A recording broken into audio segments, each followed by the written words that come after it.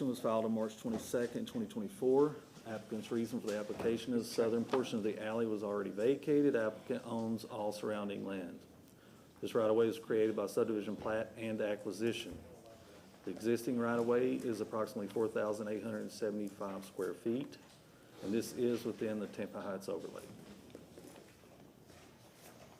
Here's an aerial view of the proposed vacating request, yellow, from Columbus to Amelia, and the applicant's property in red.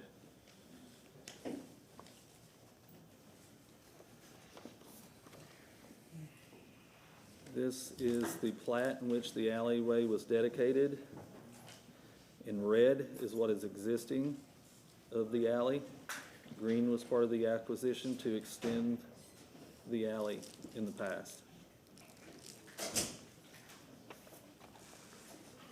This is the right-of-way mapping atlas sheet showing the current proposed vacating request in red, and again showing previous alley vacatings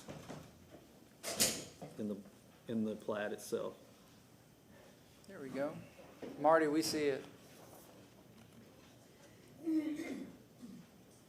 This is looking south from East Columbus Drive. The alley approximate location is here, and then the curve here. This is looking north from Amelia Avenue. Again, approximate location of the alleyway is here, and it goes behind the buildings here. Staff objects to this vacating request. Easement reservation required by TICO. Special conditions are natural resources. They comply with Chapter 27 as regards to tree preservation and site design for any improvements placed adjacent to trees in a vacated area.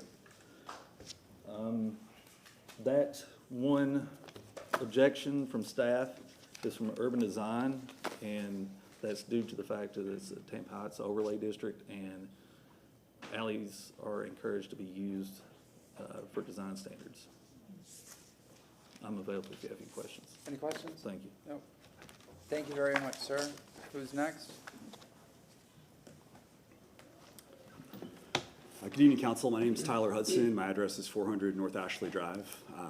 There's a very full and exciting agenda before you this evening, so we're going to try to keep this pretty efficient. This property might have seemed familiar to you because it's in service of a project that comprises 3 different applications. There's a right-of-way vacating that I'm going to speak about now. There's a PD that we're going to speak about next. 2 presentations, 2 votes. But back on September 12th, there was a comprehensive plan amendment for this land area to change the site from CMU 35 and UMU up to UMU 60, and from R35 up to CMU 35. So this council passed that unanimously on September 12th. We do our best to keep these things together. I know sometimes there's a preference to actually present the land use sort of totally independently of the project that it's in service of. So that's what we did. So some of this might seem familiar. Also, in the interest of time, I'm going to go ahead and introduce the project team now so that for the PD, we can get sort of right into this substance and not into the introduction. So the developer of this project is the Framework Group, and with us here this evening is Philip Smith, Nick Herring, and Hannah Arduini. The project civil engineer is Kimberly Horn, and at least Ben Plant is here, and I think a few others. Torty Gallus is the architecture firm that's been working on this project since the beginning. Jonathan Fisher is here. Dark Moss is our arborist. Ricky Paterica is here, and my colleague Alex Shaler is here as well. So let's talk about this alley a little bit. It's a little bit of an unusual shape because what you can see, it's 15 feet wide, but then it just stops because I believe it was about 40, 50 years ago that bottom piece was vacated, and so the city was able to sort of assemble this kind of wonky turnaround around it, as you can see there. The triangle piece is actually just a piece of city-owned real estate for which this council's approved a land sale contract that's contingent upon all of the stuff getting approved, of which there's a lot of stuff. So that's what it looks like. It really breaks up the site, as you can see, facing Florida Avenue. A long time ago, really like even before some of the Berger Brothers photos, this was platted to be single-family homes facing Florida Avenue, but that's really never how it developed. So the block patterns in this portion of Tampa Heights are really largely the result of the vacatings that have preceded it, which Ross alluded to. In terms of the reasons why we're trying to have it vacated, first of all, it creates a dead end. I mean, you can't really tell this alley is there because it's just asphalt in a sea of asphalt. It's like trying to discern drops of water in an ocean. But it is there legally on paper. But again, it doesn't function like a normal through alley, because you can see as you get about 4/5 of the way down, it has this really weird hitch to it. It's not used at all by the buildings that are fronting Florida Avenue, which are completely vacant and inoperable. And not that this is enormously meaningful, but the same property owner does own all of the land around it. So while there is a staff objection, that is sort of in a sea of non-objections. There was an objection at one point from street maintenance because up, if you see the word East Columbus Drive on your screen, kind of right under the E and the C, the sidewalk there is really strange. It's kind of a composite of some city-owned land and some right-of-way. We had intended, we originally included that in our application. City wanted to keep that just for sidewalk, and we don't have any issue with that. So once we removed that from our application, I think the street maintenance objection went away. And on the urban design point, I don't want to be dismissive of that note, but I would say that the Architectural Review Commission, which reviews and recommends to you all these applications, I believe it was unanimous. They had no issue at all with the alley. We've seen no objections from any of the neighbors at all about this alley vacating component of the project. And it's necessary to bring really any meaningful density to the site, which I think the comprehensive plan invites based on this council's direction. So I don't have much more to say on this, so I'm gonna wrap it up there, but I'm happy to answer any questions that you have. Any questions for the gentleman? No, does that conclude your presentation Yes, for sir, this that alley? does. All right, I'm gonna go to public comment then. Thanks. All right. Is there anybody in the public that wishes to speak on item number 1, just the alley vacating? Close. Oh, you don't have to close it. Well, you can, but we'll take it, you might as well just do it now. Forgive me. We have to have two votes, right? Yes, you did. So we can have a motion to close? You can. Motion to close from Councilmember Clendenin, second from Councilman Vieira. All in favor? Aye. Any opposed? Councilmember Miranda, would you mind reading item number 1?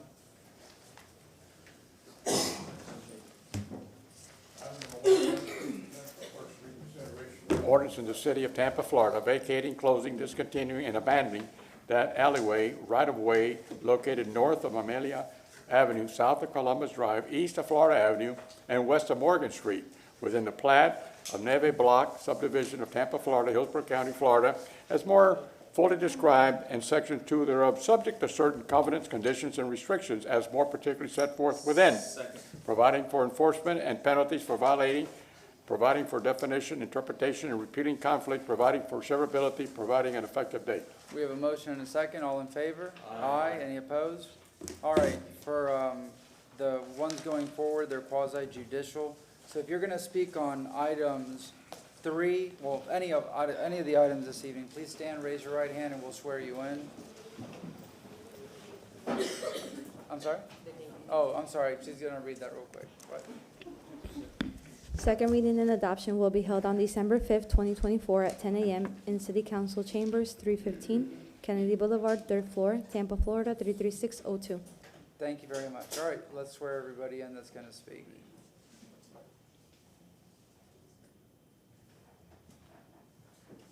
Do you swear or affirm that testimony about the life, truth, and nothing but truth?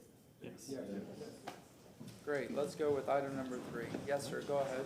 St. Thomas Development Coordination, agenda item number 3 is REZ 2452, a request to rezone 205, 207, and 209 East Columbus Drive, 2301, 2303, 2307, and 2315 North Florida Avenue, 2407 and 2006 East Amelia Avenue, and folio number 191372.000 from residential multifamily 24 to commercial intensive to commercial intensive to planned development for storefront residential, all CG uses and commercial parking. I'll turn it over to Danny with Planning Commission.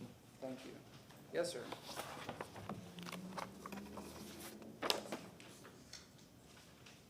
Good evening, Council. This is Danny Collins with your Planning Commission staff. I was sworn in. Our first case is in the Central Tampa Planning District, and more specifically, it's in the Tampa Heights Urban Village. The site is within Evacuation Zone E. Here's an aerial map of the subject site and the surrounding properties. You'll see it's outlined in the color purple. It's generally located at the southeast corner of East Columbus Drive and North Florida Avenue. As you can see, it's predominantly non-residential along Columbus Drive and North Florida Avenue. There are some residential uses as you move south of the subject site, interior to the neighborhood. Here is the adopted future land use map.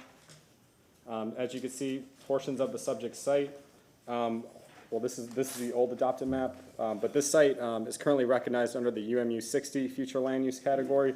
So that category is found along North Florida Avenue and up along East Columbus Drive. Interior to the site along Amelia Avenue is land recognized under the CMU 35 future land use designation. North Florida Avenue is predominantly designated as CC 35, as well as portions of East Columbus Drive. As you move west on Columbus Drive, you have parcels recognized under the CMU 35 category, and then as you move east, you have parcels recognized under the R35 and residential 10 future land use category. The Planning Commission staff has reviewed the application and determined that it aligns with the overall guidance provided in the comprehensive plan. The applicant is utilizing land use policy 5.1.6 to proportionally weigh the floor area ratio and uses across their entire site through a plan development zoning. The proposed FAR of 2.74 is consistent with the intensity anticipated under these sites while utilizing that policy. To ensure clarity on the site plan, staff recommends that the applicant include a note referencing land use policy 5.1.6 between first and second readings. The comprehensive plan emphasizes pedestrian safety and encourages commercial development that enhances the character and ambience of the city of Tampa, particularly within mixed-use corridors. It also promotes the connections of building entrances to public rights-of-way and the inclusion of sidewalks in practical and feasible locations to support pedestrian activity. The PD proposes 12-foot sidewalks along North Florida Avenue and West Columbus Drive, incorporating street trees where feasible, subject to approval by FDOT in the city of Tampa. The design also includes entryways that activate the streetscape. While the street trees are currently shown as conceptual on the site plan, Planning Commission staff encourages the applicant to ensure that street trees are placed close to the sidewalk as possible during the permitting and site design process. The proposed rezoning also supports several policies in the plan related to housing the city's population. The plan encourages the development of new housing on vacant and underutilized land to meet the city's current and future housing demands. Additionally, the request is consistent with infrastructure policy 1.1.17, which drives the greatest share of growth to the urban villages. Based on those considerations, the Planning Commission staff finds the request consistent with the comprehensive plan. That concludes my presentation. Available for any questions. Any questions? Nope, thank you very much. All right, next.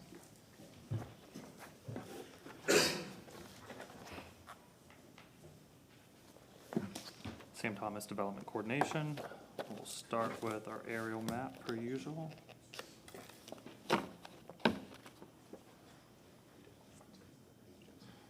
So you can see the subject site outlined in red here along Columbus Drive, North Florida Avenue, and Amelia Avenue. The site is within the Tampa Heights Local Historic District and the Tampa Heights Overlay.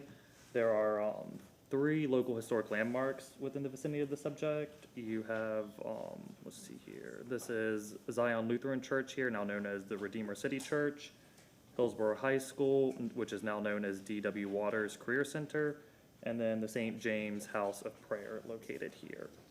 South of the subject site, you have CI uses and RM24 zoning. I believe this is a place of religious assembly here. You have a vacant lot, and then you have a duplex here. As you move south into the Tampa Heights neighborhood, it's a mix of single-family, detached, and multifamily. As you go to the west, you have CI zoning, CG zoning, and PD. You have vehicle sales and leasing here, retail sales, and then retail sales here. This PD is REZ 22-120. Nope, that's not that one. This one is, oh yeah, that is that one. It was approved for 252 units under storefront residential not too long ago. As you go to the north, you have CI zoning and PD zoning, and then RS50 zoning. You have vehicle sales and leasing here, multifamily, and then this PD was approved for single-family detached, semi-detached, and an ADU. On this side, you have a mix of more single-family detached, since it's RS50, but there's still some multifamily mixed in along there. To the east, you have a commercial utility transmission site, a cell phone tower. You have RS50 zoning for the single-family attached homes here, or single-family detached homes here. You have Tampa Heights Elementary School, and then you have some multifamily here. And then similar mix over here where it's single-family detached with a few older historic multifamily buildings. And that was the former Jefferson High School. Well, but he was right, that's the But first Hillsborough High originally it School. was Hillsborough, I 1925. was gonna say the same thing, Mr. Chairman, but I All right. didn't. Alrighty, we'll move on to the site plan. So here is the site plan provided by the applicant. The applicant is proposing around 247,000 square foot building, and as Danny mentioned, with the 2.7 FAR. This includes 208 units and 4,500 square feet of commercial space. You have commercial space here at the corner of Columbus and Florida, and then along Florida, and then at the corner of Amelia, you have units here, and then more units along Amelia that are walk-up units. Let's see here, what else do we got? Solid waste is provided from Columbus, as long as the loading dock is along Columbus as well. Access to the parking garage is along Columbus Drive. The setbacks on the north are 0, on the east, or on the west it's 0, and on the south it's 0. To the east, you have a 15-foot setback away from those single-family detached homes. Then along Columbus, your max building height is 89 feet or 6 stories, the same as for Florida and Amelia Avenue. And then along the east side, you have a 6-story, or you have a 5-story, or 63-foot height maximum. 226 parking spaces are required, and 340 parking spaces are provided. There are also 25 bike parking spaces that are provided, and 25 bike parking spaces were required. So we'll go to pictures now.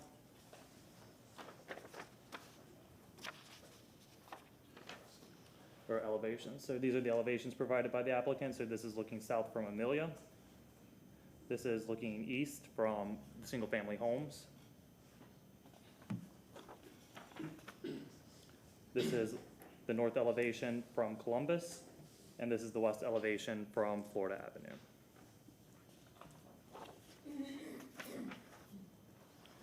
So this is within the single-family neighborhood. These are those single-family attached houses directly behind the subject site to the east. This is on Amelia looking towards Florida Avenue that way. This is directly across the street from where you were just looking. This is the duplex south of the subject site.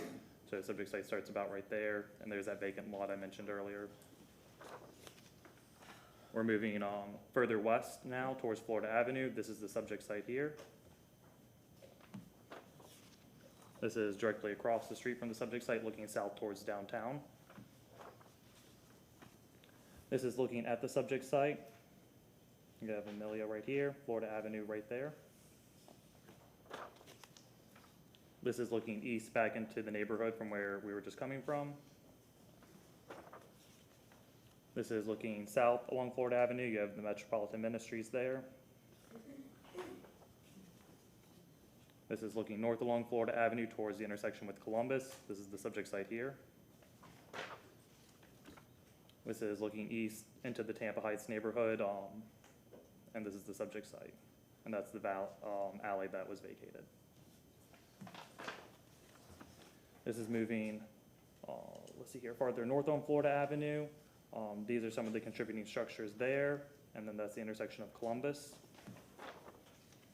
And then these are some of the structures that are on the property currently. We've now rounded the corner up past Florida Avenue, and this is along Columbus Drive looking east. This is one of the structures on the site that's contributing. This is looking southeast onto the subject site, back behind those buildings. You can see the utility transmission site there. Moving further east along Columbus Drive, this is the PD that I mentioned earlier for the single-family home and the semi-detached uses. And there's a better picture of those, and this is multifamily here.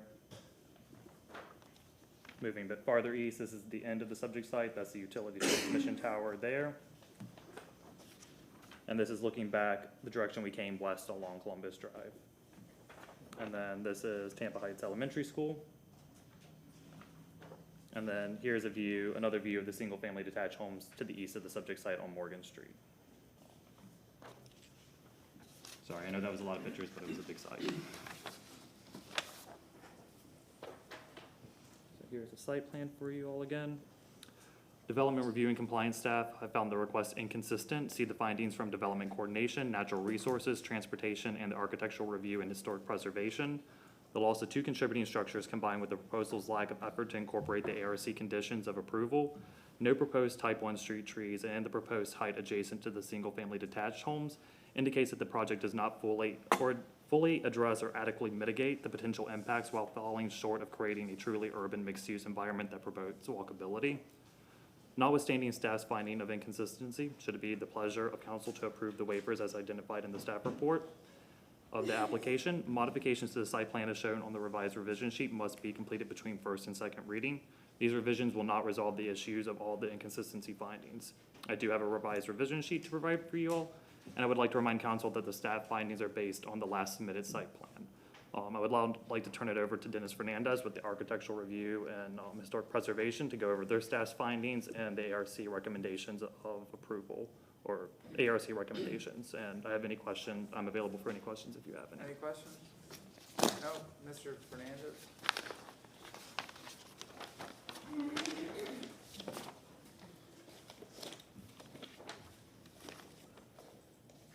Sorry, clean papers up here. Good evening, council members. Dennis Fernandez, Architects Review and Historic Preservation Manager. This evening, I just wanted to bring the recommendation of the Architects Review Commission for this request.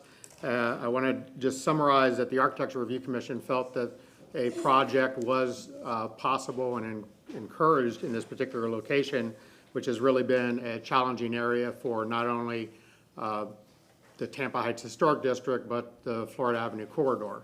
There's been other projects along the Florida Avenue Corridor in the Historic District where the Architecture Review Commission felt that extra massing and density was appropriate, and they felt in this case that for the most part redevelopment was welcomed.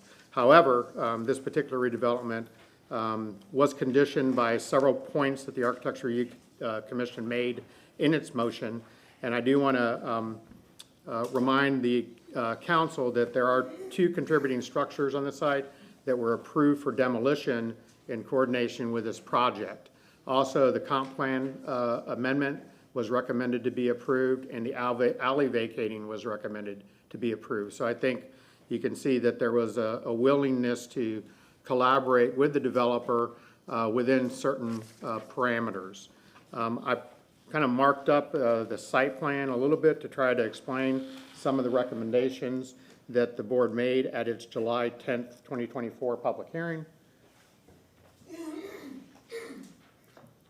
So generally, the commission supported the staff comments that were provided in the staff report for that evening's hearing. They did recommend that general note number 3 on the proposed PD site plan be amended. I had discussion with the development team about this particular note. PDs can be very challenging for the Architecture Review Commission because it locks in so many elements of development, such as setbacks, height, the general footprint of the building, that when the commission receives that back for the certificate of appropriateness review, they're very restricted in what they can change. So we were looking to have some type of flexibility within the envelope of the building to be able to step back higher levels, to break up the massing and scale. The board went beyond what the staff recommended. So within the yellow envelope of the project, the commission recommended that the setbacks and heights shown in the site plan and elevation be allowed to be adjusted up to 25% of each building elevation during the certificate of appropriateness review process. So they're saying that up to 25% they would be able to step back or change the setback, which obviously affects the design and potentially the height of a project. They also requested that the applicant note for the appropriate treatment of the granite curbs. There are granite curbs that surround the property. I believe that was presented in the revisions, and I'm sure that the applicant will cover that when they address the commission. There is also a recommendation that any of the approval of the ARC be contingent on council approving the vacating and the comprehensive plan amendment. Those items are now moot. There was a request, particularly being sensitive to the single-family properties that exist on the east. Those are contributing structures. They were relocated by the property owner, who I believe is here from the Metropolitan Ministries site. They're relocated. Those rehabilitations were funded through the Interstate Historic Preservation Trust Fund with low-interest loans. So we obviously, in preservation, have a concern about how those properties are perceived. The commission felt that the scale and height and proximity of the development, which is indicated along the orange here, just between the alley and the single-family residence, was excessive, and they requested that the scale of the building where it butts those single-family residential structures be reduced to 3 stories above, and anything above 35 feet begin to step back 1 by 1, 1 foot for 1 foot. So they wanted a lower height and more setback in that area abutting the single family. They also requested that the grand tree that's proposed to be removed be preserved either on-site or through relocation on-site, either through redesign or relocation. There was a discussion about how the trees on this site are being removed. And along the commercial corridors of Columbus Drive and Florida Avenue, there was a request to maintain a 4-story volume along those 2 corridors and then step back 10 feet for the height to continue up, to break down. Historically, in the historic district, you saw the photos, there's mainly 2- and 3-story height buildings, and there's a desire to kind of maintain that scale, even though allowing for additional height beyond the setback. The last request was to add a 6-foot masonry wall along the eastern property line. I believe that has been submitted on the revision sheet. And so there was a lot of discussion, there was a lot of conditions in trying to massage this PD to allow for redevelopment that was sensitive to the historic district in the corridor. That concludes my summary, and I'm happy to answer any questions when you get out of this. No, all right. Applicant?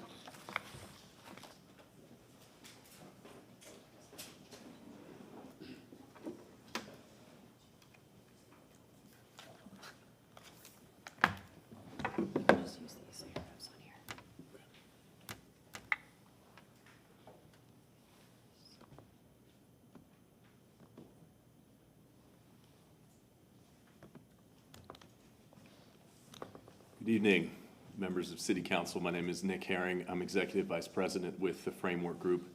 We are located at 1211 North West Shore Boulevard, Suite 802 here in Tampa. We are a Tampa company. I happen to be a Tampa native, and so I'm thrilled tonight to propose to you the rezoning of our development site located at the corner of Florida Avenue and Columbus Drive in Tampa Heights. This is an aerial view of the site. It's an assemblage consisting of 9 acres, just nine parcels, just under 2 acres. And it's an important intersection. It's an important site. It's located at the intersection of 2 major arterial roadways. There are only 3 major arterial roadways in Tampa Heights, and this is located on 2 of them, Florida and Columbus, as I mentioned. This intersection and the surrounding blocks were adopted in 2002 by a neighborhood study as the town center, as the activity center. And in the vast majority of conversations that we've had throughout the neighborhood, individuals support high-density mixed-use development with a significant addition of housing at this intersection in particular. And that's likely why back in September we were able to secure unanimous approval of a comprehensive plan amendment that allows us to propose the development in front of you tonight, which includes a combination of 5 and 6 stories, 208 apartments, and 4,100 square feet of retail, and a structured parking garage with 350 spaces. Now, the particular qualities of this development that I'll detail to you hit on dozens of objectives of land use policies. And I won't read these in detail, but to give you an idea of what I'm discussing, these boxes that we're checking with the development proposed, these land use policies request pedestrian-oriented and high-density development along mixed-use corridors, walkability, wide sidewalks, residential stoops, street trees, undergrounding of utilities, promoting transit use, encouraging new housing on underutilized land, directing traffic towards major roads, and variation of massing, articulation, and openings with these new buildings, among other objectives. And as we talk further, it'll also become apparent that there are some specific requests of the neighborhood that we couldn't meet, and that there were many requests that were, in fact, in direct opposition with one another. But we believe it's our job as developers to listen, to find compromise as best we can, and make the case for the decisions that we've made in pursuit of a development that is widely beneficial and one that we can deliver in the near term, imminently. Here we've given you a closer view of what we're proposing.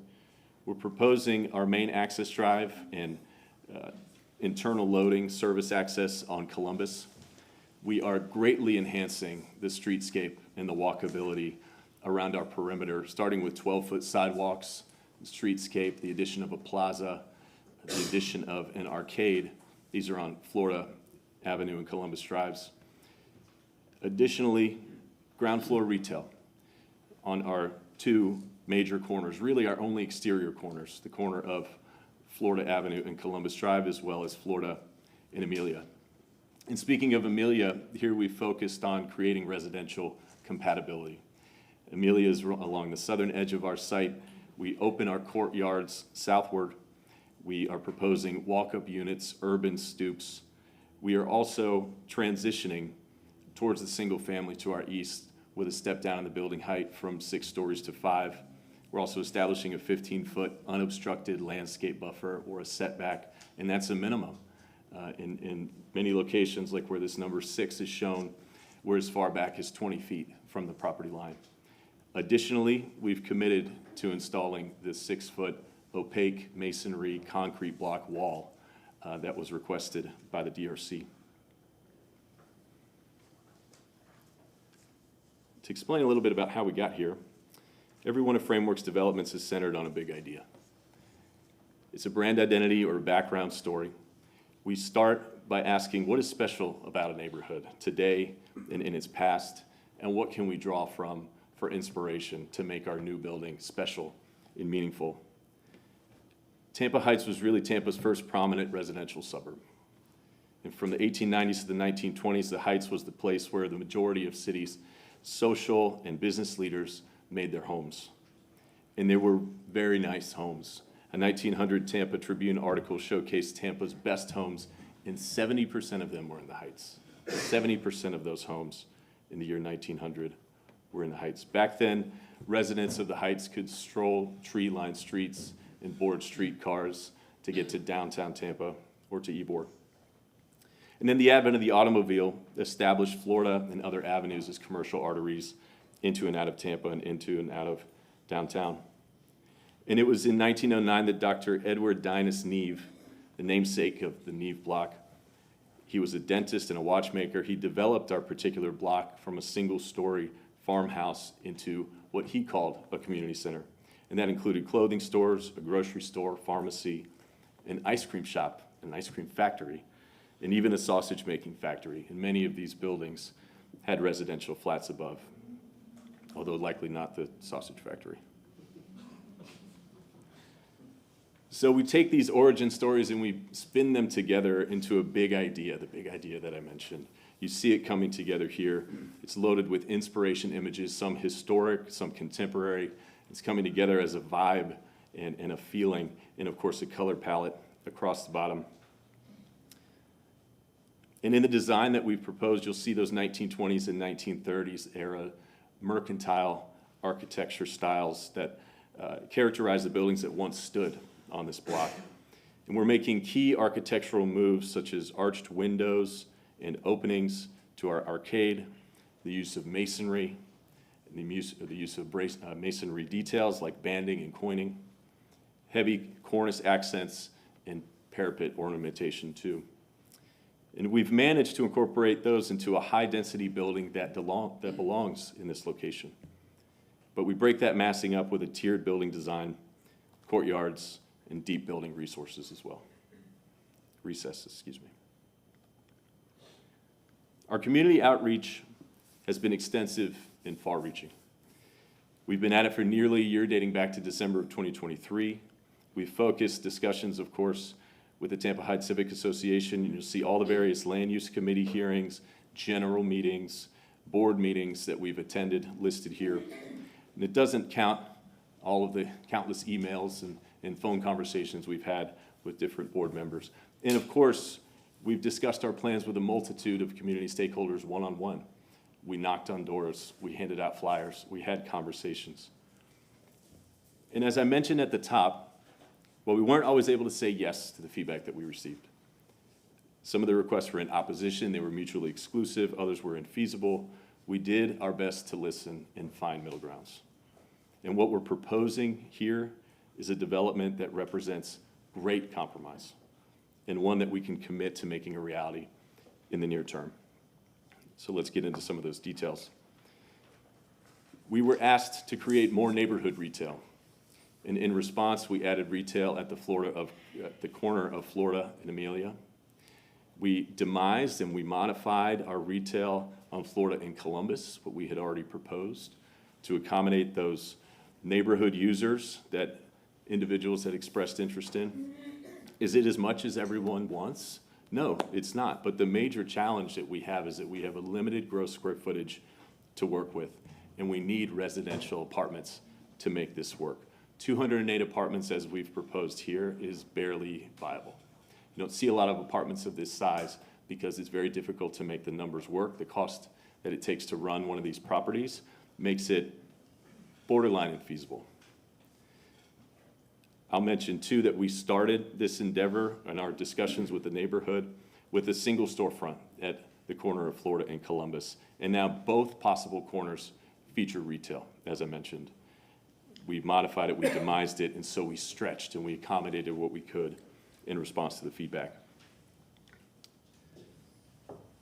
We were asked to enhance pedestrian experience and safety. We added the 12-foot sidewalks. That's not a requirement of Columbus Drive. We added the mid-block plaza that's shown in the image here. We added an arcade on Florida Avenue. Also turns on Columbus Drive as well. And we added street trees to create shade, nice respite from the sun. We're grateful for the discussions that we've had on these topics. We're happy with the changes and the improvements that we've made. I think we've made some interesting public spaces, respite from the sun and the heat, like I mentioned, all these different sources of shade, and a safe and enjoyable experience for pedestrians and bicyclists too. We were asked to keep loading and solid waste maneuvering out of the right-of-way. We started with the site plan shown at top here. We rotated that loading inward and we created an internal drive to pull those services completely off the street, something that we were happy to do. It was expressed that our driveway may be too close to the intersection of Columbus and Florida. And in response, we shifted that driveway as far east as we could, nearly 20 feet, and we reconfigured the entrance to our garage here. The original distance met code requirements. It received no objection from the city, but regardless, in response, we made this accommodation. And I'll mention again, we increased the width of the sidewalks on Columbus to 12 feet, which will help visibility in both directions from pedestrians and bicyclists to drivers and vice versa. We were asked to focus on compatibility with adjacent single-family homes. And bear with me because I am going to read from the land use policy a little bit here, but I think it stresses the big idea. Yet land use policy 2.1.2 says use limited land resources more efficiently by encouraging infill development on vacant and underutilized sites. Policy 6.1 calls for the transformation of major corridors, like we're discussing here, into a broader mix of uses that provides opportunities for high-density housing while addressing the need for retail and services. So in the big picture, we are dropping development density right on the bullseye in this neighborhood at the intersection of two commercial corridors, two major arterial roads, at what the neighborhood envisions as its town center, at what historically has been its town center, with the exception of the last few decades. And when a historic neighborhood once characterized by residential bungalows and Main Street retail now desires density and agrees this is where it should go, and all these conversations that we're having, the neighborhood plan, this marriage of density with historic homes and historic buildings is necessary. The land use policy, policy 6.1.6, however, stresses the need for compatibility. And I submit to you that we have done that. We have paid attention to that through massing, height, and landscaping as the land use policy requires. Through height and massing, we reduced portions of our eastern wing, the one shown here, from 6 stories to 5. That has complicated our building. It has made it less efficient. It has made it more expensive, but we have done it. We broke up massing with additional tiers as well. Regarding our setbacks, I mentioned a 15-foot unobstructed landscape buffer, and actually in excess of that in some locations. We committed to building the 6-foot masonry wall. And as a bonus, we oriented our courtyard south, creating the opportunity for residential stoops. And we decided against putting any commercial traffic on this street, and we chose Columbus instead. Regarding the ARC, we were able to accommodate some of their requests, but not all. On the right-hand side, we're listing the ones that we couldn't. We're asking tonight to solidify the building massing and the setbacks because we need finality with respect to our development plan and the unit count. The building height reduction, I already talked about. The 10-foot setback requested by the ARC is in direct opposition of much of the feedback that we receive from the neighborhood, individuals who encourage us to concentrate massing and building height, specifically on Florida, up to 7, 8+ stories. So that's directly opposed, and of course, we are proposing the 6-story building along that elevation. Lastly, the 2 waivers that we have requested. One is for tree retention. As a justification, we're providing 1.5 times the green space required. Regarding loading berths, we are proposing 2 loading berths as required. One is requested to be 12 by 60. We're providing 12 by 30.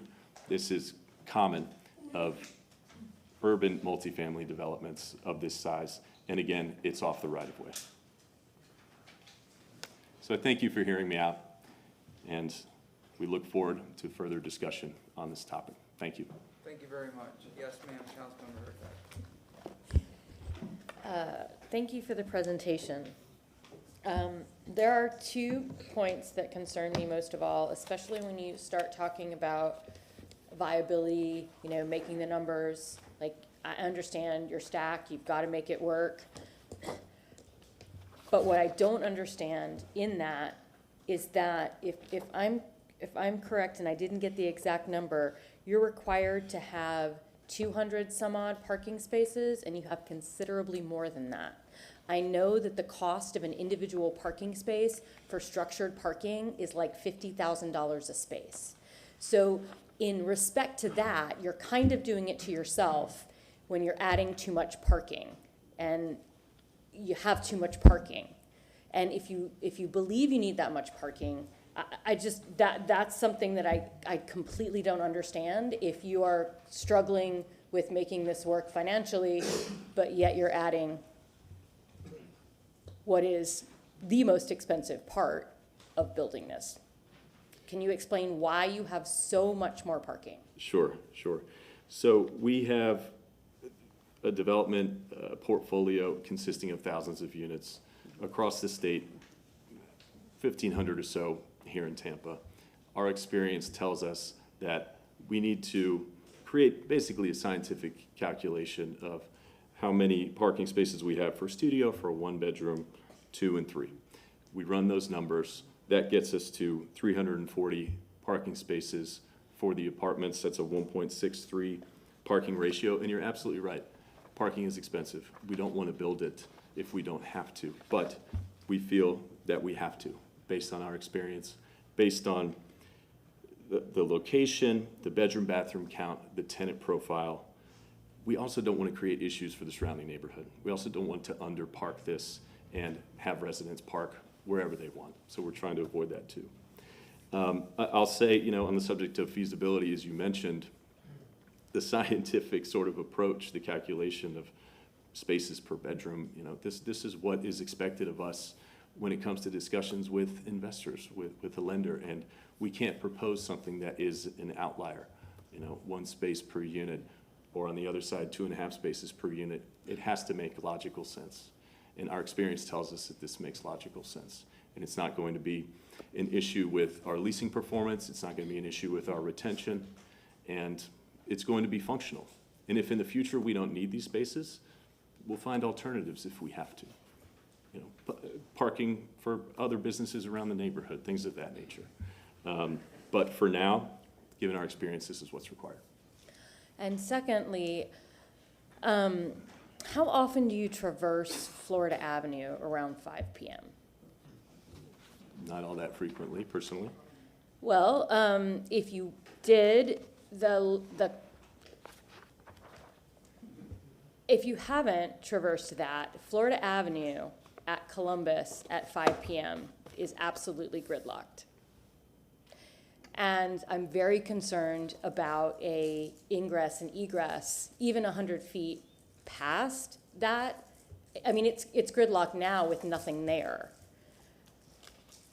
I'm curious why you chose not to put it on Amelia, which makes a lot more sense. I mean, I know Columbus isn't an FDOT road, otherwise FDOT wouldn't have allowed you to do it.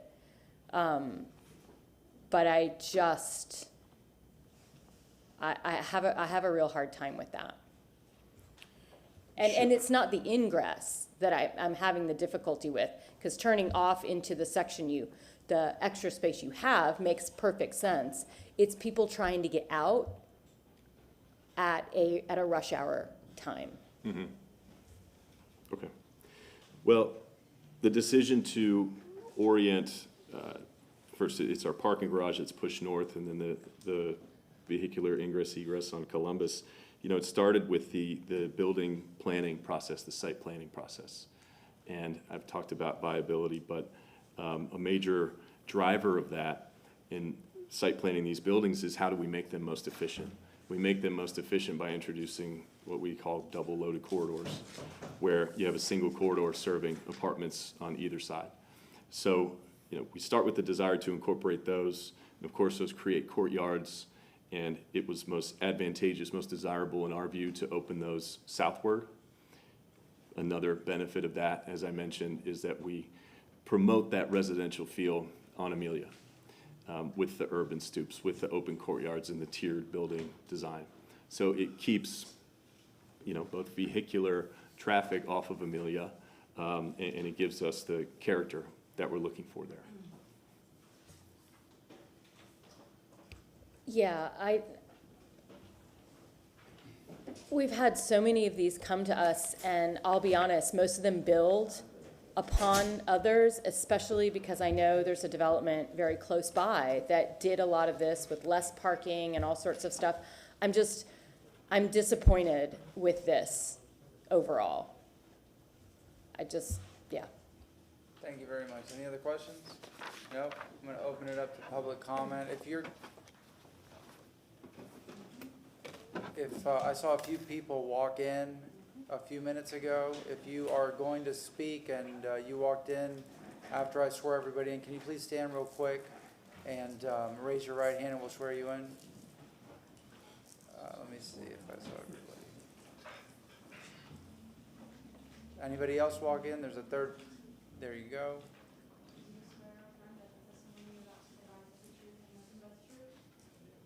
All right, if you're going to speak on this item, please line up here, and we'll take you one by one. Yes, ma'am, come on up. Please state your name. Thank you. My name is Maureen Arel. My address is 3401 Bayshore Boulevard, Tampa, Florida.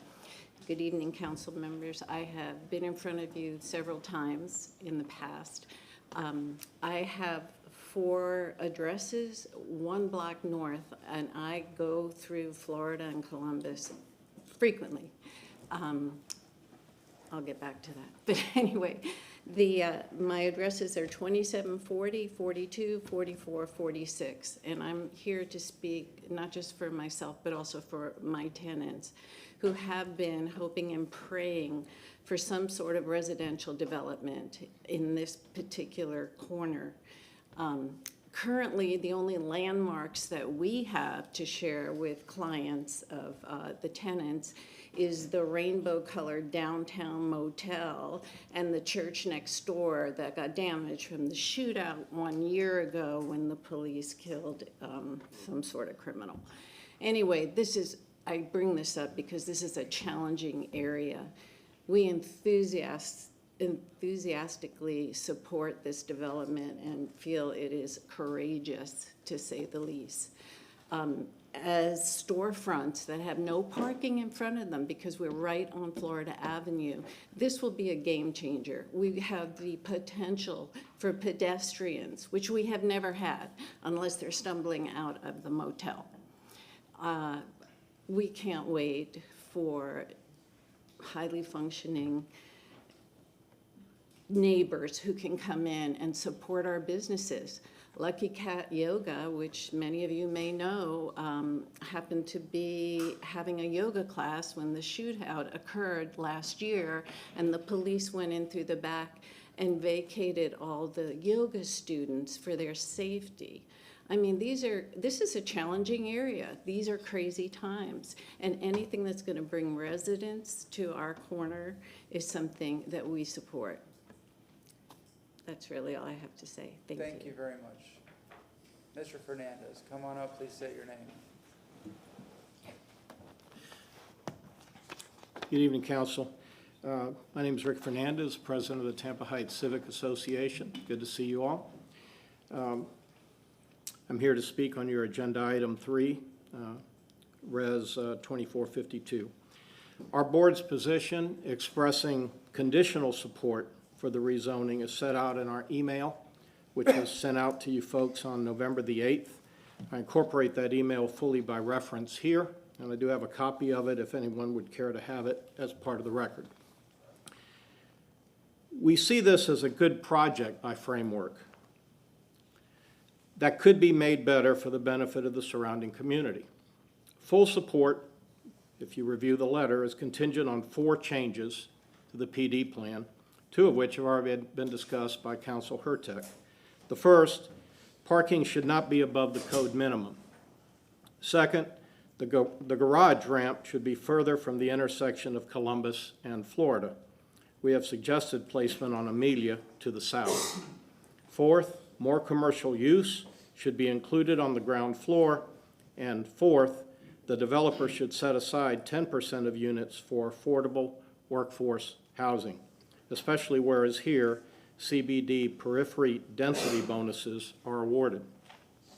These proposed changes are informed by the recommendations of our Land Use Committee chaired by Brian Seal, who I think is familiar to all of you, and adopted by our board following several meetings with the developers at Framework. To be clear, Framework has interacted with the Tampa Heights Civic Association at a healthy level. I'm not casting aspersions on the developers here. We have simply reached an impasse. Maybe you can help us bridge the gap. On its face, the project appears solid. I can understand why we have members of the community here in full support. Our board's position is based in large part on an understanding of the Tampa Heights Neighborhood Plan dating back to 2003, which envisions the Columbus Drive corridor as the main commercial town center for our community. It's important to have businesses and services in Tampa Heights, or that Tampa Heights residents can access from all 4 quadrants of the Florida-Columbus intersection. The key to successful walkable corridors is a full, publicly activated storefront that draws in from the surrounding blocks. This plan falls short. While the above-listed modifications, or with the above-listed modifications, Tampa Heights Civic Association would be fully supportive of this rezoning. We ask you to weigh the issues and request changes between first and second reading. Thank you so much for your time, and would you care for a copy of the letter, Council? Sure, bring it on up, sir. Thank you very much, sir. All right, next speaker. Yes, sir, come on up and Yes. please say your name. My name is Lou Villarosa, and I'm here to support Councilman Hurtek's comment on the traffic there. I'm a volunteer tutor at Academy Prep School. on the corner of 15th Street and Columbus Drive, and I have to get there to tutor the student in the afternoon. And I live on the west side of town, and Columbus Drive is one-way traffic from North Boulevard all the way to 15th Street. I've gotten to the point where I don't even try to go through there. I go to North Boulevard, I make a right turn, I go all the way to Palm Avenue, cut my way around the backside and come back away to 15th Street. Because otherwise, it's an absolute nightmare, and it's dangerous. And I highly support Councilman Hurtak comment. I just want to clarify, maybe I misheard you say Columbus Drive is one way. What's one way in each way? Oh, Each way, each way, each way. And because of housing, it cannot be expanded, all the way to Ybor City. I got it. Yeah, East Okay. Boulevard gets. Thank you. Thank you very much, sir. Yes, ma'am, please state your name. Good evening. My name is Erin McKinnon. I live at 2212 North Morgan Street in Tampa Heights. And I'm here to express my strong support for the redevelopment project by the Framework Group, which I believe will enrich our neighborhood. Over the past year, the Framework Group has shown a real commitment to engaging with the Heights. They've thoughtfully integrated architectural design, retail space, and pedestrian-friendly features that align with our neighborhood's character and values. Their plans also include, this is my favorite part, an underground stormwater detention system, which apparently is super expensive, a proactive step that demonstrates their respect for our community's needs. A key point for us is the Columbus Avenue entrance. I believe that this design helps keep our side streets quieter and more neighborhoodly, and feel that directing traffic towards a major road is thoughtful and balances accessibility with our community's residential integrity. However, Columbus Avenue definitely needs attention before any of this is done. It's already a problem area. This project and future developments at that intersection need to carefully consider access, specifically the intersection of Columbus and Tampa, which would benefit greatly from a turn lane and a turn light. Adding these features would alleviate congestion and reduce strain on other parts of Columbus. Though this project does not designate affordable housing, adding 208 new units will help address the housing shortage. Increasing housing availability can stabilize rental prices over time, creating a more accessible market, and this aligns with our shared vision of Tampa Heights as a diverse and vibrant community. The planned retail and public spaces are equally important, fostering inviting streetscape along Columbus Drive with pedestrian-friendly sidewalks, green spaces, and commercial storefronts. This project aligns well with the Tampa Heights neighborhood plan. This project brings new life and opportunity to Tampa Heights, addressing both housing needs and community vibrancy. I appreciate the developers' respect for our neighborhood and believe this project is a positive step forward in our growth. Thank you for your time and consideration and commitment to a thoughtful development in Tampa Heights. Thank you very much. Next speaker, yes, ma'am, please state your name. Hello, my name is Erica Greenberg Schneider. I'm the owner and director of Bleu Acier Inc., which is at 109 West Columbus Drive. I was one of the first people to move there, artists. Dick Greco had sent out a desire to see that whole area become a cottage industry with artisans and live-work spaces. I was the first and only, unfortunately. That never really happened. But what I wanted to say was that Frameworks is a very good company, and I've dealt with them for art reasons. I mean, I have a gallery, and I've worked with them before, and they're honest, they're truthful, and I agree with the first woman that spoke earlier, whose name I did not retain, unfortunately, about we need help with retail. That whole area, you know, it used to be Michigan Avenue in the 30s, and it was full. I have pictures of it because my building is next door to the original home of the first mayor of Tampa. And it was beautiful. It was very exciting. It was, you know, very bustling. And we need that to come back. And having the residential part with the storefronts on the bottom is a really good idea. I need company. I'm the only place that sells things on that street. And plus I sell art, which is, you know, not for everybody as well. But this project is going to offer living space and commercial spaces. And the younger generations that are moving here, I mean, part of the problem with the traffic, I teach at USF in St. Petersburg. It took me 2.5 hours to get here this afternoon. I left at 2 o'clock in the afternoon. 275 was ridiculous. So this is not only Columbus, it's everywhere. People are pouring in here, and we need to address that issue. But the city is growing, and we can't fight that, and younger generations of people are installing themselves here in Tampa. And they want an environment. They want a neighborhood environment, and this project is really perfect for that. Thank you. Did you say that your building on Columbus, the house next door is the original home? Yeah. It's there? Yeah, but it's bastardized. It's been added on to. It looks terrible. But I met one of the original carpenters who worked on that house, who showed me images of it. When it was first built, it was stunning. You're talking about Mayor Lancaster, Yeah, it's the green Victorian house to Okay. the No, east of me. I didn't know that. I didn't want Yeah. to check that out. And then unfortunately, nobody was paying attention to Tampa Heights. And it was sold, resold, and they broke it up and did nightmares to it, unfortunately. But yeah, it's a beautiful part. That whole stretch is a beautiful part of Tampa Heights. Thank you, very City much. Council. Yes, sir, please come on up and say your name. Hi, good evening. My name is William Dobbins. I live at 513 East Hughes Street in Tampa Heights. And this week, it'll be 6 years that I've lived in Tampa Heights. And one thing that I've experienced since I've lived here is this corner on Florida and Columbus has been not activated the entire time that I've lived here. And from speaking to my neighbors, has been going on for quite some time. So that's why I'm here to support this project tonight. And I'll give some other reasons why. You know, I work downtown and I commute via bike, walking, and sometimes driving. I try to do that as less as possible, but summer does not permit sometimes.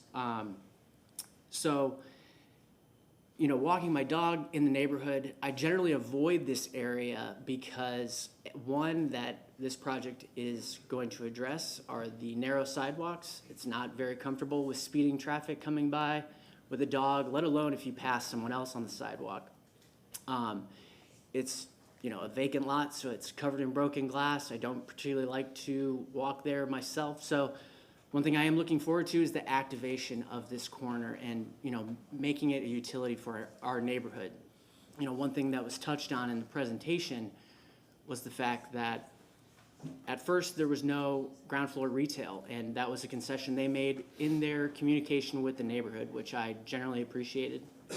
And I know one thing we want with Tampa Heights is, you know, Tampa Heights, as touched on earlier in the presentation, it was originally the first suburb, right? So that's where most of the people, when Tampa was much smaller. Now, Tampa Heights has become part of our urban core, and I know many people on this council have talked about wanting to increase demand for public transportation, and I think large density projects such as this will create that demand of more people that are willing to use that transportation to get to and from their jobs, wherever they may be downtown, or, you know, everyone's working remotely now, to have transportation for those folks to use our downtown corridor and, you know, create that vibrant urban environment which we're looking for. So again, I appreciate your time, council, and that's just some of the general points of why I support this project, so thanks. Thank you very much. Yes, ma'am. Please come on up and state your name. Lee Wilson, Versace, 720 South Orleans Avenue, Tampa. We have, my husband and Russ and I have the 3 abutting houses that are on Morgan to this project. And I would agree that if they step back to 3 stories where the houses are, that would be very good for us because we own these houses, we rent these houses. The density is so much. I think if you looked at the pictures that they showed you of the surrounding area, you can see that, and when you see the development, you can see that it's massive compared to everything else around it. I agree that that area needs activation and needs retail, and it needs a vibrant corner there. But there are issues with where you're gonna, where a car's gonna pull in and out of. But the noise, for us, it will impact us financially, we believe. Or I should speak for myself, I believe. And I think that it would be better to have a smaller 3-story to 4-story building on that corner and activate the street in that way. I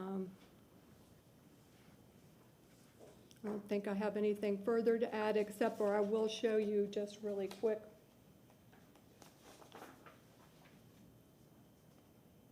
Okay. It'll come up in just a second. Can I use? It's coming up. There it is. Okay. Okay. This is at 80 feet behind one of our houses, and you can see the 3 houses that are right there. Well, that's where the building is going to be. That's the same as if you had this building behind you and you were in that 4th lane across on Florida Avenue, you'd be at the back door of these houses. It's really just too much density. Thank you very much. Yes, sir. Come on up. Please state your name. Good evening. My name is Russ Versace. I'm a stakeholder in Tampa Heights. The mixed-use project that's planned for the southeast corner on Columbus and Florida Avenue is one that has utilized every imaginable zoning function, including land use amendments, demolition of historic buildings, removal of trees, vacating alleys, 0 setback waivers, and a PD to maximize the density. It will cost them over $90 million and reach a height of 89 feet. That's a significant development in anybody's standard. Yet it's located in a historic district and faces 3 historic bungalows on the same block with only a 15-foot setback. If the building is constructed as requested, those bungalows will never have a sunset, much less any privacy. My wife's photos showed what an aerial looks like, and you're staring right in the backyard of these bungalows. Those homes are each over 100 years old, and 10 years ago, those 3 homes were rescued from demolition. Dennis Fernandez mentioned that. And now they're fully restored to the Secretary of Interior standards, and they've become a part of the pioneering effort to restore the neighborhood known as Tampa Heights. I'd like to ask council to approve the development with conditions that were given by the city staff and the ARC. Both of those proposals called for a step-down reduction in height of 35 feet where the development faces the 3 bungalows.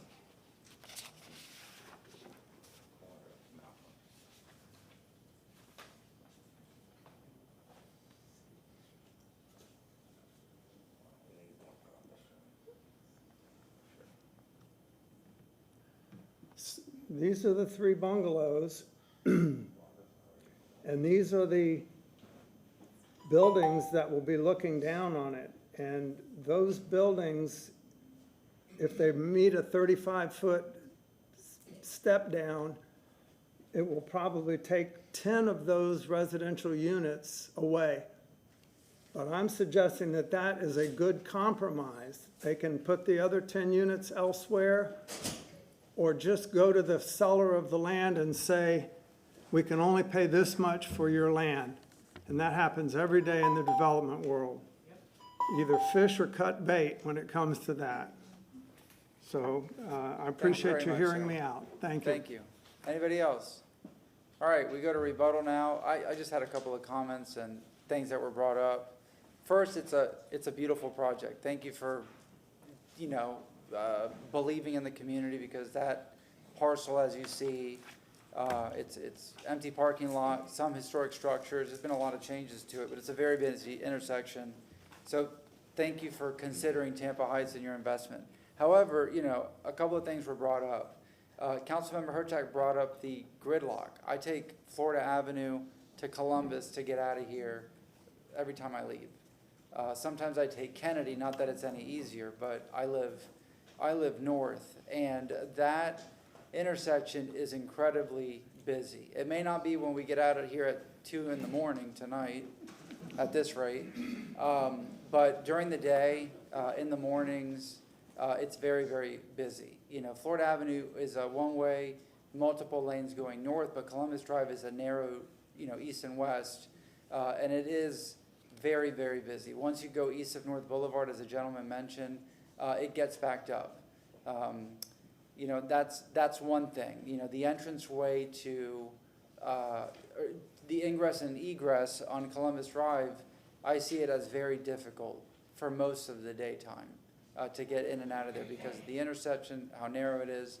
Another concern that came up is, as Mr. Versace mentioned at the end, and in regards to the amount of parking spaces, is there a way to use that step-down approach in that back area that faces those 3 homes? Reduce a couple of units, reduce the amount of parking that you have because you have more than what's necessary. Could you make those numbers work? You said, there's the bank, there's financing, there's making this make sense and profitable, considering you have to, you have to make this building work. You have to operate it and yet turn a profit. There was a question about affordable housing, 10% affordable units, just a lot of stuff that was brought up. Point of order? Yeah? We cannot consider their financial viability so we can't really talk, that is not something we can consider in this. No, I'm just, because he's probably going to answer with it's not going to make financial sense. But, what can we do in order to, I don't want to say accommodate the neighborhood, but address the concerns of the neighborhood? Mr. Fernandez came up, and Rick Fernandez, not the historical preservation manager, Mr. Fernandez, saying that we want to get there. There's a conditional letter of support, you could say. But can any changes be made between now and second reading? Any modifications that would help us get to trying to try to come to a happier medium? A lot of questions, and if you'd like to go ahead. Can I add? Sure. And I wonder if I could add on that, and you could just talk about it all in rebuttal. But I was very impressed with your presentation and the fact that you had so many meetings with the public, that you listened to it, you looked at the architectural style of the community, and that you were transparent about the things you couldn't do. I think that was very progressive for a developer, and so thank you for all that. Just adding on to what he just said, that, for example, the Versace family has restored probably hundreds of important historic structures and multifamily structures around, and I know they understand the relevance of buildings to one another, and it sounds like the neighborhood and they are asking for the same thing. It just on that one part, you can't see the map that I can see, but just on that one part, like half the wall that's facing it, is there a way to, I saw you all had stepped it back on the top floor to create patios or whatever, and it looks, the style of it is, it shows that you put a lot of thought in the architecture. Is it possible at all to step back slightly to hit the requirements they have, so it looks like it steps down to the historic homes? Okay, to hit on those topics. Can I get this to show up? Before you start, so then I agree with Mr. Carlson. Can I add to your list of things to respond to in the rebuttal? My question? Sure. Why did you rule out Amelia for a garage entrance? So what architecture when you're just talking about that?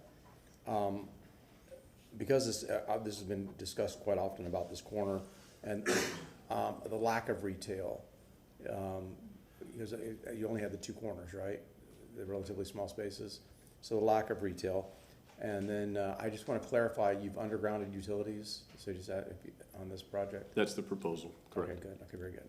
So yeah, those are the only 3 points that I observed. And then none of those are sticklers for me, I just like to just know when I To hear vote, more about so. it. Okay. Councilman Miranda. Thank you very much, Chairman, I appreciate it.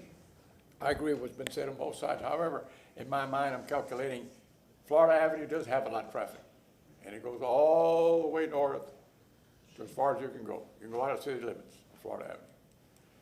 However, even I got some emails on Florida and Hillsborough about the traffic congestion. Why are you changing the traffic signalization? And it was very well explained. Hillsborough Avenue has 550,000 cars. Florida Avenue has much less than that, but a lot of cars. So the left turn lane on Florida and Hillsborough is done, and it has nothing to do with this. So they can get rid of 4 cars and continue the traffic on Hillsborough Avenue.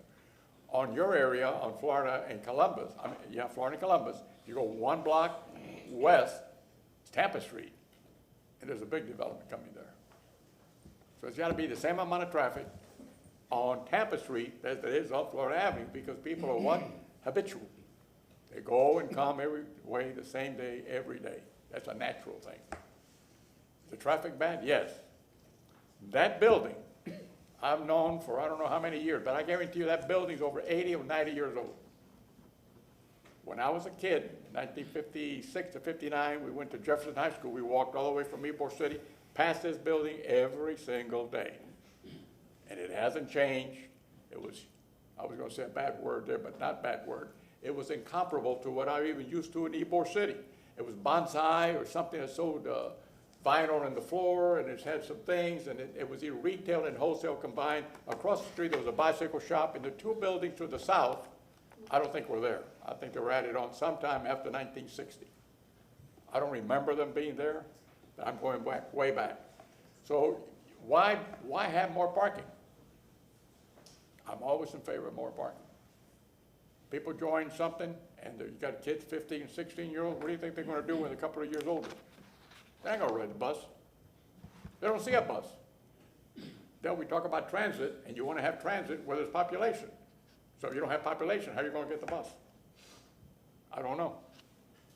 So what I'm saying is that in this atmosphere and life, parking is a dire necessity. Kids become older real quick when you give them some keys. So if you have 208 and you have 300, how much? 340. Maybe it's a little Specifically over, for the but I apartments. guarantee you're gonna have a lot of teenagers there that will become young men and women within 3 or 4 years. And they're gonna need parking. Whether it meets that requirement or not, I don't know how you figured it out. But all those things I look at, that building has been as ugly as I've seen anything anywhere at any time. When you look just north of you on the same corner on the opposite side, what do you have? A car lot with chain link fence, don't you? That's right. What about on the other side? The big building there should have been torn down as an antique building. It's done much better now. It used to be a unique furniture store where you took in your furniture to get fixed. At the bottom was a haircut. I never went there.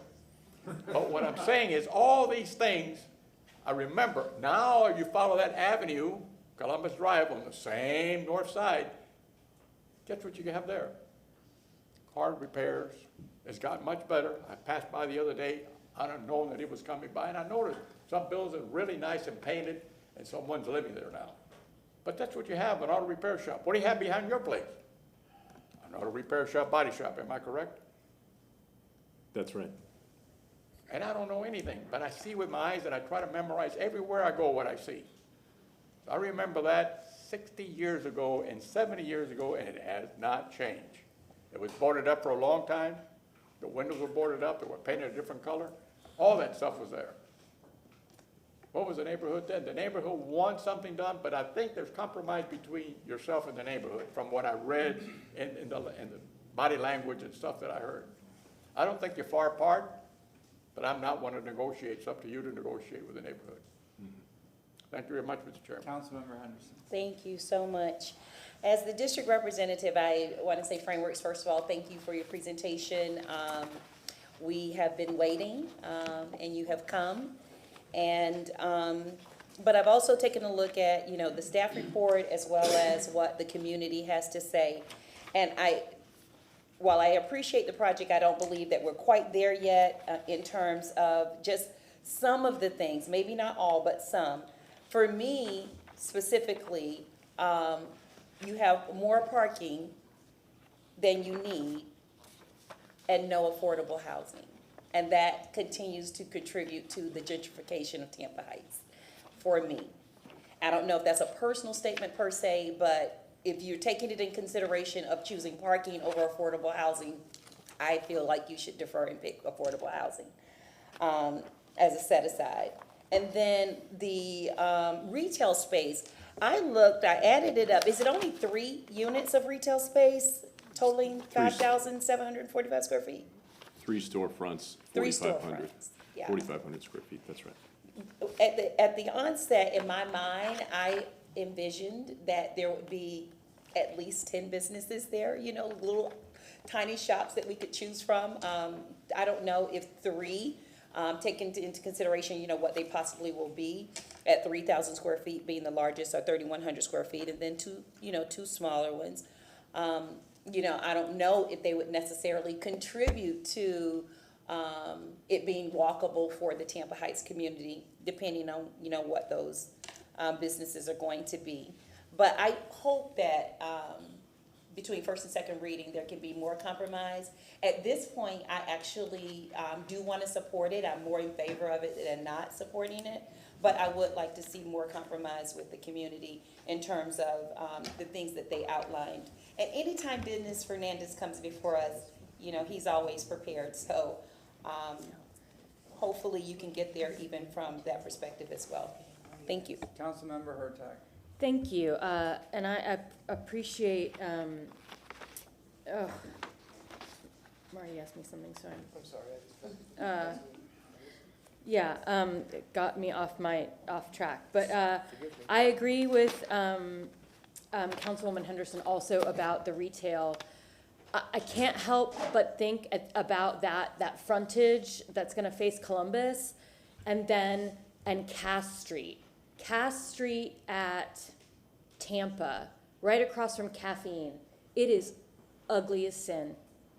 And because it's just cars, that's all you see. And I'm sure it'll be a little bit nicer, but it's still the same thing.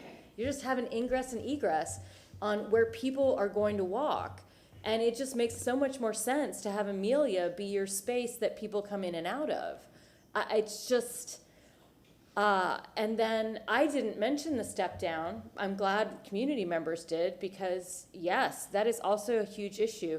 We had an issue with the project on Tampa, but that wasn't even as high. So I'm very concerned also about the height. It does seem, and I agree, it's 100% overparked. The problem, that's what I wanted to say. Unfortunately, these aren't the kinds of things you can do between first and second reading, because it's gonna be a giant site plan modification. So that's my concern. It would be lovely to say you can take off a few stories or move things around between first and second reading, and especially add some affordable housing, but I don't think that that's possible. And that's my only concern, and that's why I wanted to bring it up, so. Vieira Carlson. Thank you, Mr. Chair. And yeah, so what I was going to suggest, and sir, I don't know how you feel about it or council, which is, I think council, what Mr. Rick Fernandez, if I was listening to his comments at the television there, I had to go use the restroom, and then I stopped by to listen. Oh, I know. And by the way, I'm sick, so I'm a little slower than usual today, but so to speak. But is potentially,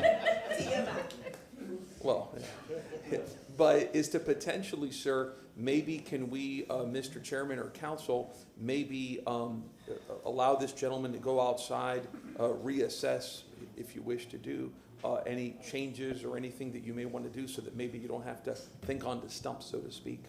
Maybe if you need 15 or 20 minutes, because again, I think there is a support up here for things, right? But just a little bit off, so to speak. Carlson. I'd usually be more eloquent, but I'm Carlson Clendenin. You have a lot to respond to.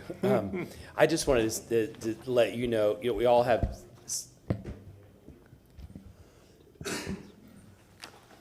We all have slightly different views on things, and in the area of parking, I respectfully disagree with my colleagues. I just want to let you know that. Sadly, I think we all thought 10 years ago that we would have mass transit or we would have autonomous vehicles, and if we had that, then the whole movement to reduce parking would make sense. But in the meantime, I think we have to, until we get that, we have to have the parking that is demanded by the market so that you can rent these or sell them. And then and then the other thing is that I hear a lot of complaints from the people who don't, from people who live around the places that don't have enough parking.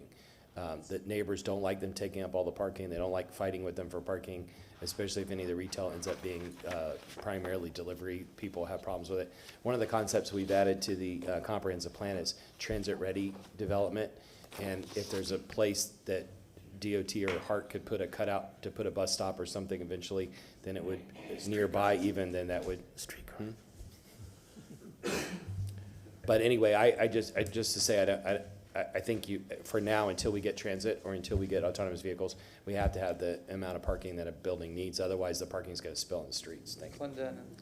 Oh yeah, I wasn't, since everybody else is issuing their opinion on this, I'll inject it in. I know I had initially asked you to add just a couple things to the list, but one, this is an important corridor for density.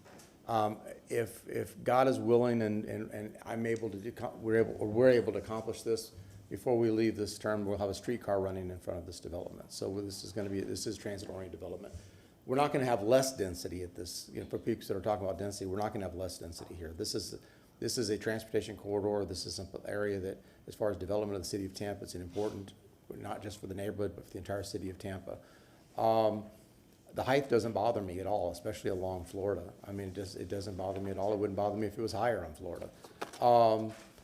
I think that, again, like with the transit-oriented development, I think activating those storefronts, I think is important, and I think you all recognize that this was an important intersection for pedestrian interface. Let me tell you what I applaud. I applaud the sidewalks, the wider sidewalks to make it pedestrian friendly, your undergrounding utilities, which will help us with the streetscaping for the trees. I think that's tremendous and a great opportunity for the city of Tampa.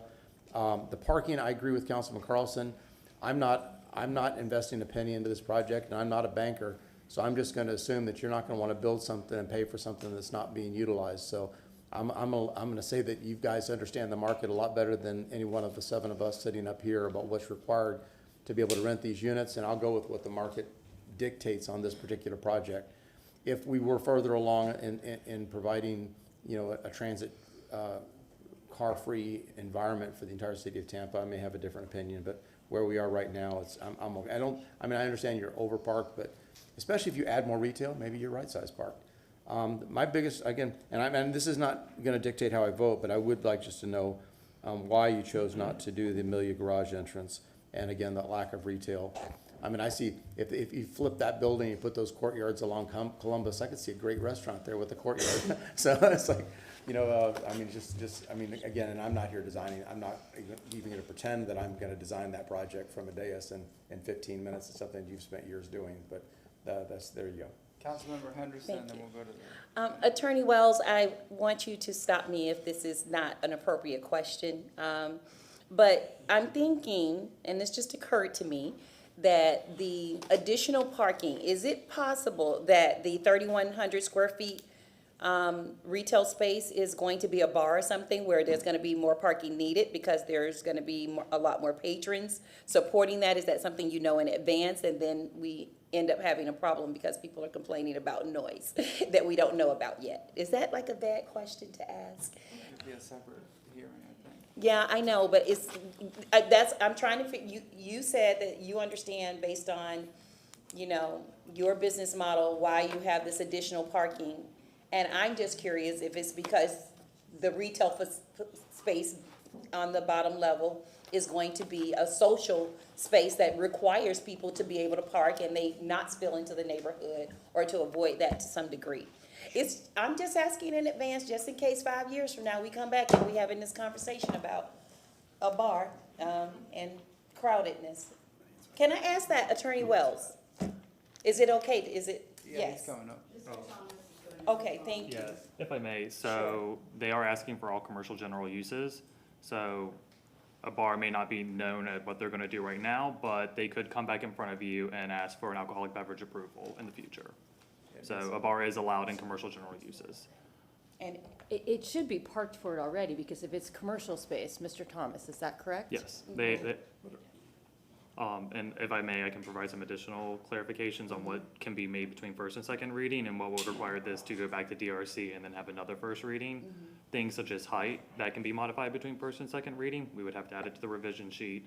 Things such as access, well, in Columbus, obviously that would have to make it go back to DRC and then come back to you guys for first reading because they have to modify the access and then possibly try to add retail to that.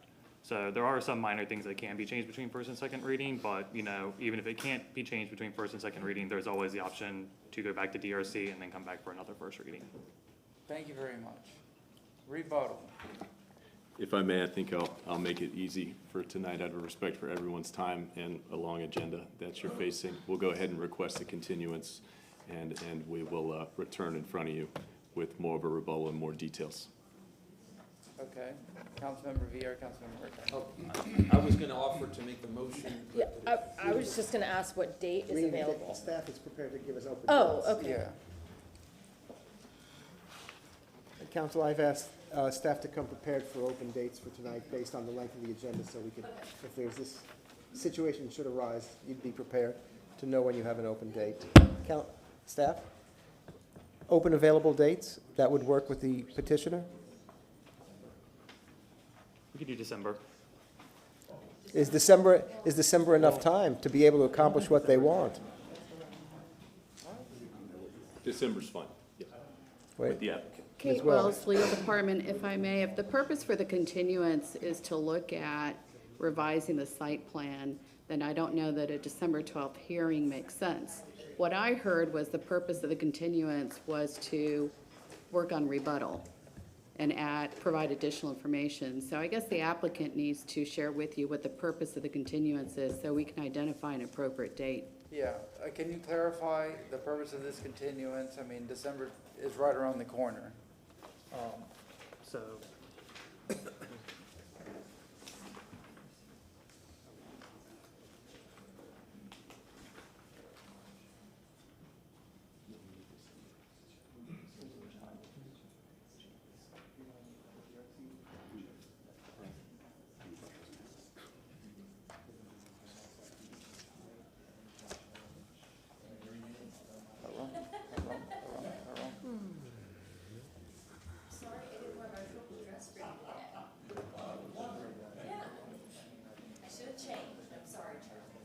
Motion to forgive?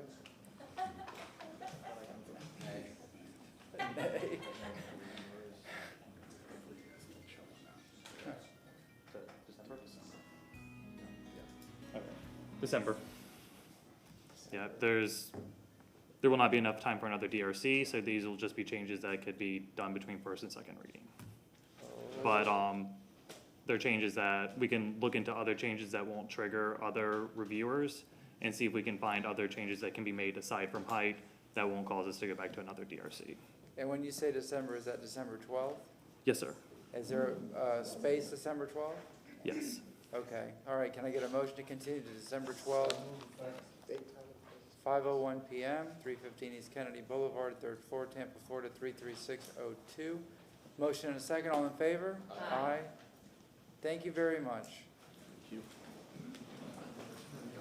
First on the agenda? First on the agenda? It comes up last. No? Okay, I'm sorry. All right. Do you want to take a 5-minute recess? Huh? Let's do it. We're going to take a 5-minute recess. 5-minute recess.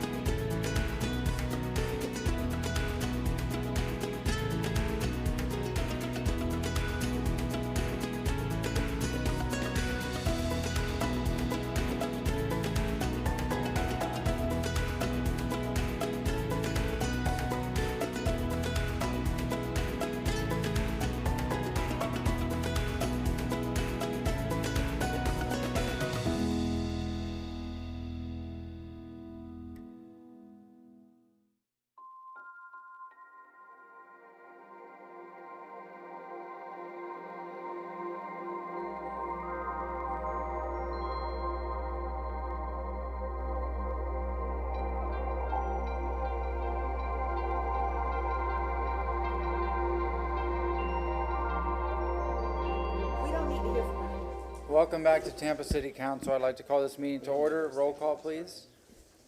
Carlson. Hurtak. Clendenin. Henderson. Present. Viera. Miranda. Maniscalco. Here. We have physical quorum. Ms. Shelby.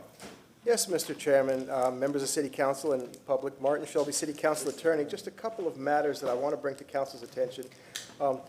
One that I'll preface with an apology because there is a rule relevant to last meeting that I just want to bring to Council's attention. It's a relatively new rule, and I want to bring it to your attention to have it in top of the mind, and same with the public, and that is Rule 6J3. No request for a continuance by the applicant petitioner shall be granted at a quasi-judicial public hearing after the applicant petitioner has completed its initial presentation, unless upon determination by the City Council that it is necessary for purposes of procedural due process. What has happened, it's coming back in December. For whatever reason you'll determine, but after then, just know that this rule will apply henceforth. I will make sure it's in the top of my mind that, again, that council did place this rule that once a petitioner begins their initial presentation, you can't go an hour and then ask for a continuance without having a something that is absolutely required by procedural due process. That's number one. The second item, I just want to remind council, please, for the purpose of the record, remain mindful that you refrain from testifying as to facts upon which are relevant to you that you're going to base your decision on. Elicit testimony from the witnesses rather than you testifying your own personal knowledge and experience, so you can actually, whenever you come to make that decision, rely on facts that are in evidence through the process of the public hearing, not through your own testimony. Thank you. Yes. Just for clarification, those are self-imposed council rules. If council chooses to not follow those rules, it's still, like I say, it's an action that has been taken, so it's not something that would be, there's no recourse for that, correct? Well, actually, technically, nobody raised the rule, and certainly I apologize for that. And moving forward, it's coming back December 12th for completion one way or the other, determination one way or the other. But if you do wish to waive the rules, that is your prerogative, but that requires a supermajority vote of 5. Yes. It might be something good to add to some of our larger, more controversial decisions. We may wish to say that at the beginning of an evening meeting, or just overall, just at the beginning of every evening meeting. Maybe we should just start with that so that the petitioners know. I was going to say that. Yeah. I'm glad you said it. All right. Thank you very much. Thank you. Item number 4.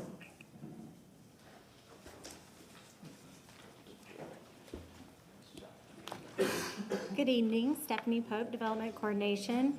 Agenda item number 4 is REZ 2371, request to rezone 5106 East 21st Avenue from RM16 and PD to commercial intensive for commercial intensive uses. I'll turn it over to the Planning Commission. Thank you very much. Yes, sir.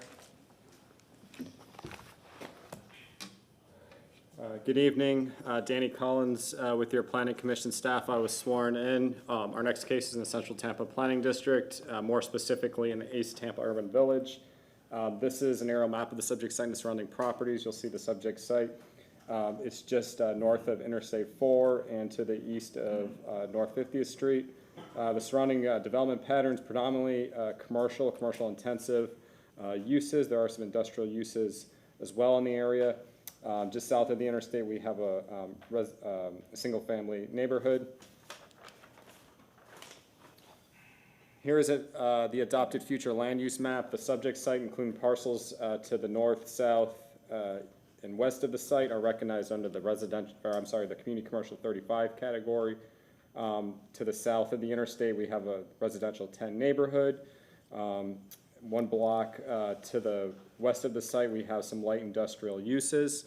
The proposed commercial intensive zoning district can be considered within the community commercial 35 designation as outlined in the consistency matrix of the LDC.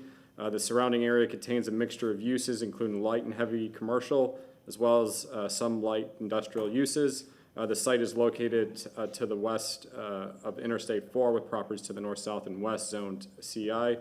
Given the prevalence of CI zoning in the vicinity and the comprehensive plan policies promoting compatibility, the Planning Commission staff has determined that the proposed CI zoning district aligns with the existing development pattern in the area. The rezoning will facilitate infill development, promoting an efficient and economically sustainable development pattern that supports the creation of additional jobs and employment opportunities in the area. Additionally, as the site is within an urban village and a mixed-use center and corridor, the applicant should ensure any future development of the site addresses the applicable design policies in the plan during the site plan and permitting process. Based on those considerations, the Planning Commission staff finds the request consistent with the Tampa Comprehensive Plan. That concludes my presentation. I'll be available for any questions. Any questions? Nope. Yes, ma'am?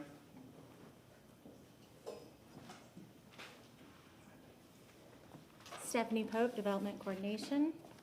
I'll start with an aerial view of the subject site.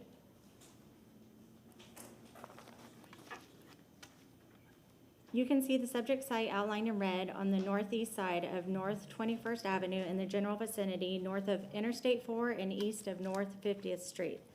The development pattern is similar to the east, west, and southwest with commercial intensive uses.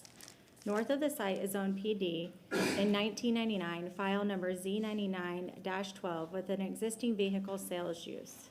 You can see the site here outlined in red, and there's the existing vehicle sales use. Here's Interstate 4, and here's North 50th Street. Next, I'll put up the survey. This is a close-up look at the survey of the property. You can see the outline of the parcel. It is located north of I-4, east of North 50th, and north of 21st Avenue. And here's the outline of the parcel with the existing home.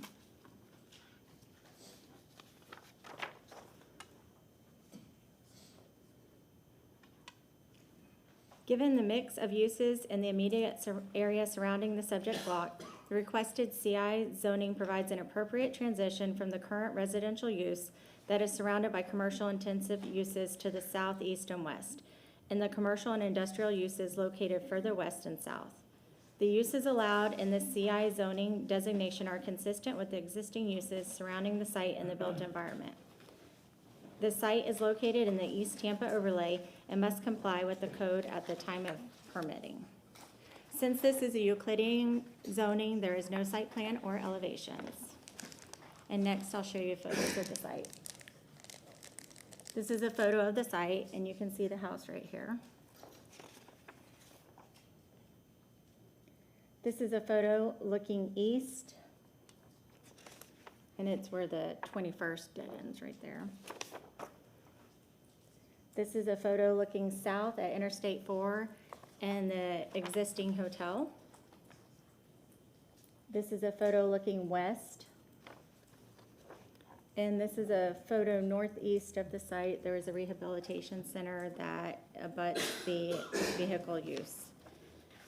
Development coordination and compliance staff reviewed the application and find the request to be consistent with the land development code. I'm available for any questions. Any questions? Nope. Thank you very much. Applicant? Applicant for number 4? Well, there's nobody here. There's no applicant for item number 4? Sir? Can we hold that item then if there's nobody here? Well, I want to check the rules because I believe it requires, the code requires the applicant to be present. The applicant's burden of proof. Yes. Yes, Mr. I mean, council can act on this today if the applicant is not here.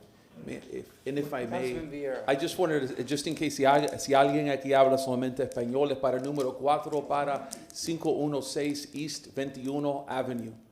Si alguien está aquí. What do y'all have in the front?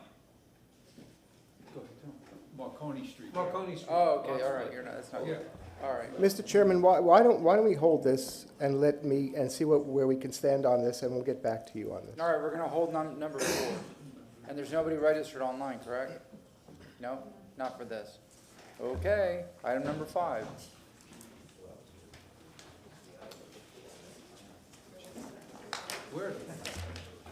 Thank you so much, Chairman. Council LaShawn Dock, Development Coordination. Item number 5 is REZ 2414. It's for the property at 2539 West Cherry Street. The request is to rezone the property from RM16 residential multifamily to PD plan development for residential single-family semi-detached use. And I'll turn it to the Planning Commission for their report.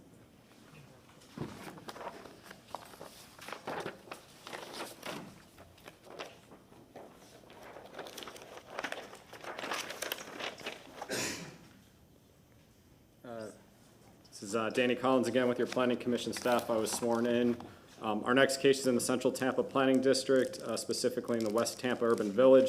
Subject site's in Evacuation Zone E. Here's an aerial map of the subject site and the surrounding properties. You'll see the subject site's predominantly in a residential neighborhood. It's 1 block west of North Armenia Avenue. Here is the adopted future land use map. As you can see, the subject site, including the parcels to the north, south, east, and west, are recognized under the residential 20 future land use designation. 1 block east is land along Armenia Avenue recognized under the Community Commercial 35, and then just to the southwest is land recognized under the PSP category. Single-family semi-detached uses can be considered within the residential 20 designation. The surrounding area is predominantly developed with single-family semi-detached homes, with a few single-family detached residences located to the north and west of the site. Therefore, the request for semi-detached uses is consistent with the existing development pattern and is not out of character with the area. The applicant has entered into a bonus provision agreement with the city, allowing for an additional unit on the site. The proposed density of 20 dwelling units per acre aligns with the residential 20 designation, is consistent with the existing development pattern, which is also built to a similar density. Planning Commission staff has determined that the request is compatible with the development pattern along this portion of West Cherry Street. Additionally, the request will allow compatible infill development to a currently underutilized site, which is encouraged by the plan. The comprehensive plan encourages single-family attached uses to be designed to include front doors that are oriented towards a neighborhood sidewalk or street. The proposed development meets this policy by ensuring that the front doors face and connect to the sidewalk along West Cherry Street. Finally, the comprehensive plan also promotes the use of an alleys to preserve the character of traditional neighborhoods in Tampa. The PD proposes access from the adjacent alley consistent with this policy guidance. Based on these considerations, the Planning Commission staff finds the request consistent with the City of Tampa comprehensive plan. That concludes my presentation, and we're available for any questions. Any questions? Yes, ma'am. Thank you again, Council. LaShawn Dock, Development Coordination. So this request would allow for the development of 2 units on site. The property is measured 50 feet in frontage, and it's 95 feet in depth. The maximum building height is 35 feet. The proposed use requires 4 parking spaces, and 4 parking spaces are provided. The site is surrounded with RM16 zoning. You can see this is an aerial of the site. This is the zoning aerial. So this is the subject site that's outlined here in red. This is Cherry Street. This is North Armenia. This is North Tampa. And Palmetto Street is to the north. So you can see the RM16 zoning that's surrounding the site. When you look west of Tampa, you have that change in the zoning and the use with the RS50 single-family zoning, and then the single-family uses. You have your school use that's here. And then as you approach further east on Armenia, you have your mixture of commercial uses and a couple of PDs with permitted commercial uses. The site is in the West Tampa overlay and must comply with the overlay standards at the time of permitting. There are no waivers requested with this site. This is the site plan, which was submitted. So this is Cherry Street. This is the property boundary, this dotted line that's outlined. So you can see there are 2 units that are on site. This is the building footprint. So Unit 1 and Unit 2.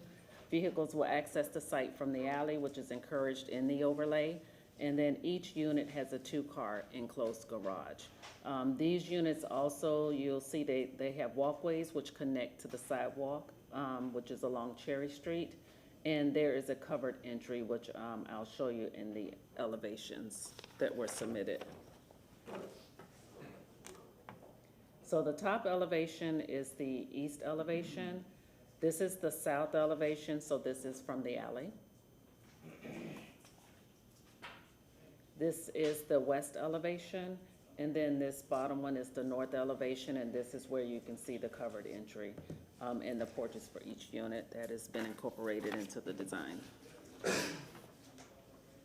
So this is a picture of the subject site, and this is if you're looking north to the site. This is east of the site. This is east of the site. This is if you're looking east on Cherry. The site is on the left in this picture. This is the school parking that's located south of the site. The site is over on the left. And then we swing around west.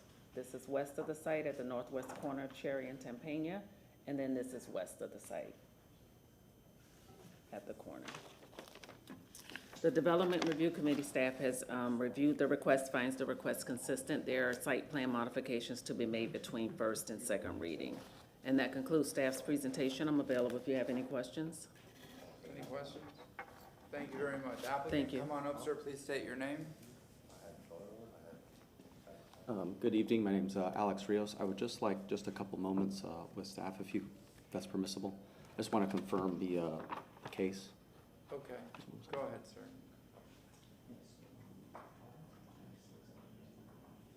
I wish we had the Jeopardy music.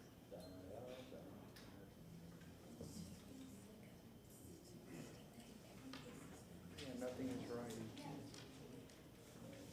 It's the storms. Pluto. Pluto is just the capital.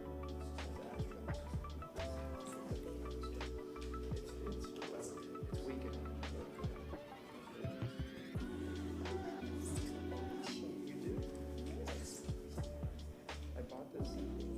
Maybe. I Googled it, if brown goes to blue.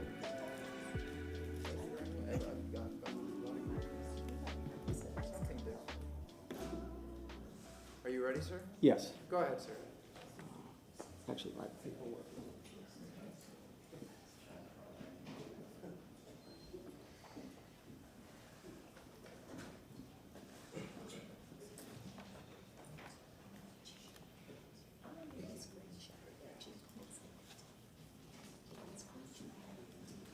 Are you watching on his phone?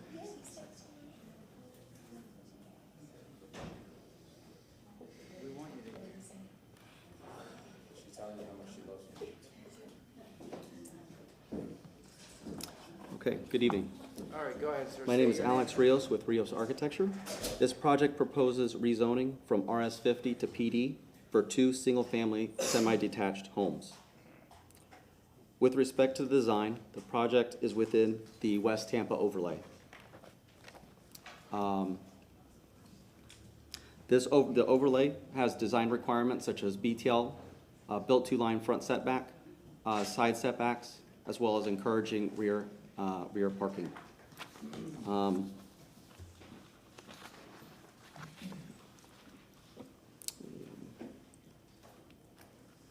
me grab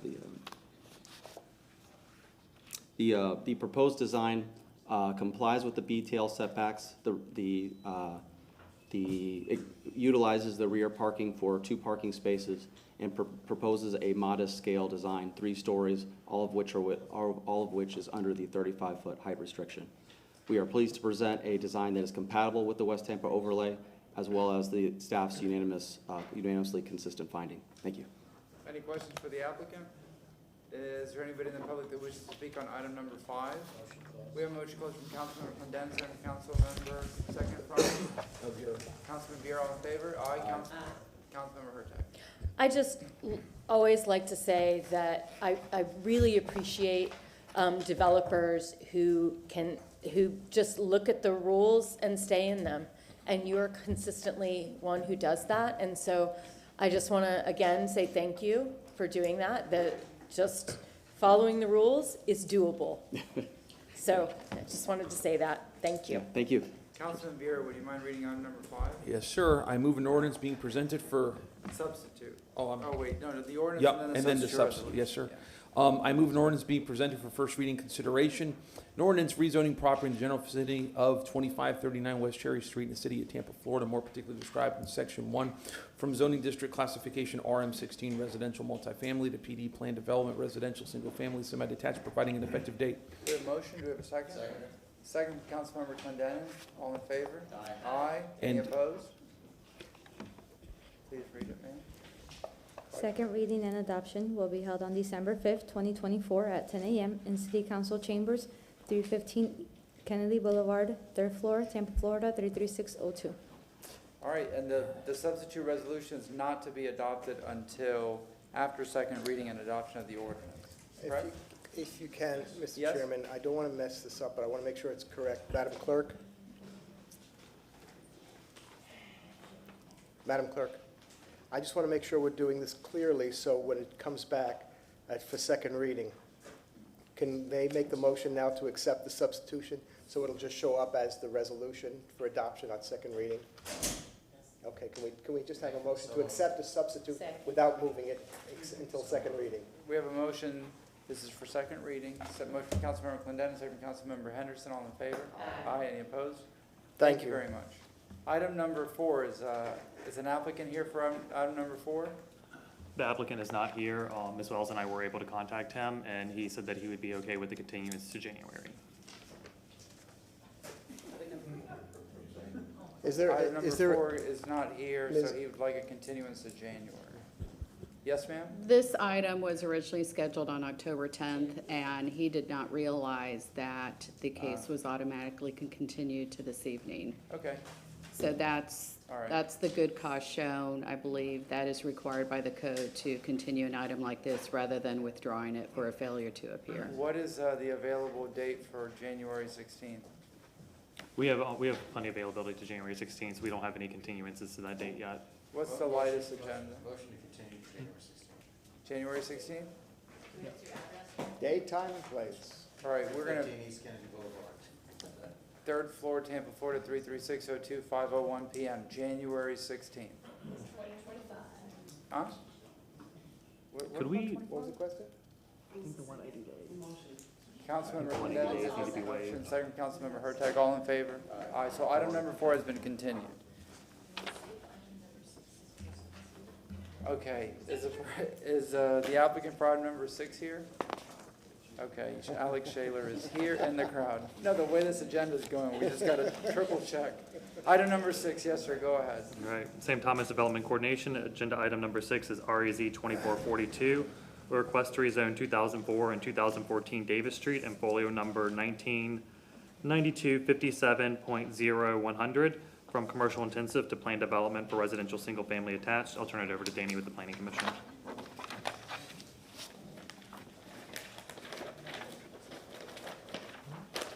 Go ahead, sir. Danny Collins, with your Planning Commission staff, I was sworn in. Our next case is in the Central Tampa Planning District, specifically the Palmetto Beach neighborhood. The subject site's within the coastal hazard area and evacuation zone A.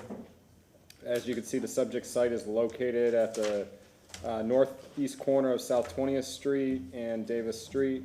This is South 22nd, 1 block to the east. We predominantly have some residential uses that surround the subject site. There is some heavy industrial directly to the west of the site. The subject site is recognized under the Transitional Use 24 Future Land Use category that allows for a range of uses, anything from light industrial to residential. That category is to the northeast and south of the subject site. To the west, we have heavy industrial, and then we have CMU 35 and CC 35 along South 22nd Street. The request for single-family attached uses can be considered in the TU 24 designation, and the request is consistent with policies that support infill development on vacant and underutilized lands. The site is located 1 block from South 22nd Avenue, which is an arterial roadway containing a mix of residential and non-residential uses. Much of South 22nd Avenue is designated as a community mixed use 35 and CC 35, which both support a mixture of uses. The request will provide additional housing in proximity to commercial amenities along this corridor. The PD is consistent with policies related to the design of single-family attached uses. Unit entrances are oriented towards Davis Street, promoting a pedestrian-friendly environment. While vehicular access from an alley is preferred by the plan, the applicant cannot use the alley due to concerns from FDOT. The request supports the city's housing policies by utilizing vacant land for new housing to meet the needs of Tampa's growing population. Based on these considerations, Planning Commission staff finds the request consistent with the City of Tampa Comprehensive Plan. That concludes my presentation. I'm available for any Any questions. questions? No? Thank you very much. Come on up, sir. Sam Thomas, Development Coordination. We'll get started with our aerial map.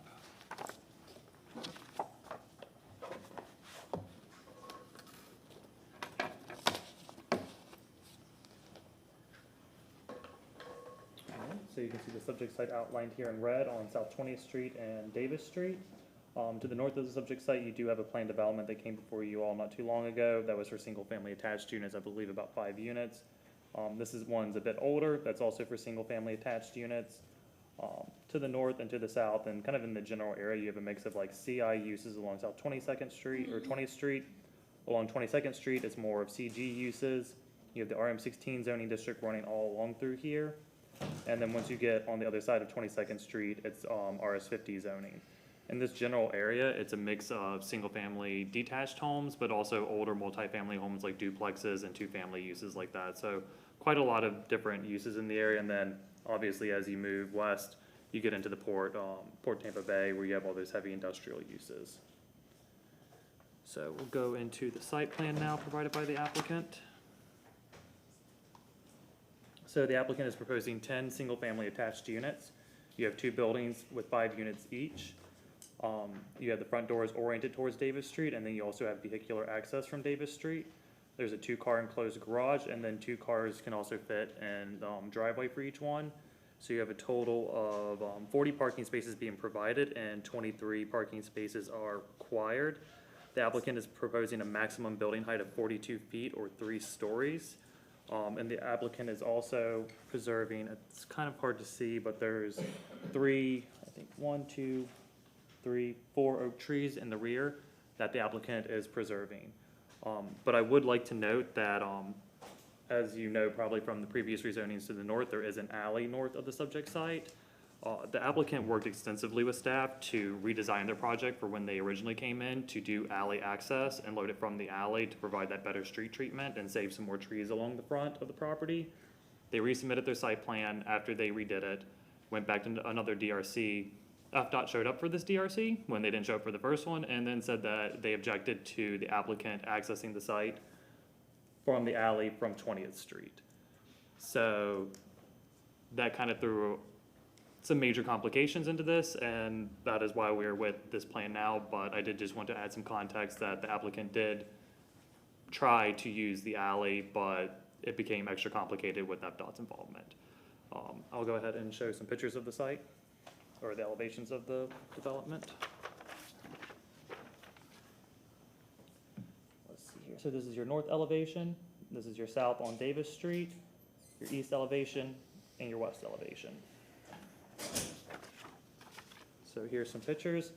This is looking north on Davis Street. This is the subject site here. You have some multifamily right here. Oh, I need to zoom out a little bit. This is moving towards 20th Street, so we're moving towards the port along the site. So this is looking directly at the subject site. This is looking west. So this is looking towards downtown Tampa and towards the port along Davis Street. This is looking south across the street, so you can see some of that older multifamily in the area. There's another multifamily unit as well, looking south across the street from the subject site. We're continually moving east towards South 20th Street. This is also across the street from the subject site. You have some vacant lots. This is a single-family detached home here.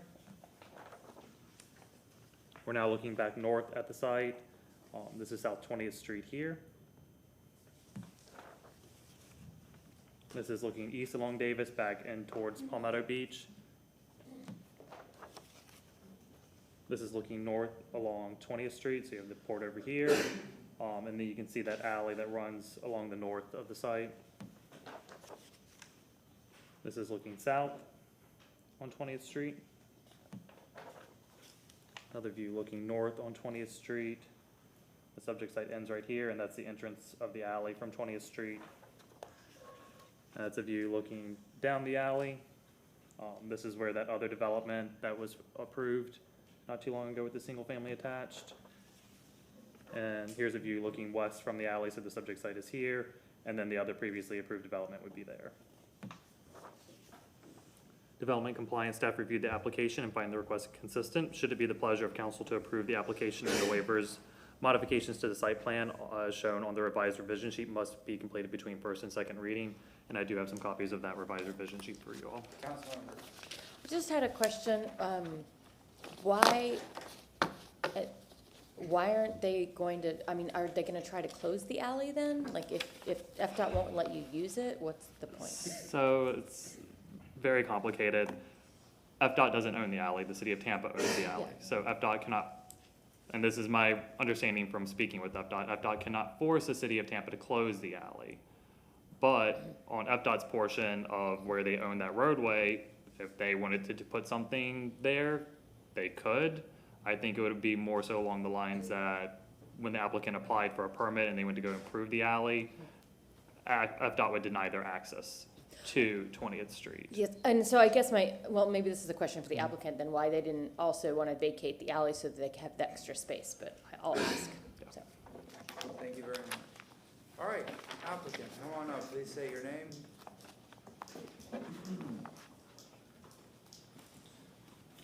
Good evening, council members. My name is Dylan McCrory. I live at 1716 West Morrison Avenue in Hyde Park. As you've seen from city staff, we've been through a lengthy process with this particular development. We've attempted to comply with as much of the requests as we could, flipping the site back and forth, and presenting to you today what we believe is a fully compliant development. There's some slides. I'm not sure how those We have them coming up and just, there they are. Great, thank you. And is there a? Yeah. Thank you.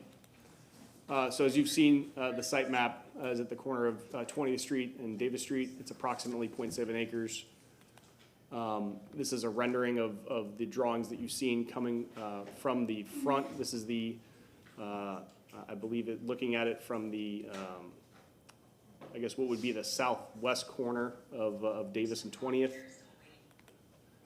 You've seen the site plan already. We're doing 5 townhomes within 2 buildings. This is a less dense project than what's allowed by, as far as I understand, what's allowed for the site. As was mentioned, we're not permitted to use the alley per FDOT. There is one request to remove a Grand Laurel oak that's part of the project. We believe that the Natural Resources supports this waiver given our more than double green space requirement. And again, we've made every attempt to comply with city staff and the requests and everything like that. So that's my presentation. Any questions? Is there anybody in the public that wishes to speak on this item number 6? I see nobody. Any? Second. All right, we have motion called for Councilman Miranda, second Councilman Vieira. All in favor? Aye. Any opposed? Councilmember Henderson, item number 6. Yes, I move file number REZ 2442, an ordinance being presented for first reading consideration.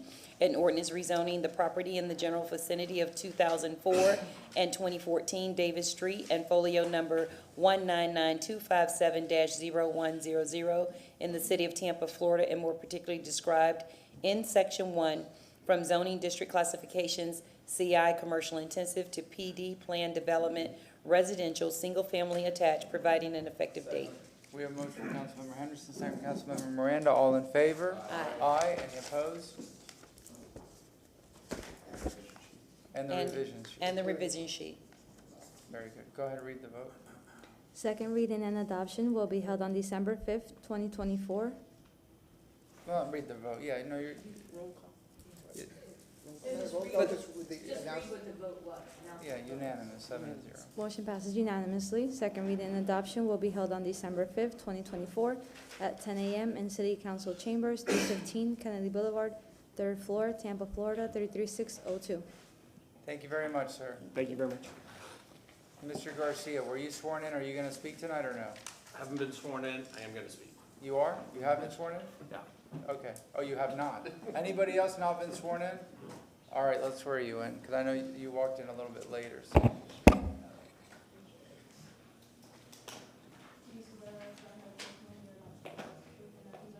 I do. All righty, let's go with item number 8. We have 10 more to go. Yeah, that's it. Yeah, that's why I asked you. Go ahead, sir. Sam Thomas, Development Coordination. Agenda item number 8 is REZ 2448, a request to rezone 708 North Willow Avenue from residential single-family 50 to planned development for residential single-family semi-detached. I'll turn it over to Danny Collins with the Planning Commission. Thank you. Oh, it is 2456, my apologies. Yes. Go ahead, sir. Danny Collins, with your Planning Commission staff. I've been sworn in.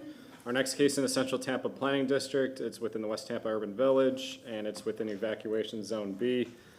Here's an aerial map of the subject site and the surrounding properties. You'll see the subject site outlined in purple. It's at the southwest corner of North Willow Avenue and West Lemon Street. It's predominantly in a residential area. One block south along Cass is our a mixture of uses, including residential and some commercial uses. The request for single-family attached uses can be considered within the R35. Oh, I'm sorry. Yeah, next one. The site is within the residential 35 category, as shown here. And that category is to the north, south, east, and west. The single-family attached uses, such as what is proposed, can be considered within the R35 category. The subject site is one block north of a 192-unit, 5-story mixed-use development approved under REZ 19-34. The subject site is also within one block of commercial uses and amenities along Cass Street and 2 blocks south of West Cypress Street, a collective roadway with transit services. The project will provide additional housing close to these services and transit options without altering the character of the surrounding area, which is consistent with the plan. The PD supports the plan's design policies with unit entrances that are oriented towards North Willow Avenue and vehicular access from the adjacent alley consistent with the design guidelines for single-family attached uses. This design promotes a pedestrian-friendly environment by connecting entrances to neighborhood sidewalks. The request supports many of the policies in the plan as it relates to housing the city's population. The request will provide additional housing in the West Riverfront neighborhood and the West Tampa Urban Village. Based on those considerations, the Planning Commission staff finds the request consistent with the comprehensive plan. That concludes my presentation. I'm available for any questions. Any questions? Nope. Thank you very much. Come on up, sir. Sam Thomas, Development Coordination.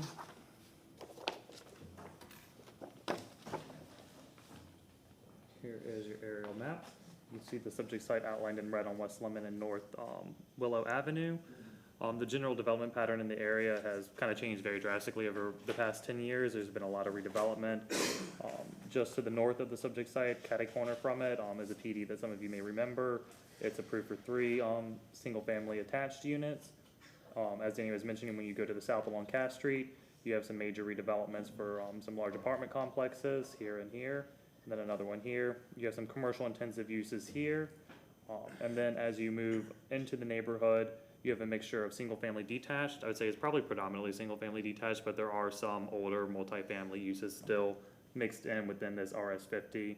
And then you can see an RM18 here. So there is a general mix in this area of stuff, but you get a lot more once you move south and then west, especially once you move south west of Lemon Street. So here is a site plan provided by the applicant. So they're proposing 2 semi-detached units. They're oriented towards North Willow Avenue, and they have pedestrian connections with the front doors oriented towards Willow Avenue as well. A 5-foot sidewalk is proposed along Willow and Lemon Street. Vehicular access to the site is provided from the alley to the west of the subject site off Lemon Street. There is a 2-car garage for each unit. The maximum building height is proposed at 35 feet or 3 stories. 4 parking spaces are required and 4 parking spaces are being provided. Move on to the elevations. Oh, and I would like to mention this is in the West Tampa overlay. These are the elevations provided by the applicant. This is on Willow. This is off the alley. Then you have the north elevation and the south elevation. So here's some pictures of the subject site. So this is looking west. This is Lemon Street here. This is North Willow. This is the subject site. You have a single family detached here, and then you can see that large multifamily development along Cass Street. This is moving further west along Lemon Street. The subject site is here, and this is going towards Rome Avenue. This is looking south on Willow, so you can see those commercial uses along Cass Street, and then the multifamily development in the foreground. This is looking, let's see here. This is looking east towards downtown. This is Willow. This is Cass here, so you can see some of the older single-family detached, and then the commercial uses along Cass Street. This is looking north along Willow. This is the subject site here. And then over in the distance over here is where that PD was approved for the 3 single-family attached units. This is moved further west along Lemon, so this is the alley that will be used to access the site. You have a single-family detached house right there. This is looking directly across the street from the alley. You have a single-family detached, and you have 2 older multifamily developments here. And then this is looking south towards the multifamily development in Cass Street on the alley that will be used to access the site. Let me put the site plan back up for you all.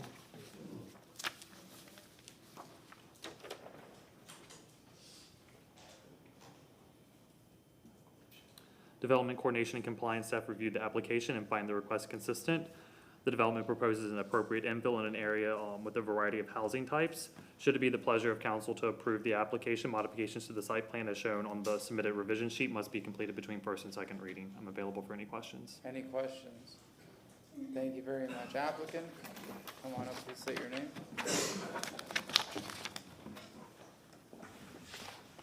Good evening, Ralph Schuler, 2401 North Howard Avenue. I have been sworn. Pretty straightforward project, of course. We're in a transition area, some single family to the west, but mainly in this corridor, of course, we have a mixture of uses between commercial and multifamily. We're proposing a single family semi-detached duplex, essentially. Very straightforward, as Sam has shown previously. We have access from the front to 2 front porches, relatively a front porch neighborhood. Access to the rear is through the alley for our vehicular access. We have no waivers. We do meet the West Tampa overlay standards. I met with David Hunter, so no issues there. It is a more contemporary project, of course, but if you go down Lemon Street has at least a dozen new houses on Lemon Street that have a similar vernacular character that we're proposing. And again, I think it'd be a great addition to the neighborhood and a good transition from a commercial street to a more residential street down Lemon Street. With that, I'll take any questions. Appreciate your time. Any questions? Is there anybody in the public that wishes to speak on this item? This is item number 8. We have a motion to close from Councilmember Clendon. Wait, he's an applicant. Yes, sir? Yeah, is it possible for me to talk? Yeah. Okay, great. Just a couple things. Being here at 9 o'clock, Omar Garcia, 1041 Royal Pass Road. Just as somebody was here at 9 o'clock this morning with you guys, you need to renegotiate your salary to hourly. I think you'll make a lot more money that way. Second of all, the good thing with this property is we follow the rules. We're not asking for any waivers or anything, so it's good. And third thing, hopefully the occupants of these properties will be able to ride their bike along Cass Street and enjoy the new Franklin Street upgrades. So thank you guys so much. You just won her tax over. I'm seeing her nodding. We have a motion to close. Motion from Councilmember Clendon, second from Councilmember Bureau. All in favor? Aye. Councilmember Hurtak. Just again, wanted to say, it can be done, developers can build within the overlay, and the neighborhoods, and we love to continue to see this type of work, so thank you. And yes, I of course noticed the bikeway. Councilmember Clendenin, would you mind reading number 8? Yes, an ordinance being presented for first reading consideration, an ordinance rezoning property in the general vicinity of 708 North Willow Avenue in the city of Tampa, Florida, more particularly described in section 1 from zoning districts classifications RS50 residential single-family to PD plan development residential single-family semi-detached, provided an effective date. We have a motion from Councilmember Clendenin and a second from Councilmember Miranda. All in favor? Aye. Any opposed? Motion passes unanimously. Second reading and adoption will be held on December 5th, 2024 at 10 a.m. in City Council Chambers, 315 Kennedy Boulevard, 3rd floor, Tampa, Florida, 33602. Thank you very much. All right, 9 more items to go. Item number 9. Sam Thomas Development Coordination. Agenda item number 9 is REZ 2474, a request to rezone 9313 North 11th Street from residential single-family 50 to planned development for multifamily. I'll turn it over to Danny with the Planning Commission. Yeah, the applicant is here. Danny Collins with your Planning Commission staff. I was sworn in. Our next case is in the University Planning District. Specifically, it's in the North Tampa Community Neighborhood. The subject site is not within an evacuation zone. Here's an aerial map of the subject site and the surrounding properties. As you can see, it's outlined in the color purple. It's at the southeast corner of North 11th Street and East Wilma Street. It's approximately 2 blocks north of East Bush Boulevard, which contains predominantly commercial uses. South of East Bush Boulevard, we have some light industrial uses. Overall, the surrounding development pattern as you move north of Bush is residential in character. Here is the adopted future land use map. As you can see, the subject site, including the parcels to the northeast, south, and west, are recognized under the residential 20 designation. 1 block south, we have community commercial 35, and then on the south side of Bush is light industrial. Multifamily uses can be considered within the R20 future land use designation. As mentioned, the surrounding area is predominantly residential with a mix of single-family detached and semi-detached homes, and there are multifamily uses to the north. There are commercial uses to the south of the subject site. The proposed density of 15.2 units per acre is consistent with the density anticipated under the R20 category. Overall, the Planning Commission staff finds the request compatible with the surrounding area. The comprehensive plan encourages multifamily units to have a front door that's oriented towards the neighborhood sidewalk and street. Planning Commission staff has requested that between first and second readings, the applicant label the front entrances and provide a sidewalk connection to the adjacent sidewalk along North 11th Street, which the applicant has agreed to do per an email from the applicant back in September. The request supports the comprehensive plan's housing policies. The request will provide additional housing choices within the North Tampa community neighborhood and in an area planned for 20 dwelling units per acre. Based on those considerations, the Planning Commission staff finds the request consistent with the goals, objectives, and policies of the City of Tampa Comprehensive Plan. That concludes my presentation. I'm available for any questions. Thank you. Any questions? No? All right. Yes, sir. Sam Thomas Development Coordination. I'll get our aerial map out.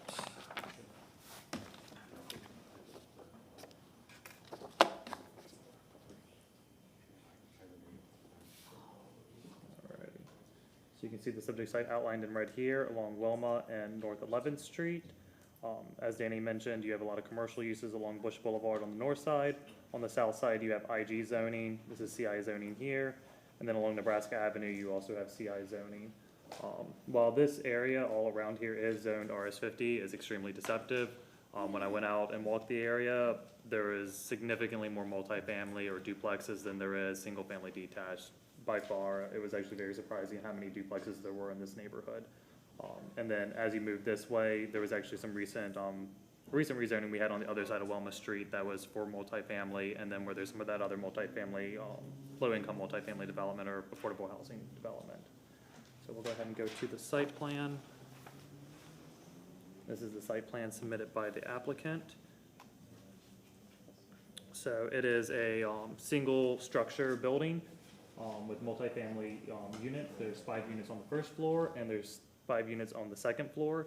As Danny mentioned, we did work with the applicant, and the applicant agreed between first and second reading to add sidewalk connections to the sidewalks that they're proposing along 11th Street for the 5 units that are on the ground floor to enhance that pedestrian activity and help activate 11th Street. For the units that are on the second floor, there's a sidewalk that runs from Wilma and a sidewalk that runs from North 11th Street back to the back of the building, so that people that take the stairs up to the second unit still have that pedestrian access to Wilma and North 11th Street. Additionally, the applicant is providing bicycle parking, which is required. 10 spaces are required, and 10 are being provided with a bike parking right here. The max building height is proposed to be 30 feet or 2 floors. 18 parking spaces are required, and 19 parking spaces are being provided. Access to the parking is from East Wilma Street and from North 11th Street, so they have parking along the side property lines and the rear property lines. I also do want to note it's hard to see on this site plan for some reason. It didn't print out well, but there's a grand tree here, and there's also a grand tree here. The applicant did work really closely with staff to redesign this so that those 2 trees could be saved. They rearranged the parking, and then at staff's suggestion also moved the building closer to the street to make it more active, and then give those trees plenty of room so that they wouldn't be impacted. So I think, yeah, that covers everything on the site plan, so we'll go to the elevations now. So here's your east elevation. This is from the rear.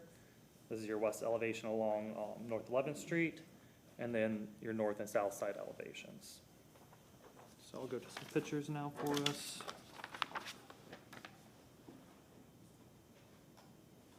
So this is looking west on Walma Street. This is the subject site here. This is looking west towards Nebraska Avenue. This is looking north on Walma across the street. It looks like it's a single-family detached home, but there's actually multiple structures on here, so it's multifamily. This is looking a little bit further west on Walma. Subject site is here. You can see multifamily here and here as well. Duplexes technically. And that's the intersection of 11th and Wilma. So now we're looking south on 11th Street. Bush Boulevard is down here. You can see some more duplexes over here, and this is the subject site. This is looking east on 11th Street at the subject site. So you have part of the subject site here, and then the other part along Wilma over there. This is looking back north on 11th Street towards Wilma. So you can see the duplexes over here, and then the subject site there.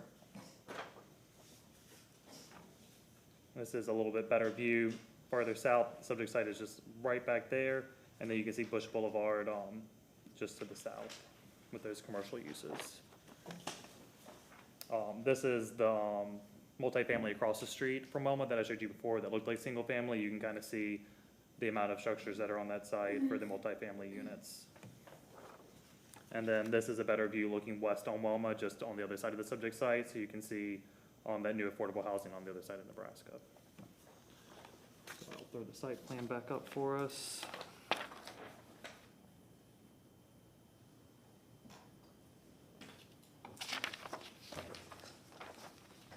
Development, coordination, and compliance staff reviewed the application and find the request to be consistent.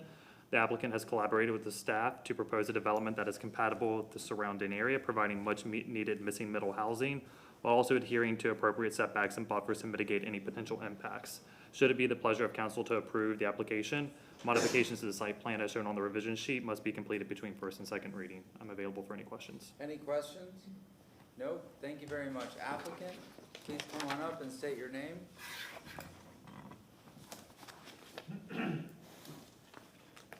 Go ahead, sir. Please state your name. Dwayne Milford, representing the applicants, the owners, Elizabeth Gutierrez and William Matos. I don't think I need to add a whole lot to what staff has presented. Just wanted to say a few things here. We do meet parking requirements. We are providing the bicycle parking area. We do have the pedestrian connectivity, which was discussed. Since we started this project, we knew we're a block and a half from a bus route. So, you know, hopefully with the connectivity and whatnot we're providing, you know, folks will have easy access to get anywhere in the city that they need to. We were able to work this out with staff so that we are not asking for any waivers. We did, as was mentioned, work closely with staff to save trees that should be saved. You will notice several trees X'd out on the site plan. Those were mostly either undesirable or dangerous trees, and Hurricane Milton proved that to be true. 2 of those X'd out trees are gone, thanks to Hurricane Milton. It was also mentioned that there's some plan changes that staff has requested, and I'm sure I was the one that sent the email in September. Not sure I can remember that long ago, but I'm sure I did, agreeing to those changes, which we've already been in the process of making. And hopefully staff will cut us some slack on tree mitigation for that tree that Milton took out. But other than that, I'm available for questions. Any questions? No? Anybody in the public wish to speak on item number 9? We have a motion to close from Councilmember Clendenin and a second from Councilmember Miranda. All in favor? Aye. Any opposed? Councilmember Hurtak. Just again, want to say it's really nice and folks can work within the bounds and get things done. File number REZ 24-74, ordinance being presented for first reading consideration, and ordinance rezoning property in the general vicinity of 9313 North 11th Street in the city of Tampa, Florida, and more particularly described in Section 1 from zoning district classification RS50 residential single family to PD planned development residential multifamily, providing an effective date. We have a motion from Councilmember Hurtak, second from Including the revision sheet. Councilmember Hurtak with the motion and revision sheet, second from Councilmember Clendenin. All in favor? Aye. Any opposed? Thank you very much. Yes, ma'am. Motion carried unanimously. Second reading and adoption will be held on December 5th, 2024 at 10 a.m. in City Council Chambers, 315 Kennedy Boulevard, 3rd floor, Tampa, Florida, 33602. Thank you so much. Thank you. 8 more to go. We could be done by 9. Item number 10. No, I think we can. Let's, item number 10. Speed talk. I'll try. Good evening, Stephanie Pope, Development Coordination. Agenda item number 10 is REZ 24105, request to rezone 2706 and 2708 West Chestnut Street from RS50 to RM12 for residential multifamily uses. I'll turn it over to the Planning Commission.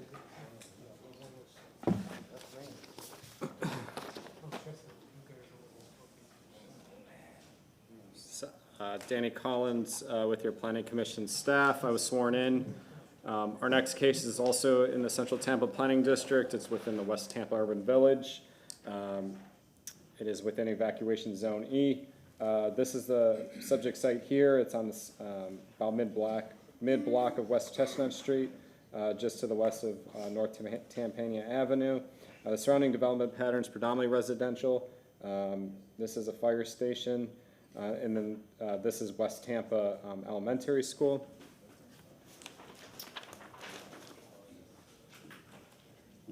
The subject site's recognized under the residential 20 future land use category. That category surrounds the subject site on all sides. 1 block to the west, we have parcels designated CMU 35 and CC 35. The proposed RM12 zoning district can be considered within the R20 designation. The surrounding area contains a mixture of uses, including single-family detached, 2-family, commercial and public and semi-public uses. If the subject site is developed under the RM12 standards, it has the potential to develop 2 dwelling units at a density of 11.7 dwelling units per acre. The proposed density is consistent with the R20 designation, which would allow a maximum of 3 units. It would also provide infill development on a site that is presently underutilized, which is encouraged by the comprehensive plan. The Planning Commission staff finds the RM12 zoning district would provide for a comparable and compatible development with the surrounding area. LU policy 9.2.6 encourages single-family attached and multifamily developments to be designed with the front door that's oriented towards the neighborhood sidewalk and street.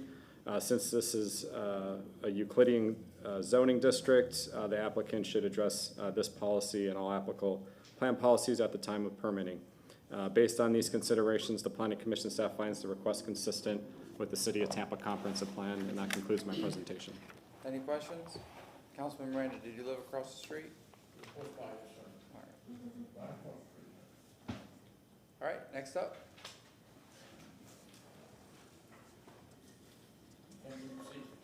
Can you be fair and impartial? I got a dozen eggs. A dozen eggs. Is that $26? Stephanie Pope, Development Coordination. We'll start with an aerial view of the subject site and surrounding area. You can see the subject site outlined in red on West Chestnut Street. The surrounding area's development pattern is characterized by a mixture of multifamily, single-family attached, semi-detached, and detached units. Here's the subject site outlined in red, West Chestnut Street. Here's North Tampa Avenue, North Havana Avenue, and North Armenia Avenue. Here's the survey.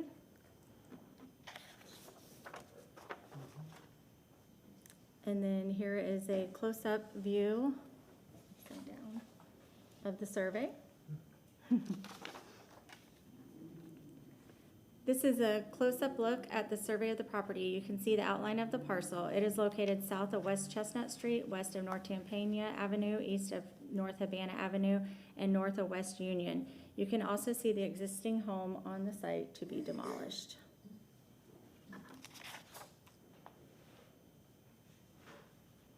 While the subject site is flanked by single-family detached units, the requested use of residential multifamily is appropriate in location and provides an appropriate infill and transition from the denser multifamily development pattern.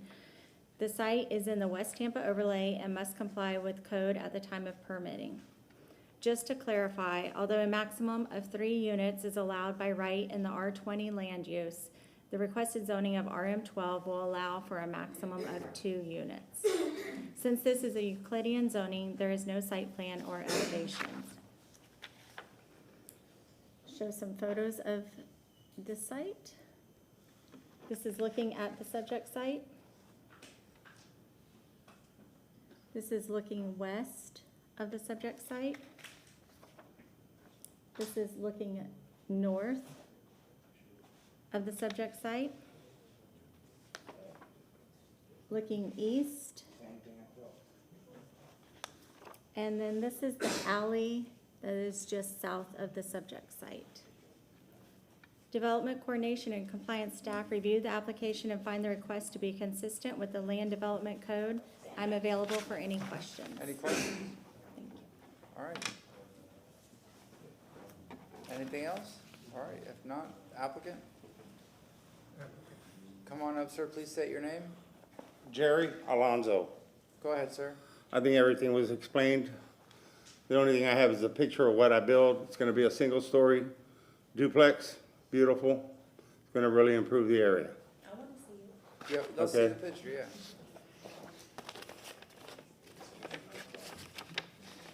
There was another one of these built on St. Joseph, identical building.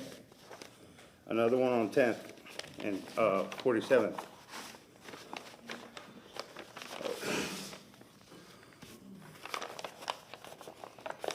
Sorry. You're good, you have plenty of time.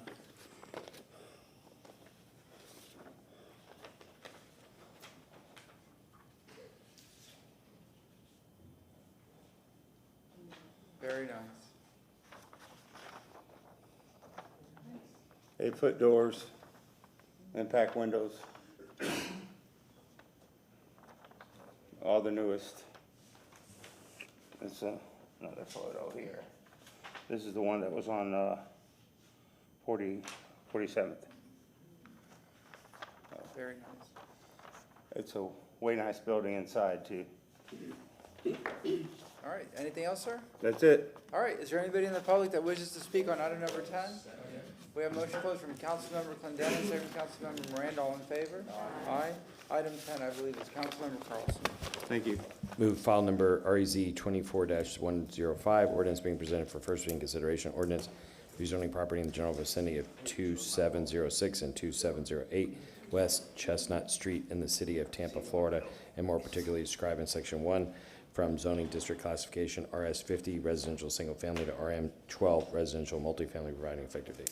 We have motion from Councilmember Carlson, second from Councilmember Clendenin, all in favor? Aye. Any opposed?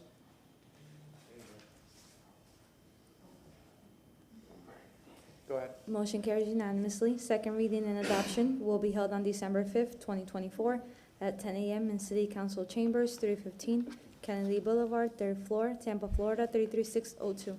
Thank you very much. Go ahead, sir. Item number 11. All right, Sam Thomas, agenda item number 11 is REZ 24106, a request to rezone 2220 and 2222 Marconi Street from residential single-family 50 to planned development for residential single-family detached. I'll turn it over to Danny with the Planning Commission. Thank you.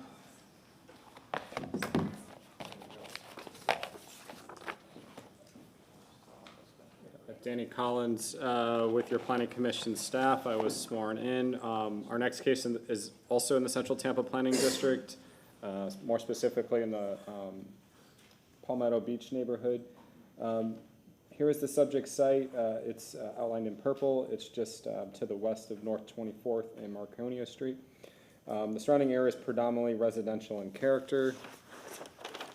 The subject site is recognized under the residential 10 designation, which is to the north, south, east, and west of the site. There is some pockets of residential 20, 2 blocks south of the site. And then as you move west towards North 22nd, we have a mixture of CC 35 and CC 30, or CME 35 and CC 35. Planning Commission staff reviewed the application and found no adverse impacts to the surrounding area. The proposed PD proposes a density of 9.09 dwelling units per acre, which is comparable with the existing density of 8.96 units per acre along Marconi Street between North 22nd and North 24th Street. Given the presence of single-family homes in the area, the Planning Commission staff concluded that the request would not alter the neighborhood's character and is compatible with the surrounding development pattern. The comprehensive plan supports maintaining single-family neighborhoods while encouraging compatible redevelopment to accommodate the city's growing population. The rezoning will allow for additional infill housing on an underutilized parcel in the Central Planning District, Central Tampa Planning District, consistent with the area's future land use future land use of residential 10, which allows up to 10 dwelling units per acre. Furthermore, the request will provide additional housing in the Palmetto Beach neighborhood. Overall, the request is comparable and compatible with the surrounding area and is consistent with the density anticipated under the R10 designation. Based on those considerations, the Planning Commission staff finds the request consistent with the City of Tampa Comprehensive Plan. That concludes my presentation. Thank you. Any questions? No? Go ahead, sir.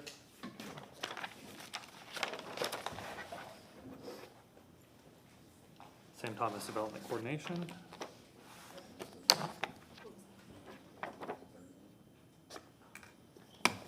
Here is the aerial map outlining the subject site in red.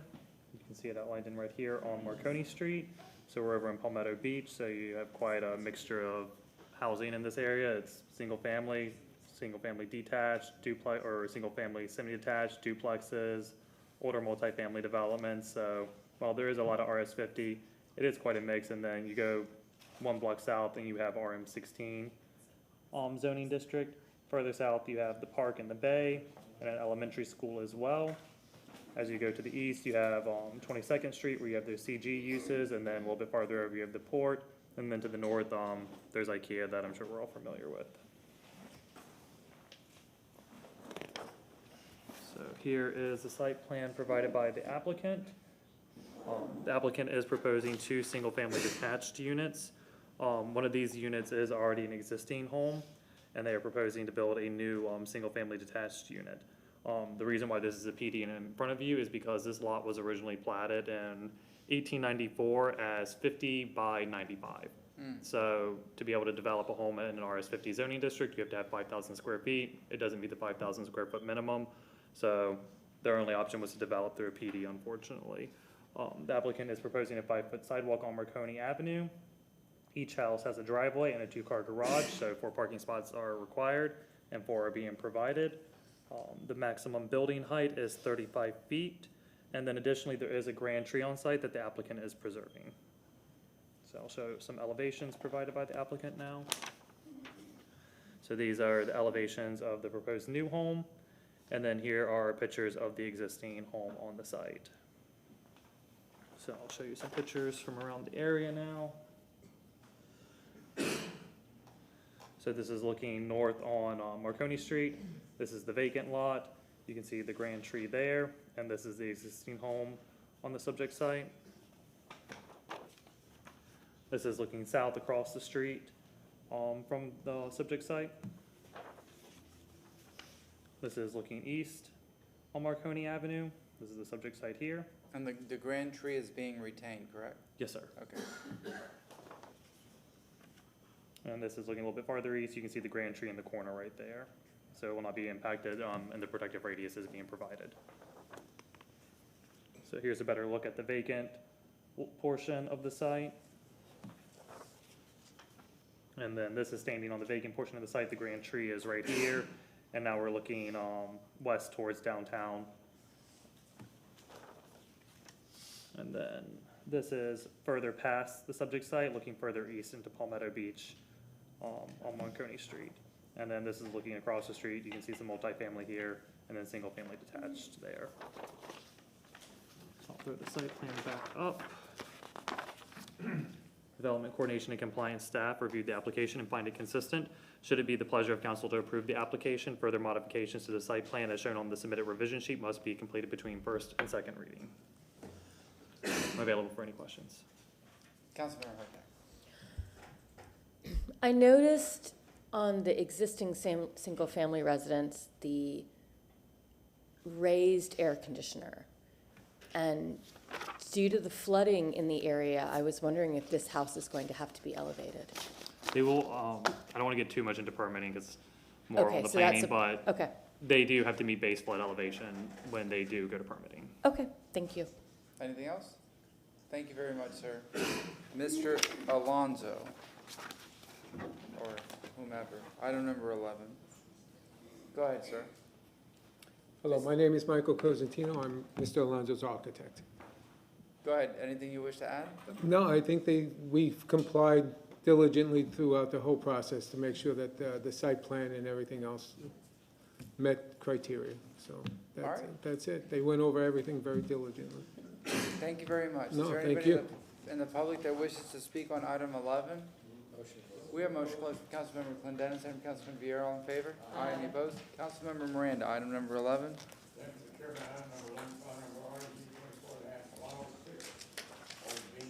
First reading consideration, ordinance rezoning properties in the vicinity 2220 and 2222 Marconi Street in the city of Tampa, Florida, more particularly described in section 1 from zoning districts classification RS50, residential family, single family to PD plan development, residential single family detached, providing an effective date. Second. We have a motion from Councilmember Miranda, second from Councilmember Vieira. All in favor? Aye. Any opposed? Go ahead, ma'am. Motion passes unanimously. Second reading and adoption will be held on December 5th, 2024 at 10 a.m. in City Council Chambers, 315 Kennedy Boulevard, 3rd floor, Tampa, Florida, 33602. All right, 6 more to go. Item number 12.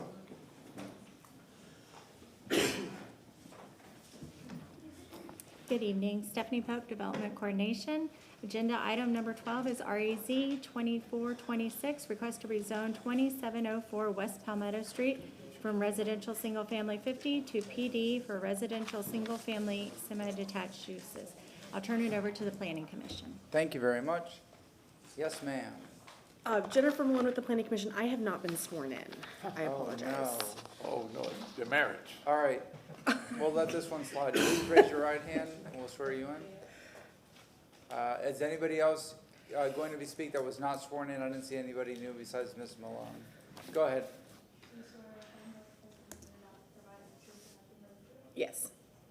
Go ahead. Thank you all for bearing with me. Danny and I were splitting our duties tonight. This is REZ 2426. As Stephanie mentioned, it's on West Palmetto Street. To the south, we have West Tampa Elementary School. We're at Tampania and Palmetto. We have Habana over here. Within the surrounding area, it's a mixture of housing types. That is reflected on the future land use map. It's residential 20. To the south, this blue is public, semi-public. That's the elementary school I pointed out. We have community commercial 35. This is Armenia Avenue actually over here, but you can't quite see it. And then residential 10. So the request for 2 single-family semi-detached dwelling units is within what can be considered within the residential 20. We found this consistent with the comprehensive plan. The comprehensive plan supports increased density or increased housing opportunities, especially in our urban villages. This is in the West Tampa urban village. This site could be considered underutilized. It does have the density for 2 dwelling units, and that is what they are proposing. And it's within proximity to a major transit corridor, which is Armenia Avenue to the east, as well as providing opportunities, near schools and that co-location. So with that, that concludes my presentation. I am available for any questions as always. Thank you. Any questions for Ms. Malone? I see none. Go ahead, yes, ma'am. Stephanie Pope, Development Coordination. Start with an aerial view of the site. You can see the subject site outlined in red on West Palmetto Street. The subject site is currently a vacant lot. It is located south of West Palmetto Street, east of North Tampania Avenue, north of West Cherry Street, and east of North Havana Avenue. Along West Palmetto Street, there are residential single-family uses. East of the subject site, across Tampania Avenue, the zoning changes to RM16. 1 block south of the site on West Cherry Street is West Tampa Elementary School. Considering the surrounding development pattern, the requested use of residential single-family semi-detached provides an appropriate infill. You can see the outline of the subject site here on West Palmetto. Here's North Havana. Here is North Tampania and North Armenia Avenue.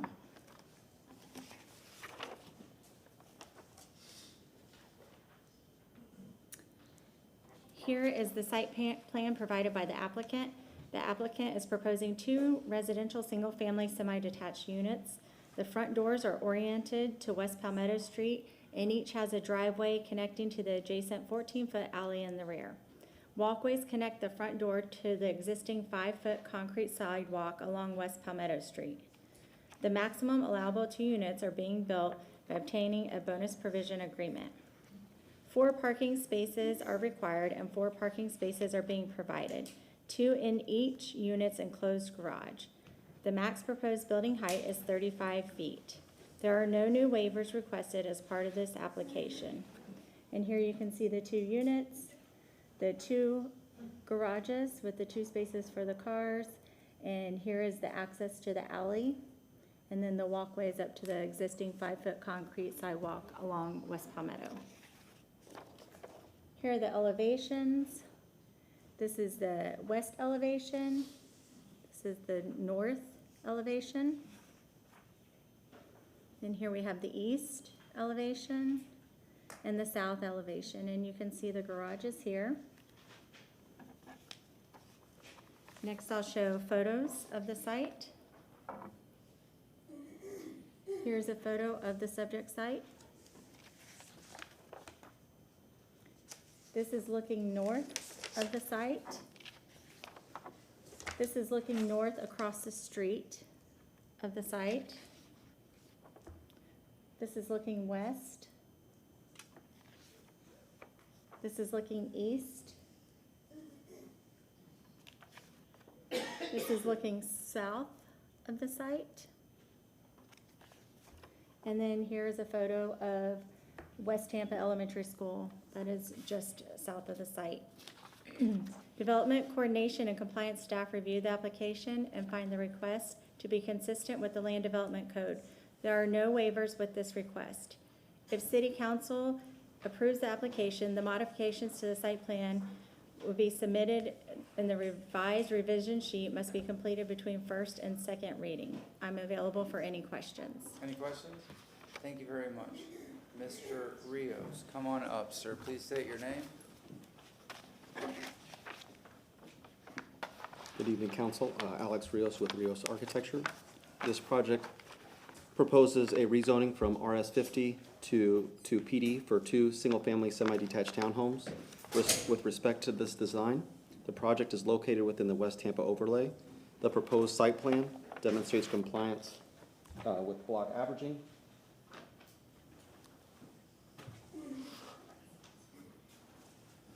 Block averaging all setbacks and utilize the rear alley to provide 2 parking spaces per unit. The home itself also features roof slopes, raised slab elevation, and a modest building height. That said, we are happy to present this proposal that meets these overlay requirements, request no waivers, and pleased with city staff's unanimous finding the project consistent with the comp plan. Thank you. Any questions?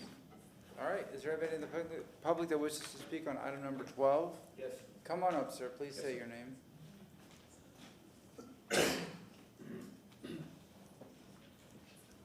One issue, you're gonna probably see me again. Please say your name. My name is Louis Villarosa. I reside at 2718 West Palmetto Street.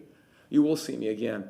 I'm a lifelong resident of that area, and as far as character of the nature of the neighborhood is concerned, there's no duplex, two-story building on Palmetto Street from Tampania all the way to Himes. There are none.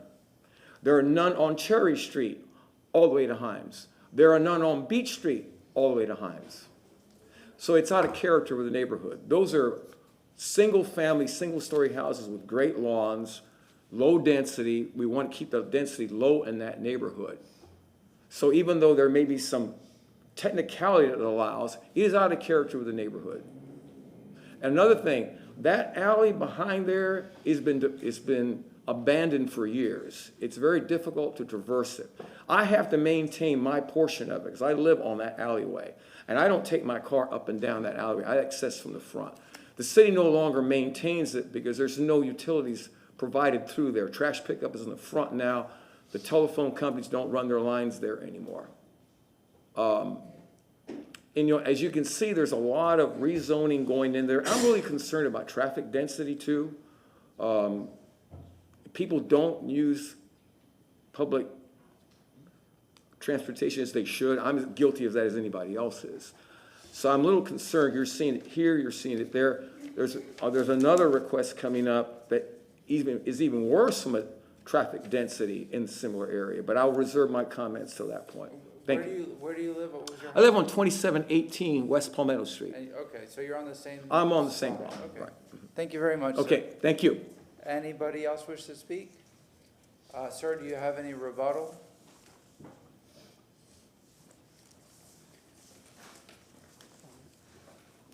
My rebuttal would be that the project is consistent with the West Tampa overlay. The West Tampa overlay has many lots that are not meeting the RS50 standard, are narrower in width. So yes, there may not be duplexes, but the density isn't greatly exceeding what's already there, especially with the narrower lot sizes that are present. As far as the rear alley, we are one block off of the perpendicular of the street to our east, so it shouldn't be too challenging to access. Thank you. Thank you very much. Motion closed for Councilmember Clendenin, second for Councilmember Vieira. All in favor? Aye. Any opposed? Item number 12. And then the resolution will be adopted after second reading. I think it's. Yeah, go ahead, sir. Item number 12. Yes, sir. Move an ordinance being presented for first reading consideration ordinance rezoning property in the general vicinity of 6225 and 6241 South 6th Street and 6322 Selborne Avenue in the city of Tampa, Florida, and more particularly described in section 1 from zoning district classification RS60 residential single family to PD plan development residential single family semi-detached, providing an effective date. We have a motion from Councilmember Vieira. Wait, just a point of order. I'm looking at number 12, and it's talking about 2704 Palmetto Street, but the ordinance, talking about something away from there. Yeah, the ordinance I doesn't think match. this is incorrect. I'm not sure, but I'm looking at that, and I tell myself, what is this? Yeah, this is what when we did That was agenda number 15, review. this is number 12. Yeah. So item number 12 is, the ordinance is wrong. You're gonna change it from an RS50 to a PD. If you can reread that. Well, you know what it is? What ordinance do we have in the clerk's file? Yeah, what do you have for item number 12? We discussed this in our, Kate, well, it's a Susan. There is Susan, no. do you have the ordinance handy? I do. Well, why don't we just have you why don't we start over and do it this way? How's that? We got it here. We'll Have pass you it down. passed that down? And don't forget the revision sheet, right? If there's a revision sheet, Mr. Thomas? Is there a revision sheet?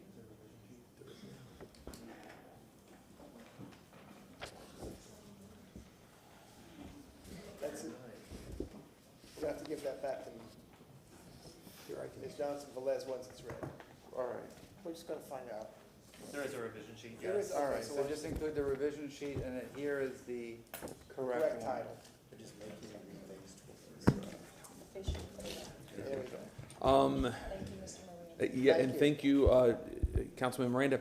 Moving ordinance rezoning proper and general vicinity of 2704 West Palmetto Street in the city of Tampa, Florida, more particularly described in section 1 from zoning district classification RS50 residential single family to PD plan development residential single family semi-detached, providing an effective date with a revision sheet. We have a motion, I need that back, thank you very much. Yes, sir. Motion from Councilmember Vieira, second from Councilmember Clendenin. Please read it. Motion carried unanimously. Second, Oh, all in favor? Aye. Good. Any opposed? Go ahead.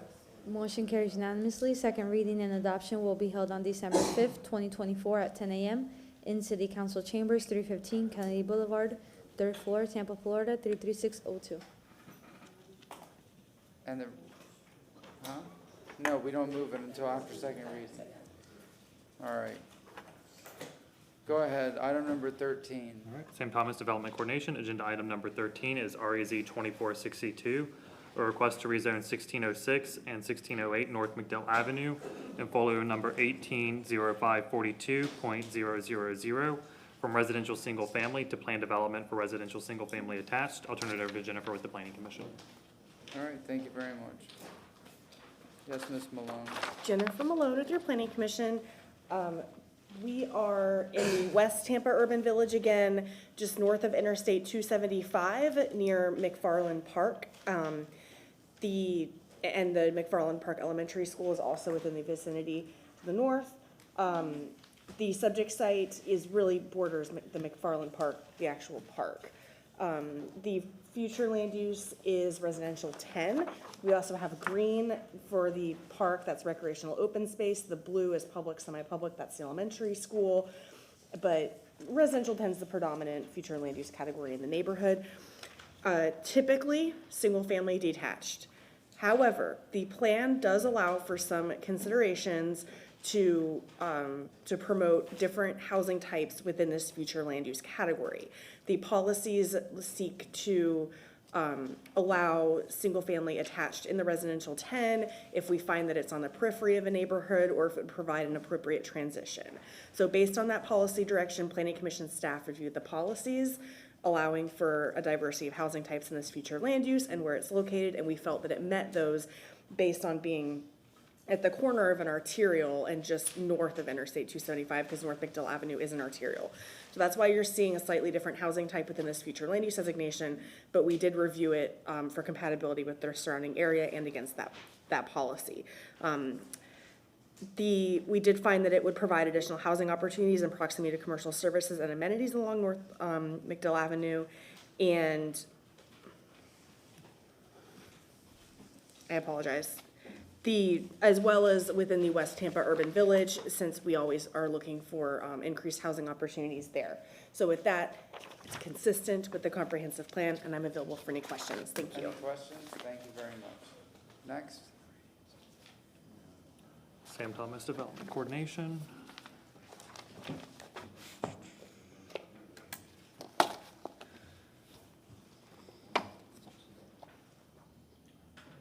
Here is an aerial map of our subject site. You can see the subject site outlined in red here. You have West Main Street here, North MacDill Avenue here, and West Green Street here. The surrounding area is largely single-family detached. The West Tampa overlay is on the other side of North MacDill Avenue here. You have McFarland Park Elementary School here and McFarland Park here. There is a local historic landmark. It's the George Guida's Senior House. I think I'm pronouncing that right. To the south, you have Interstate 275. And then this plan development here is for single-family attached houses. We'll go to the site plan provided by the applicant. So the applicant is proposing 8 single-family detached homes on the site. The lots range from 37 to 53 feet in width. The front doors for the homes are oriented towards North MacDill Avenue, and they have a pedestrian connection to the 5-foot sidewalk along MacDill for each structure. There's also a sidewalk proposed along West Main Street to the north, and then a sidewalk proposed to the south along West Green Street. Access to the site is proposed from a rear drive aisle that goes from West Main Street to the south to West Green Street. There's a 2-car garage for each unit. So there are, let's see here, 16 parking spaces provided and 16 parking spaces required. Additionally, the maximum building height is proposed at 37 feet. Lastly, I would like to point out that the applicant did work with staff to preserve the 60-inch camphor tree on site. So here are the elevations provided by the applicant.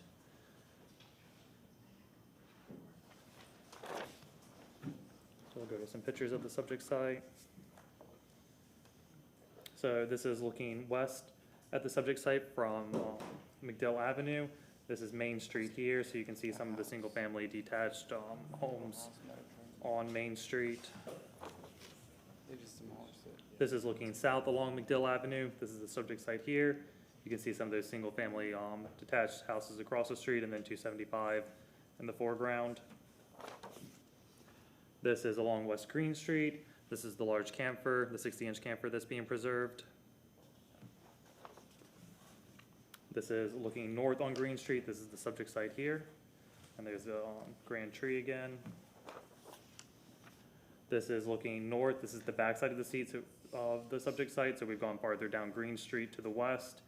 So this is the rear of the subject site. MacDill Avenue's over there. And now we've kind of worked our way all the way back around the site. This is on West Main Street, looking southwest at that single-family detached home that's behind the subject site. And then now we're looking southeast. This is the subject site, this is MacDill, and this is West Main Street. And now we are looking east on Main Street. You have McFarland Park here, and then the subject site here. Geez, I have another one. And then this is looking east across the street from MacDill, looking at, this would be McFarland Park Elementary School here, and then there's single-family detached units on the other side of MacDill Avenue. I'll throw the site plan back up. Development, coordination, and compliance staff reviewed the application and find the request to be consistent. Should it be the pleasure of council to approve the application and the waivers requested, modifications to the site plan as shown on the revision sheet must be completed between first and second reading. I'm available for any questions. Any questions? No, thank you very much. All right, applicant?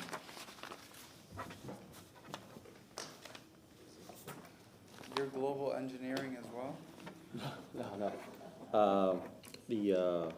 I should be, I'm not sure if I believe the applicant is, that is the civil engineer that was on the project, yeah. All right, go ahead, sir. Yeah. My name is Alex Rios with Rios Architecture. This project proposes a rezoning from RS 50 to PD for 8 single-family detached homes. The future land use designation is R10, allowing for a density of 8 units per acre, 9 without bonus provisions. The proposed density of this project is 8 units, which is very compatible with the RS 50, with the surrounding RS 50 properties and the approved PD to our west. The site plan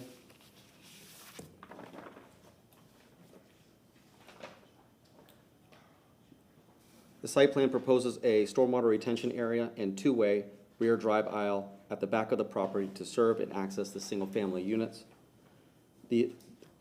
This avoids what would otherwise be a challenging access point off of MacDill and allow for a more engaging street presence. The only waiver requested is a reduction of a vehicular entrance off the two-way rear drive aisle to the garage. That said, we are pleased with city staff's unanimous finding of this project being consistent with the comprehensive plan. Thank you. Any questions? Yes?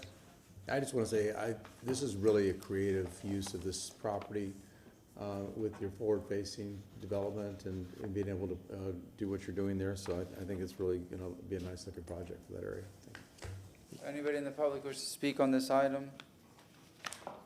Come on up, sir. It'll be the last time you see me tonight. 3 times. Again, my name. Wait, get to, when you get up there, Yeah, get I'm to the sorry. microphone. Can you hear me now? Yes, sir, go ahead. I'll reintroduce myself. I'm Lou Villarosa. I live on 2718 West Palmetto Street. I live in the vicinity of that area. I understand with regard to housing needs that we have in the area. I understand it fully. And there are many ways you can address that. But that particular architecture is out of character with that neighborhood. If you notice, the house next to it is the historic DiArpa house. You saw the picture of it. That, again, I don't know of any type of 2-story duplex types, that's not a duplex, in that whole area. I don't know of any. This is gonna be the first of them. My also concern is Main Street is also the access to the park, and there are a lot of people that go there for pickleball now. And there's also students that are in that park during the daytime adjacent to this property from elementary school, McFarland Park. I believe that's what do you call it? A baccalaureate school. It's a special school for very smart kids. So I have concerns about traffic densities using Main Street because it's access to the park, and also children do play in that park right next to it. That's all I have to say. Thank you very much, All right. sir. Is there anybody else? Sir, do you need rebuttal, sir? I just wanted to point out that the rear alley on the site was vacated, and that's why we're proposing, that's why the site plan has proposed, or that's why the site plan is how it's formed also, the traffic on MacDill. And just like to reiterate that the density is compatible with the RS50 lots and PD to our west. Thank you. Ms. Malone?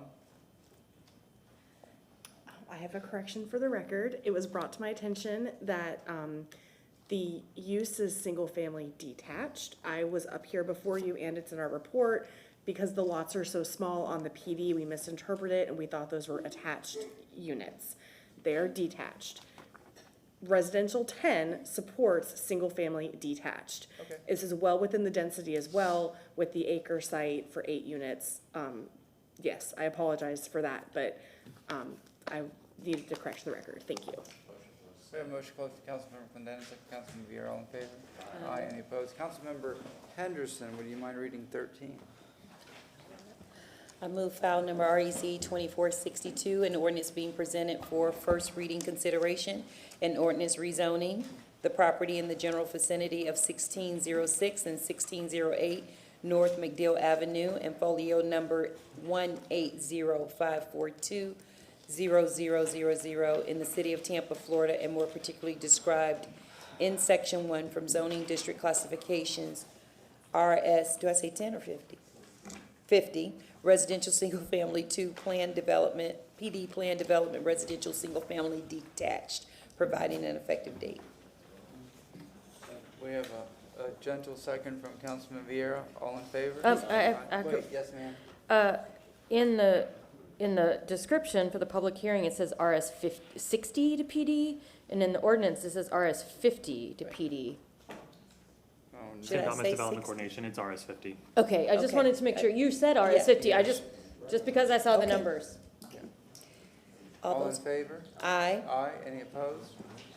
Yes, ma'am. Go ahead.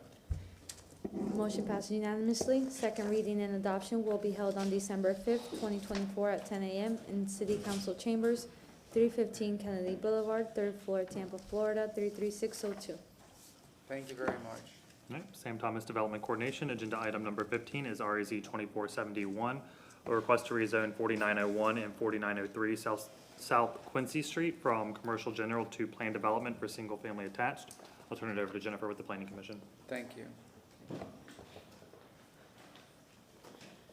Jennifer Malone with the Planning Commission. We are just south of West Gandy Boulevard, along South Quincy Street. I'm sure everybody is familiar with West Gandy Boulevard. It's primarily a commercial corridor, but there's also a variety of residential uses along it. This is Bayshore Animal Clinic right across the street. The subject site is Community Mixed Use 35 that is present along Bayshore Boulevard. We have residential 10 to the south and the north, and then this is Community Commercial 35 in the red, just to the west of the site. The community mixed use 35 actually would allow for a greater, many uses can be considered under that future land use category. So we did find this consistent with the comprehensive plan, since they are only asking for 3 single-family attached units. We found that it would provide development that is comparable and compatible with the surrounding area. It would also provide a nice sensitive transition from the commercial uses to the north and the single-family detached residences to the south. So the request is consistent with LU policy 9.7.3, which encourages a transition in density between single-family neighborhoods and more intense residential and commercial uses. Again, West Gandy Boulevard is a transit emphasis corridor, and the plan does promote increased density and growth kind of in and along those corridors. That concludes my presentation. I'm available for any questions. Thank you. Any questions of Mr. Shelby, as you see on the agenda? Yes. He's got the language. You got the right one, Yeah, right? just so the public is aware, who are following the agenda, the address on the ordinance itself is wrong. The correct address is South Quincy, and whoever will be reading the ordinance, we have the correct title to pass a law. You want to read it? If. Yes, sir. All right, San Thomas Development Coordination. So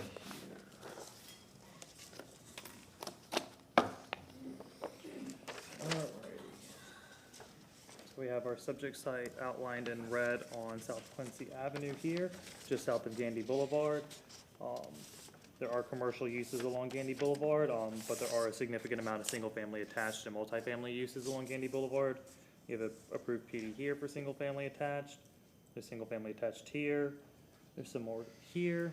And then you also have a significant of single-family attached along Bayshore Boulevard over here. So there is a decent amount of multifamily in the general vicinity of the area. You have a PD approved here for a single-family detached unit.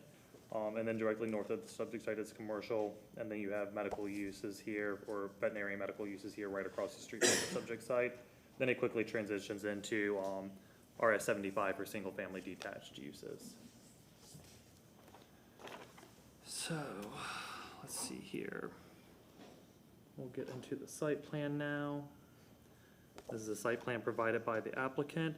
The development proposes 3 single-family attached units.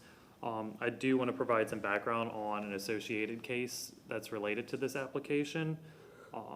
Let's see here. A special use 1 application file SU 12405 for residential single-family attached uses was denied administratively in January 2024 due to the applicant not complying with the requirements of section 27-132.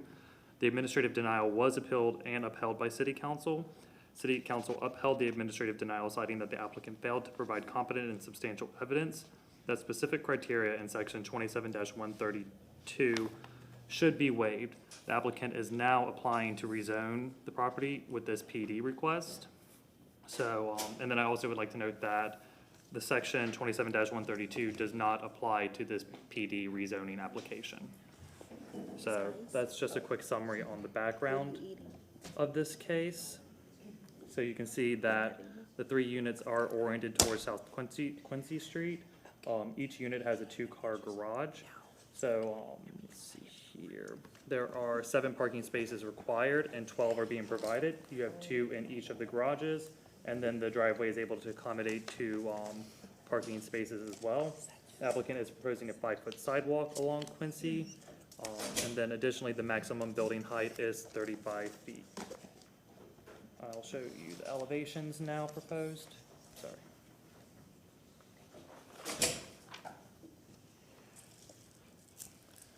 So here are the submitted elevations.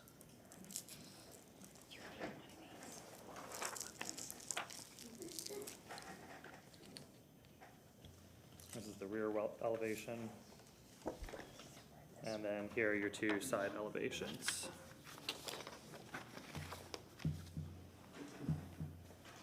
I'll show some pictures of the subject site now.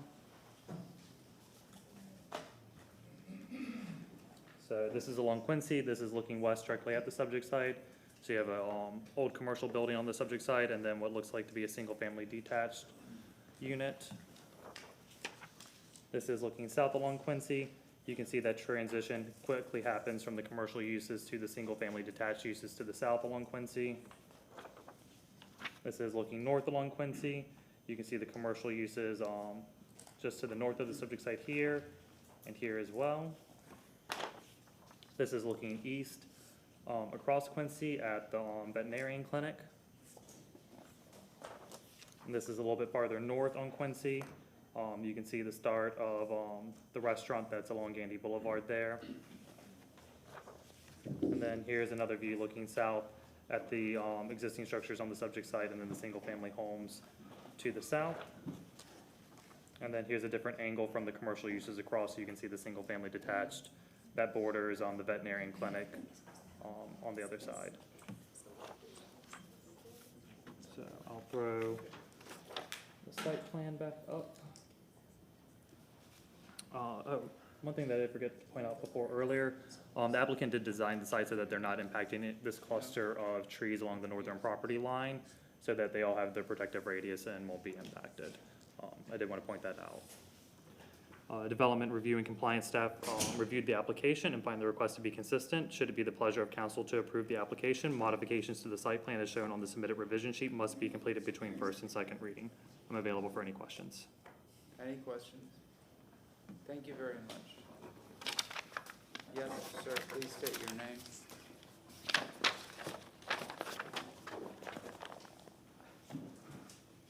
Good evening, Council. Steve Michelini representing the petitioner. As the staff has pointed out, we were found to be consistent with the Planning Commission and also with the city staff.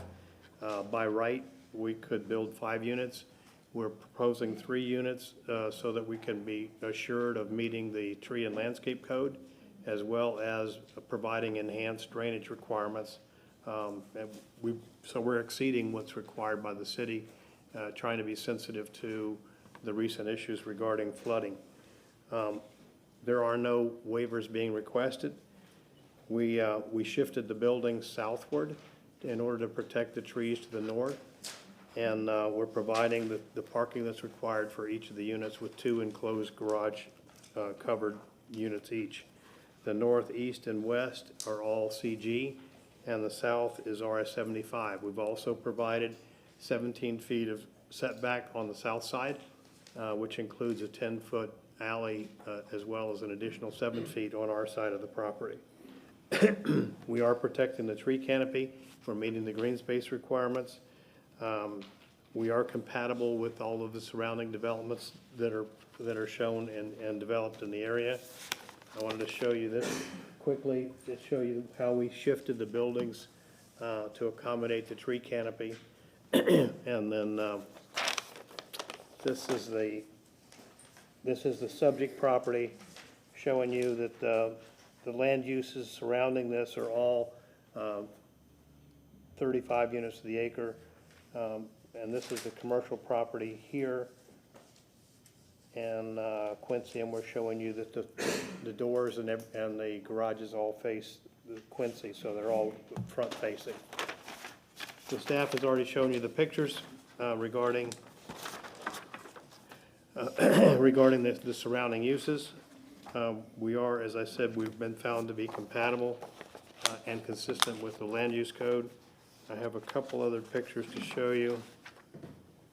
This is the property to the north, which is the restaurant. This is looking south toward the subject property. You see, this is a hair salon here. This to be removed. This is the veterinary clinic, so this project will align with the veterinary clinic across the street, which is a much more intensive use. And as the staff has pointed out, this is a compatible transition project that's being proposed, and I'll be happy to answer any questions you might have. The setback on the west side is 15 feet to the building and 5 feet to the deck, and below the deck is the retention area. So we're respectfully requesting your approval. I'll be happy to answer any questions you might have. Any questions? Is there anybody in the public that wishes to speak on item 15? Yes? Come on up.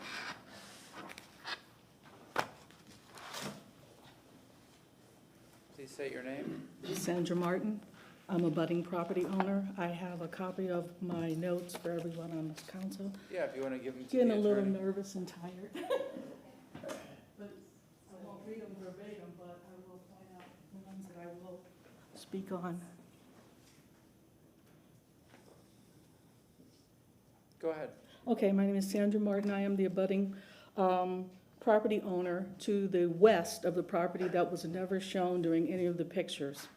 Absolutely not one shot of my property that runs directly behind. This development has been rightfully turned down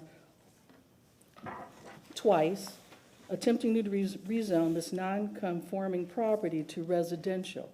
It's been turned down once by the City of Tampa Zoning Department. It's been turned down by the Tampa City Council.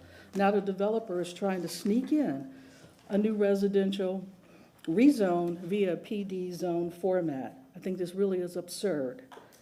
I am the abutting property owner and strongly contest any PD rezoning attempts. All abutting property owners contest the rezoning as well. The record should show that Lawrence Garcia submitted a rebuttal, and Cook's English Kitchen also submitted a rebuttal to the rezoning. They also submitted pictures of the stormwater drainage or runoff that we have during the routine storms, and not just the heavy storms, but during routine storms, because there is no adequate stormwater drainage around the location. And this is one reason we believe that the zoning should be denied. Going on to bullet number 3, granting anything less than the current residential zoning is completely unacceptable.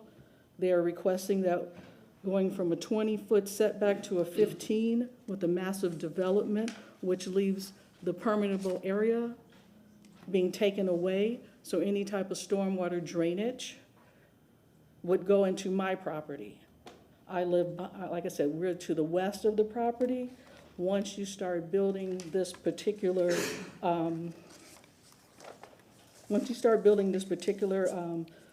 building, you're gonna go up 11 feet on one side of my property. I already have 11 feet on the other side of my property, so guess where all the rainwater goes to? All the stormwater, directly into my property. It goes directly onto my property. The natural runoff that would be, the natural runoff is now blocked by this raising of the property along the tree lines. You still have 30 seconds. Okay, 30 seconds of follow-up. There was a point, like I said, they were gonna put a stormwater in, but I would be the one who would be the retention pond. Right now, I'm currently the retention pond. I humbly request that any setbacks and reduction for this project be denied, and how it would adversely affect the surrounding property and abutting owners. What I believe is zoning codes are put into place so that property owners and present and future development are protected. Thank you very much. You're welcome. Next speaker, please state your name.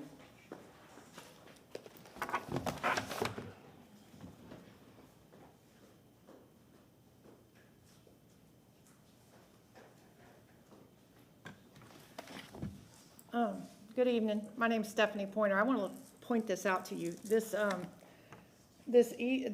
front easement is the front yard, the front of the building, right? They showed it to you. But here's the problem with this. They're counting those as parking spaces.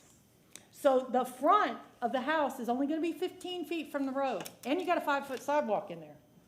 But I want y'all to look at this. Look at the width of the length of all of these vehicles. I'm sure you see a familiar one. Yeah. There's only one on there that's less than 15 feet. You can't park there. You can't park in those driveways. Y'all don't drive giant vehicles. Yes, ma'am, they are your cars. I did it last week. I did it last week during the day.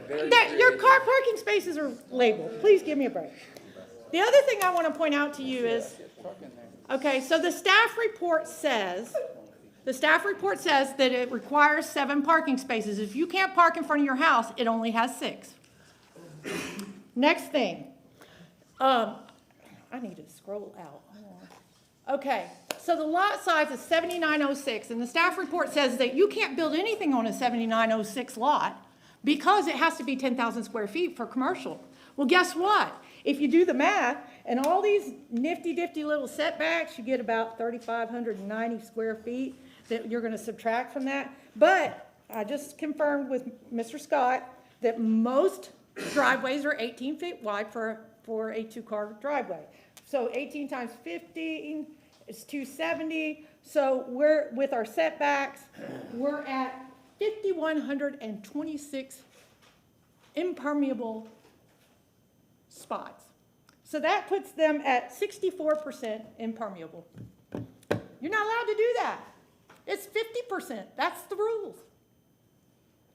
And these poor folks next door, you've already seen the stuff from Cook's. They've got 2 inches of water on a rainy day at Cook's. Okay? The owner wasn't able to be here tonight. I gave you the SU1, the first one, the SU1, the second one, and you guys, they brought this through here for a petition for review in May. Why are we even talking about this again?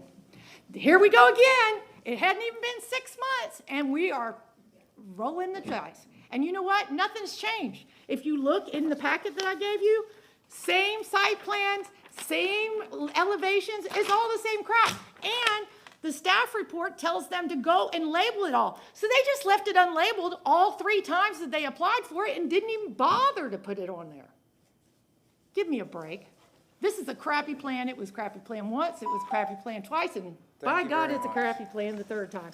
And I gave you reason to deny it from the coastal high hazard in the end. I'm sorry. Thank you so much. I'm used to Anybody having else? friends to help me out. Is there anybody else that wishes to speak? Mr. Shelby, do you want to speak? Just for the purposes, and I believe staff did mention this, with regard to the SU1 criteria is different than the PD criteria that you have in front of you. It's a different section of the code, and they have to be, your decision has to be based on the SU1. Not on the SU1, on the PD criteria. If you need to have that, it should be in the staff report. But that should be what you base your determinations on. Anybody else? No? Mr. Michelini, you have rebuttal, sir? Half of what was said was inaccurate. We're required to have 2 enclosed car spaces, and those are provided with, and the depth of those garages are 22 feet in depth. The dimension from the edge of the building to the edge of the property line is 18 feet, not 15 feet. Those are supplemental parking areas. Those are not required parking areas. And as I said to you, we reduced the number of units to make sure that we met green space, make sure we met drainage. You cannot waive drainage. So we cannot take water from this site and put it onto another site. It's not allowed. All of what's required by the code has to be retained and placed on this site. As I refresh your memory about the analysis, and it was found to be consistent from the city staff, was the development requirements. The ground floor entrances must face the front yard. The proposed plan meets these requirements. The auto storage area provided in the front or corner yard for 2 required spaces shall be enclosed. That criteria is met. Fewer than 3 units shall be constructed continuous configuration. We have 3 units and not 8. The elevations submitted must depict what you are planning to construct, and that is consistent and compatible as both the city staff and the planning commission have pointed out. The property is currently zoned CG, and so I'm not sure where they got the information that this was changing from commercial to residential. It is a downzoning. It's not an increase in zoning. I'll show you again the aerial photograph of the proximity. I'm not sure what they were referring to was this property here has the same, it's CC 35, and it's commercial. I don't know what they're talking about when they're talking about invading their property. These properties back up to the back of this building with the retention areas in the back, underneath the entire area, and the decks that are provided are over the retention area. We've provided the green space, we've shifted the buildings back to protect the tree canopy that's here, and we are adjacent to the medical office, which is the veterinary clinic here. Now, if you look at this, this property line, there's an additional approximately 17 feet from that property line to the edge of the pavement. So you have that plus the 18 feet here, plus the enclosed garages. So, again, the criteria here is for a PD. I don't want to get into a lot of detail about the special use. It has to do with access, which we have met going through the PD process. I'll show you a section. This is the rear showing you the drainage underneath, the deck, and the edge of the building being 15 feet. That is compatible and it is consistent with everything in the area, especially considering the other the townhouses that are just half a block away. So, I mean, I'd be happy to answer any more questions you might have, but the drainage issue is simply inaccurate. We went out and we also did a survey. We have the survey here showing that the properties going toward Gandy Boulevard are higher than our property. So the water that's coming is coming down. It's not going uphill. But we are treating the off-site water as well as our water. Councilmember Condit. Could you put the site plan back up there for us? Which site plan? Just showing the setbacks. Explain to me again, so the road. The edge of pavement, is out here. This is the edge of the. That's that right of an easement? That's the right of way. The right of way, okay. That's Quincy. Right. So you have Quincy, you have this dimension here, plus you have this dimension here, which is on our property. This dimension here is 18 feet. The dimension inside the garages, we've listened to the city council's discussion about don't bring a 20-foot garage depth into us. So they're all 22 feet in depth. So you have 22 feet here, you have another 18 feet here, and another 17 feet between the property line and the edge of pavement. Okay, and the setback on the back, okay, so we covered that. 15 feet here. And the setback on that southern side setback? It's 17 feet. It's 7 feet on our side, plus the 10-foot alley that's here that's not been vacated. Okay. Okay, thank you. And then we've shifted the building up here, which is now 12 feet off of the property line to accommodate those trees. And by right, if this property was developed with this current Euclidean zoning, what would be the setbacks? 10 feet on each side, and I think it's. 0 on the sides. Well, let me ask staff that, please. Yeah, the staff can answer that. CG. Should be 10 on the front and then 0 on all of the other sides. So the setbacks are drastically lower than what is being proposed right now for CG. So if it was developed by right, it would be substantially worse as far as like permeable surface. Compared to these, yes, the setbacks would be drastically reduced, but getting into whether this can be developed by right is another can of worms. You can't waive the stormwater regardless of. I understand. I'm just curious about. But it would have more building area under the CG than it has, than what's being proposed here. Okay, thank you. Mr. Shelby, did you want to add something? I just wanted to be clear that when you said by right, you meant under its present Euclidean zoning, which is CG. Yeah, that's what he had mentioned. Okay. All right, anybody else? Is there a motion? Yes, ma'am. I had a question for staff. If you could put the site plan back up. Yes, ma'am. You want a bigger one? You have a bigger one? Sure, yeah, that'll be easy to come see. I'll admit I did have this question, and then when someone brought it up. permeable surface, talk to me about permeable surface. How much permeable surface is on here? On this, I'm gonna be honest, I'm not gonna be able to answer your questions well on permeable surface. We usually have stormwater review the permeable surface, which isn't typically under, they're a reviewer that works with me, but not under something that I typically review under. I can tell you that any stormwater retention that is over 50%, like they have to, if they go over 50% of permeable surfaces, they have to retain all their stormwater on their site no matter what, even if they do go over 50%. We can probably find it somewhere on here. Well, the driveways are all permeable. 57? 57. I'll let an engineer How is that answer. not a waiver?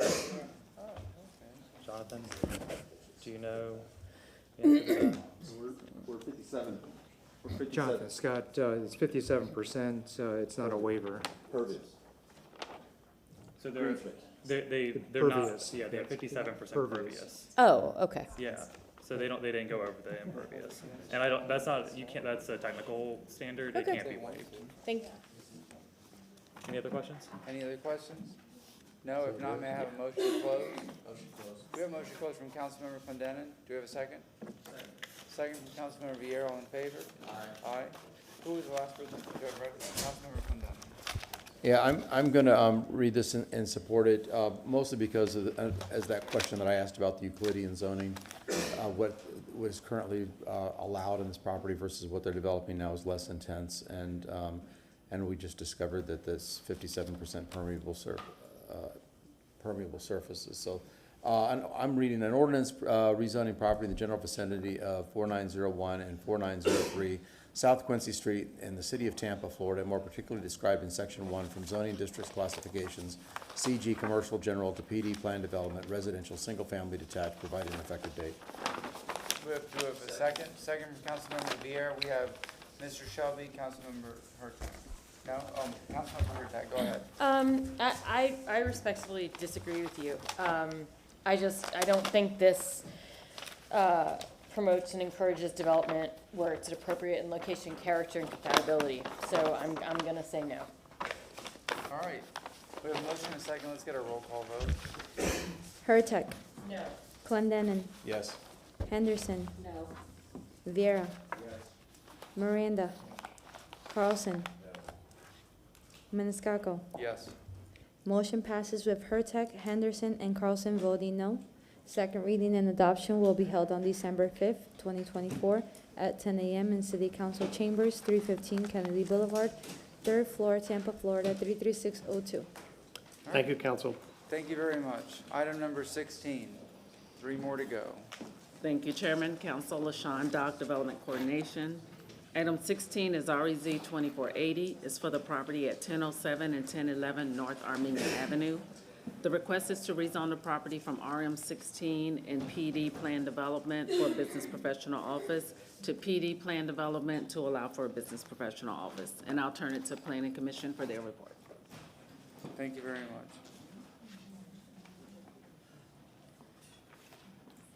Jennifer Malone with your Planning Commission staff. We are in the Central Tampa Planning District in the West Tampa Urban Village along North Armenia Avenue at the corner of North Armenia Avenue and West Grace Street.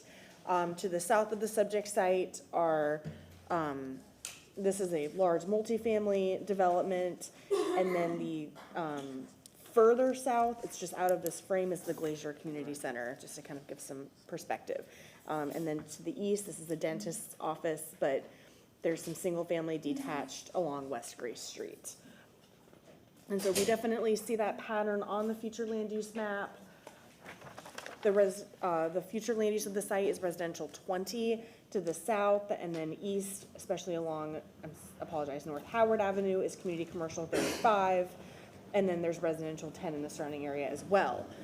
The request is, so the future land use is residential 20, and as LaShawn opened and pointed out, they're asking for business professional office uses.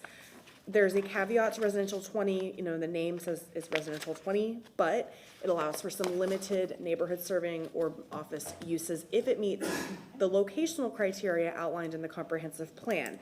For this future land use, one of the criteria is that you have to be located, the site should have access to a roadway functionally classified as a collector or higher. North Armenia Avenue is functionally classified as an arterial roadway, which on the ladder of roadways is above a collector roadway. So Planning Commission staff did find that it was consistent with the comprehensive plan, with the locational criteria and with the comprehensive plan providing this, infill office development in this neighborhood along a transit corridor as well. And we found that it was compatible and in scale with the surrounding area. So that concludes my presentation. I'm available for any questions.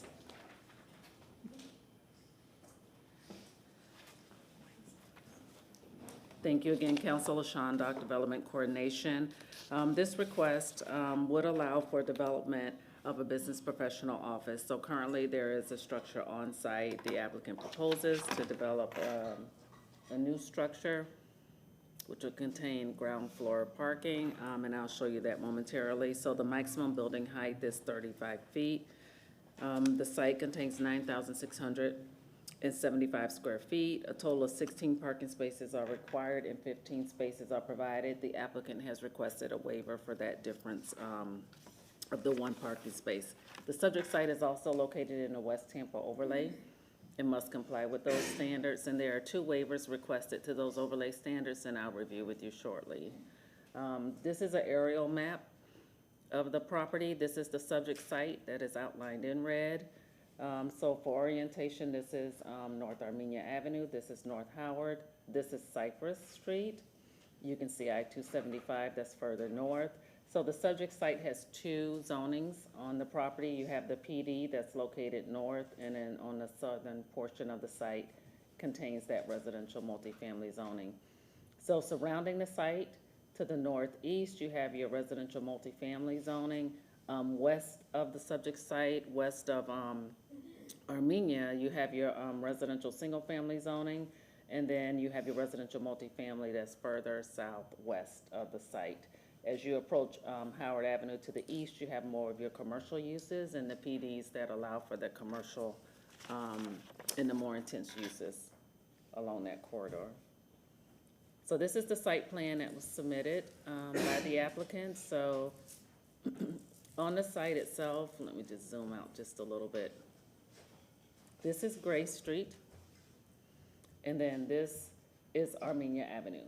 So the subject site is the property boundary is this pink outline or the purple outline. And you can see that this is the structure. This is the outline of the structure proposed. So there's access to the site on Gray Street.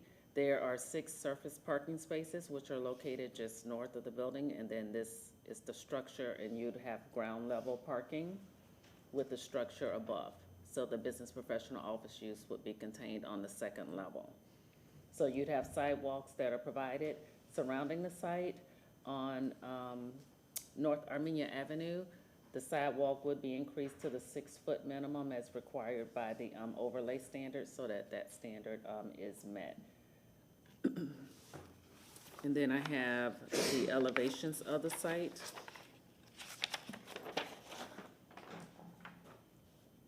So this is the west elevation. This is on Armenia Avenue.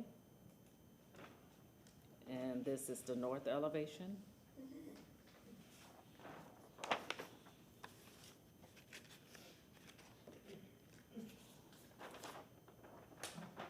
And then this is the east elevation. And then we have the south elevation, which is the alley, facing the alley. Then I have pictures of the site.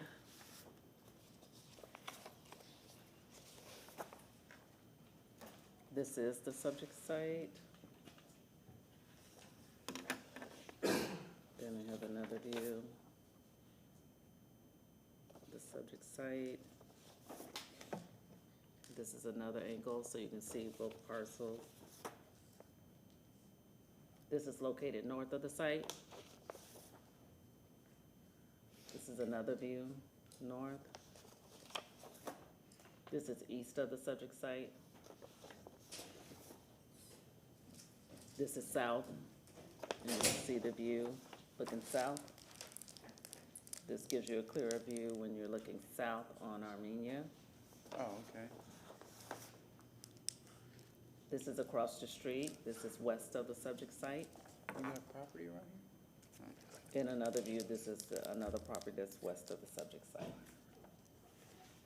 The DRC staff reviewed the request and finds the request inconsistent.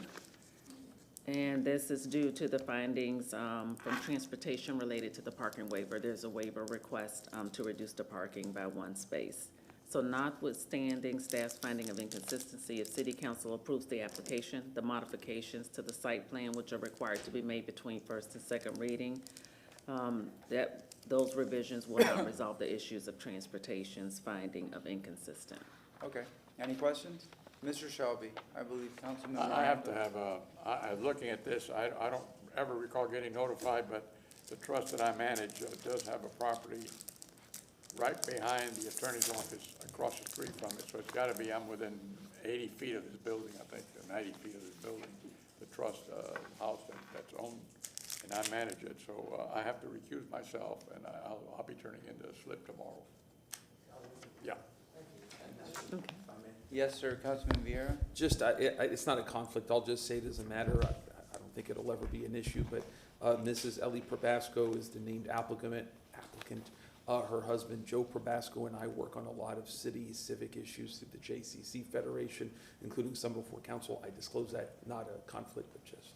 Oh, but the question then I'll ask you just for the purpose of the record, can you be fair and impartial and base your decision on the competent substantial evidence in the record? Absolutely, yes. Thank you very much. Thank you. All right, any other questions? Any other conflicts? Any other, no? Thank you, Council. Thank you very much. Come on up, please state your name. Ellie Probasco. I am the owner of 1011 North Armenia Avenue and 1007 North Armenia Avenue. I bought the first property, 1011 North Armenia Avenue, in 2018, and I run my law practice out of that property. At the time, it was just myself, so it was a great property. Made friends with my neighbors. To the right of me, I have a law office. To the left of me, I had a gentleman that had a single-family home. When he was ready to sell, he came over and offered me first right of purchase, and I snapped it up in a heartbeat. Unfortunately, that home was just in disarray and really unsalvageable, so we had to tear it down. I bought that property in 2022. Right after, I formed a new law practice and took on 2 partners. One of my partners is here today. Probasco Singer Bain, and with more people, we need more space. I have the 2 properties. To the south of the empty lot currently is a dentist, and so it's pretty much a professional row of people. Across the street is Nilo Sanchez's office. He's also a family law attorney like myself. So again, I hope that you the ordinance. Yes, sir, please state your name. Yes, Ryan Renardo with R Squared Engineering. I'm the authorized agent for the applicant. Got a quick presentation to go through. Hopefully won't take too long here. We can pull it up. There it is, sir. Go ahead. There we go. All right, so just to kind of run through this, project's located along North Armenia Ave between State Road 60 and 275, just north of Cypress Street. Like Ellie was saying, the site used to have 2 homes on it, one to the north and one to the south. This home to the south was in disarray, so they tore it down and added a parking lot. Currently, the property to the north in 2002 was rezoned to a planned development to allow for professional office. That's where the current office is. The property on the south retains that RM16 zoning. We're proposing to rezone the 2 properties together into a new planned development to allow for professional office. We're complying with the maximum FAR of 0.5, which comes from the underlying future land use, maximum building height of 35 feet. We are within the West Tampa overlay. The project's been reviewed by city staff and found consistent with the overlay standards. We do have a few waivers, and I think this is probably the meat of what I wanted to discuss with you today. The first waiver we're looking at is it's a buffer. I wouldn't call it a reduction. We're still proposing to maintain the minimum 15-foot wide buffer, but what we're requesting with this waiver is to allow for there's an existing hedge and a lot of existing trees along our east property line, We're hoping to retain those and create like a more natural buffer as opposed to having to come in and put a solid wall up there, which would require, essentially all that vegetation would have to be removed because of the footings with the wall. So we're hoping to be able to just extend the 6-foot tall hedge along the, basically fill in the property line that doesn't have the hedge. The second waiver, I think this is a little bit more nuanced, and we just wanted to put it in just to dot all of our I's and cross all of our T's. The overlay doesn't specifically state that parking, it specifically states that parking needs to be in the side or the rear, but it doesn't discuss corner yards. So we specifically put this waiver in just in case to allow parking on a corner yard to the north, the property line along the north. It's essentially, it's a corner yard that functions as a side yard. Staff agreed with us and again found consistency with the West Tampa overlay. The third and the fourth waivers are setback reductions. And again, these are a little bit nuanced. They're not setbacks for the building. What we've got going on is there's a lot of elevation change on this site. And so we have to put stairs and a very large ADA ramp to get pedestrian access from the sidewalk along North Armenia up to our building. And so the projection to the setback is not the building, it's the steps and the ADA ramp. In coordination with staff, we needed to put those in as waivers to allow the ramp and the stairs in the setback.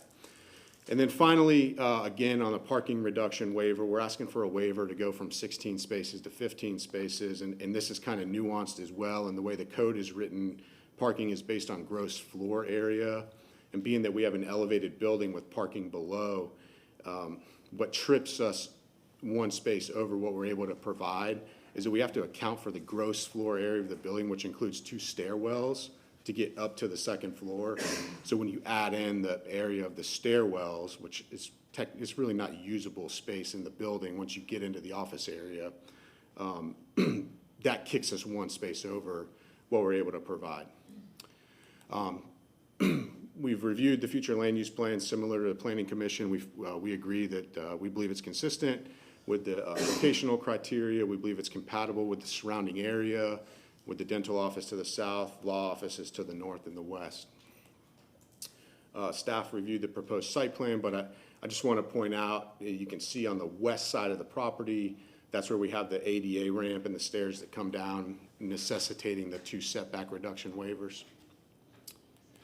Finally, the staff showed the elevations of the building. We think it brings out some traditional Tampa architecture, which we hope would gain your approval. So at this point, that's all I really wanted to go over. I appreciate your time and respectfully ask for your approval. Thank you very much. Any questions? Is there anybody in the public that wishes to speak on item 16? I see nobody. We have a motion to close from Councilmember Clendenin with the second Councilman Vieira. All in favor? Aye. Any opposed? Councilmember Hurtak? Is there a revision sheet? Okay. Thank you. File number REZ 24-80, ordinance being presented for first reading consideration, an ordinance rezoning property in the general vicinity of 1007 and 1011 North Armenia Avenue in the city of Tampa, Florida, and more particularly described in Section 1 from zoning district classification RM16, residential multifamily, and PD plan development to PD plan development business professional office, providing an effective date and including the revision sheet. We have a motion from Councilmember Hurtak with the second from Councilmember Vieira. All in favor? Aye. Any opposed? Yes. Go ahead. Motion passes unanimously with Miranda abstaining. Second reading and adoption will be held on December 5th, 2024 at 10 a.m. in City Council Chambers, 315 Kennedy Boulevard, 3rd floor, Tampa, Florida, 33602. Thank you very much. Thank you. 2 more items. Item number 17. Good evening, Stephanie Pope, Development Coordination.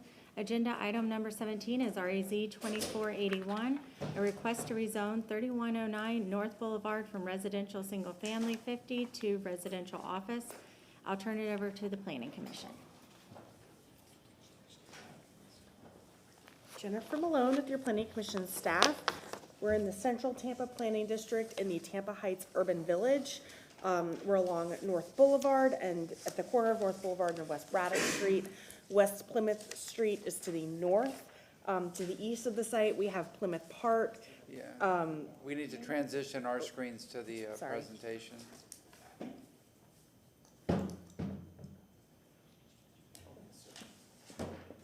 There we go. Go ahead, ma'am. Thanks. Okay, so North Boulevard, West Braddock Street. To the north, we have Plymouth Park. There's a Tico substation, Radiant Church, Woodlawn Cemetery. This is the subject site. This parcel up here is going to become very important in just a moment when I go through my analysis. So again, the future land use is residential 10. There is some suburban mixed use 6. That's this like peachy color along North Boulevard. The green is the Plymouth Park. That's recreational open space. Blue is public. The portion of the cemetery that's not designated as the cemetery is blue for a public use, because there's the Radiant Church kind of within that same block. Okay, the request before you is for residential office. As I said, the future land use is residential 10, and residential 10 allows limited neighborhood serving commercial and residential office uses if it's consistent with locational criteria. The residential 10 locational criteria is very strict because this is a single family detached category primarily for residential uses, and we want to be careful about commercial encroachment and also retaining land for residential uses as well. The criteria states that 50% of the block has to be zoned commercial and for this to meet locational criteria. So while there might be a couple different office uses within this block, which is West Braddock to West Plymouth, this parcel is the only parcel zoned for commercial uses.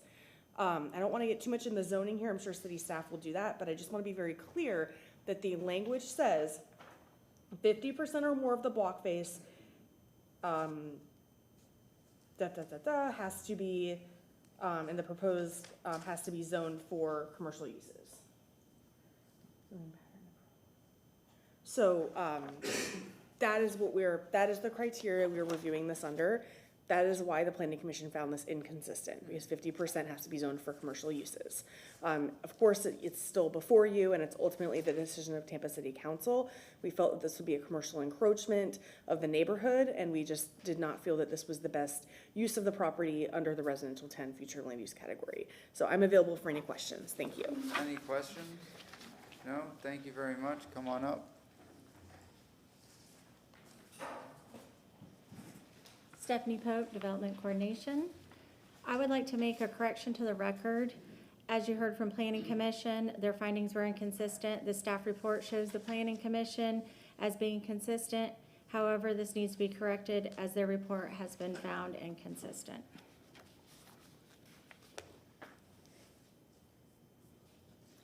We'll start with an aerial view of the subject site and the surrounding area. You can see the subject site outlined in red. The subject site is located east of North Boulevard, south of West Plymouth Street, east of North Massachusetts Avenue, and north of West Street. Directly north, south, and east of the subject are residential single-family detached parcels recognized under the RS50 zoning district. Moving further west are parcels utilized for residential office uses. To the north of the site, approved in 2004, and that's going to be up here, is under file number Z0472 is an office use. And you can see the subject site here. This is North Boulevard. Here's North Massachusetts Avenue, West Plymouth. And there are a few of the residential office uses surrounding, as well as some PD in that area. Next, I'll put up a survey. And here you can see, this is a look at the survey of the property. You can see the outline of the parcel.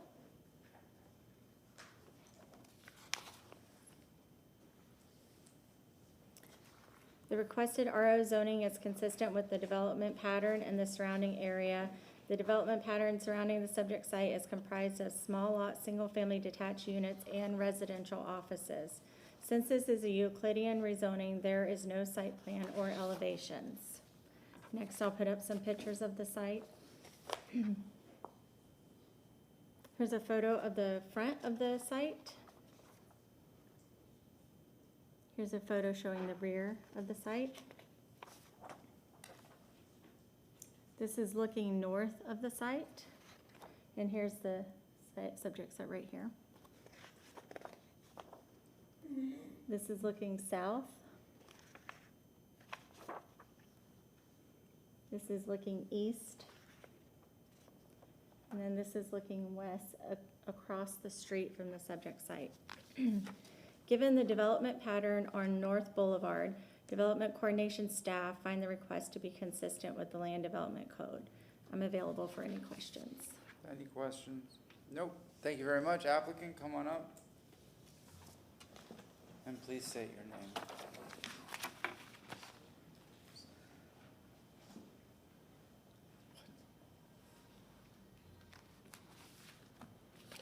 Good evening, Isabel Albert. For the record, I am a certified planner and representing the applicant, who's also the property owner for this site, Mr. Andrew Scarpinato. So as you heard tonight, the site is located at 3109 North Boulevard on the northeast corner of Bradcott. And this is just an insert to show you where it is in relationship on North Boulevard and how it's on the south side, closer to Columbus. Current future land use is residential 10, and the zoning is residential single family 50. And I think I need to show a better picture of the area, as you just heard right now, or earlier. You'll notice that along North Boulevard, this is the North Boulevard here, the uses are actually predominantly not as residential. You have the residential office, you have the planned development, but residential office is for residents that are converted to office. And then behind that, that's where you're gonna see the residential neighborhood. And this is typically when you see these areas morphing into that kind. So a little bit more here. This is the subject site. You saw the pictures of the two offices across the street. This is a fire station. And to the north side, there's a medical and office building. And then further to the north are the office use. It's a fire union office. So in Andrew, the applicant, he lives in the area and he has his own business and he's looking for an office. So when he saw this home that was available and he saw what was going on north and south, he was like, this would be great for me, for my own personal use, to have my office there as a residential office. And this is why today we are presenting this request for this. And as you also know, residential office is for predominantly residential and office. Those are the two uses. This is why you have both of those names into the zoning district. And it was specifically designed to allow some non-residential in residential neighborhood to create a balance. And then it's due because of the nature of the urban conditions. In this case, North Boulevard is an arterial. You just heard earlier where she said arterial. It's one of the most intense road classification. And as well as it encourages the rehab of existing structure, which is what the applicant wants to do. He wants to convert this house to his own personal office. Now, to allow, as you heard, a office commercial residential, RO into the residential 10, you have to meet the commercial location criteria, and Planning Commission is unfortunately bound by the exact wording, and she is correct, Jennifer is correct, that say for zoning. But we have here the RO, which is considered their commercial zoning that she was referencing to, that is 100 feet. The whole block is 500 feet. And then you have the dental office here, which is 150 feet. So 250 feet, we meet that minimum of 50%, but like as stated, they're bound by the wording of the comprehensive plan. But if you look at the site, it's not zoned RO, it's not zoned PD, but it's been in existence since 1966, about 60 years ago. It's been developed, it hasn't changed, it's been developed as is, and it has been in operation since then. And I think that that deserves a recognition of being an established office use in this neighborhood. And it's not going to go anywhere because it's not zoned correctly. It is an established use, and therefore I think I think that it should be considered towards that 50% of the planning commission. I don't see anyone here except this one gentleman over there and this one gentleman there. So, but again, all we want to do is convert this to a residential development. We have here just the development standards to show you that we will be able to meet those development standards. And we will, for the record, the staff findings found that, but there's also policies right now in your comprehensive plan that does support this. If you look at policy 1.2, this is respecting the scale, the unique character of the area, the sense of the community. That's what this is. You look at policies 8.15, 8.15.2s to make sure that the zoning is conforming with the comprehensive plan, which it is. If you look at their matrix, it does meet that. 931, which is address compatibility. The RO classification in the code has urban design criteria, specifically additional criteria, to make sure that you are compliant and compatible with the area. And again, this is the infrastructure that we're using, public facility, no new facilities will be required. Overall, you saw the area, whether it's a residential or office use, having this use there is extremely compatible, especially for the location where it is. And I'm here if you have any questions. Any questions? Is there anybody in the public that wishes to speak on this item, 17? Yes. Come on up, sir, and please state your name.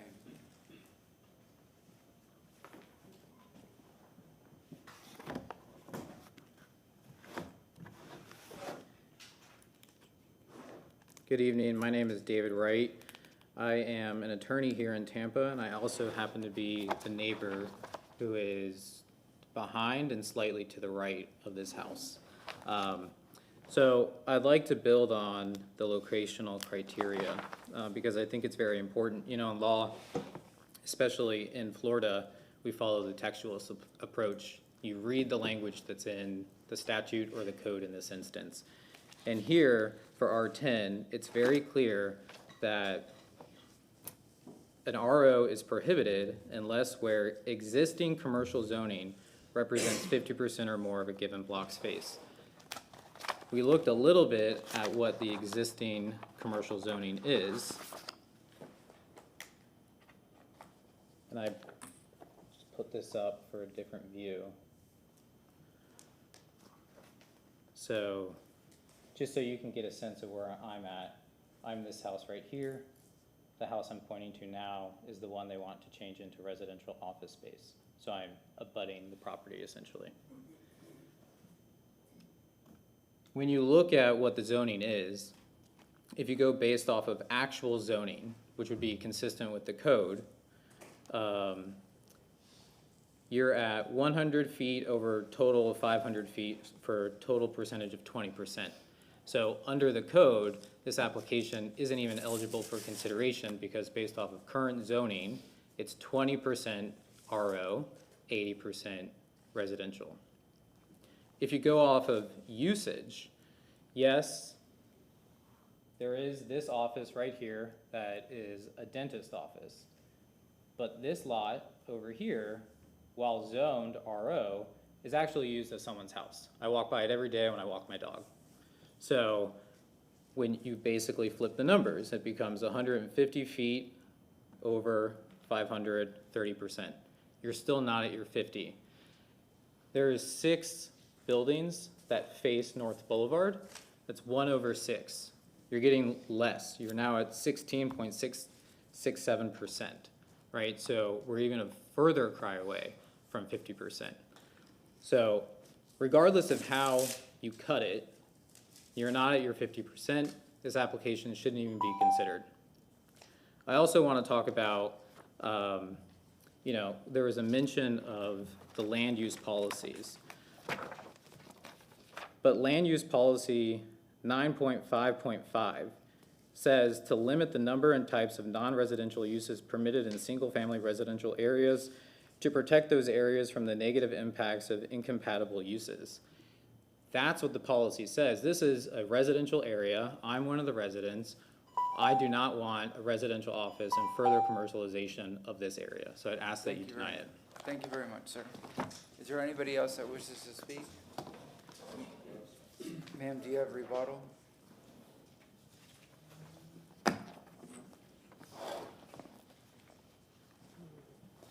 Thank you again. For the record, Isabel Albert, representing the applicant. I just want to read the 9.5.5. These are for single-family areas, specifically for single-family areas. This area is actually an area that currently has not only single-family, but you're on North Boulevard, which is arterial, which you have different uses all along the corridor. And to address the incompatibility, this is why in their code, they have additional design criteria to address that. I think that's really the main thing, and I understand, you know, the comprehensive plan language that has one word of the zoning, but the reality is, there's that use that's been there for a very, very long time. Was there legal conforming use, legal non-conforming? I don't know. I unfortunately just got this report yesterday, so kind of like scrambling to see, you know, the area and really, you know, looking at the, what's around there, looking at the RO regulations and the comprehensive plan, I believe that this is not inconsistent with the comprehensive plan. It's absolutely consistent with all the different policies that I stated. Councilmember Clendenin. Thank you. Thank you. Anything else, ma'am? No? Can I get a motion to close? Motion to close. Motion to close from Councilmember Clendenin, second from Councilman Vieira. All in favor? Aye. Councilmember Hurtak, would you like to read it? Oh, you did, I'm sorry. Councilmember Carlson? Councilmember Miranda? I need a sheet that this is, mine again, doesn't jive with the wording. The addresses are wrong in the second part of the ordinance. Is not the same addresses as, The in this 3109? case it is. Wait a minute. Yeah, In no, this case, it it's is. the only one that is. Item number 17, RE file Z 2481. Ordinance being presented for first reading consideration. Ordinance rezoning properties in the city 3109 North Boulevard in the city of Tampa, Florida, more particularly described in section 1 from zoning districts classification RS50 residential single family to RO residential office, providing an effective date. We have a motion and a second. Any other sheets are available. Roll call vote. Motion passes No, unanimously. no, roll call vote, roll call vote. Henderson, Yes. Vera, Yes. Miranda, Yes? Carlson. I'm sorry?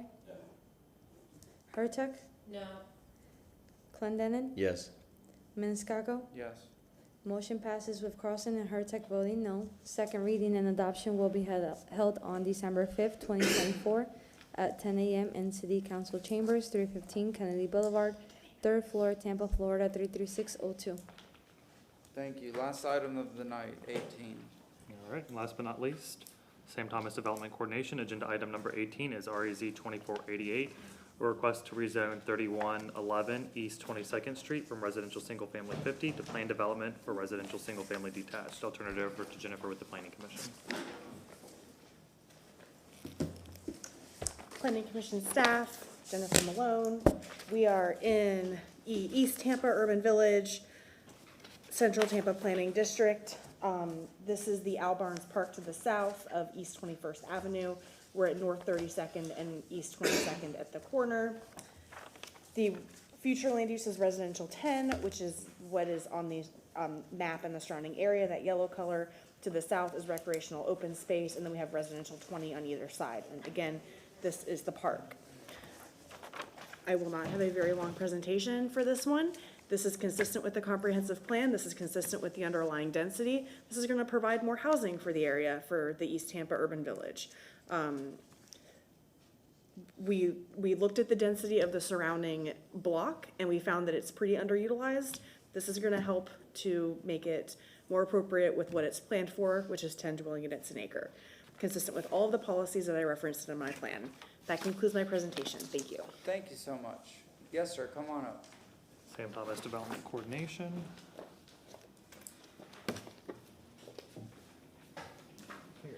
aerial view of the subject site. You can see it outlined in red here on 22nd Avenue. Just to the south is Al Barnes Park. You have RS50 zoning north and south of the subject site. Then along North 34th Street, you have CG zoning and CI zoning. You have some random dropped in RM16 and RO zoning over here, and then some random PDs scattered throughout. But for the most part, this area is really single family detached. I'll go ahead and move over to the site plan. So the applicant is proposing 2 single-family detached units. The reason why this is coming before you with a PD is because it's, once again, one of those sites where it doesn't meet the minimum lot requirements. This site is 95 in width by 110 in length, so it's just a little bit short of being able to create 2 50-foot wide lots. This lot is 45 feet proposed, and this one is proposed to be 50 foot in width. So slightly smaller lot on one side, and then the corner lot slightly bigger. The applicant is proposing a 1-car garage for each unit, and then there'll be another parking spot in the front in the driveway. The front doors are oriented towards East 22nd Avenue, and 5-foot sidewalks are proposed all the way around the subject site. And then lastly, the max building height is 30 feet. So I will go into elevations now. So there's your north elevation, south, east, and west. And then similar, same almost elevations for the other proposed structure. Quickly run through some pictures. So this is looking south directly at the subject site. This is at the intersection of 32nd and 22nd. This is looking southeast at a single-family detached home across the street. Here's another picture at the intersection of 22nd and 32nd, looking to the east. So this is 32nd, this is 22nd. This is looking west on 22nd Avenue. You can see the subject site here. And there's a little bit more of an angled one. You can see the subject site is already clear. And then this is looking north across the street at a single-family detached home on the other side of the subject site. I'll throw the site plan back up.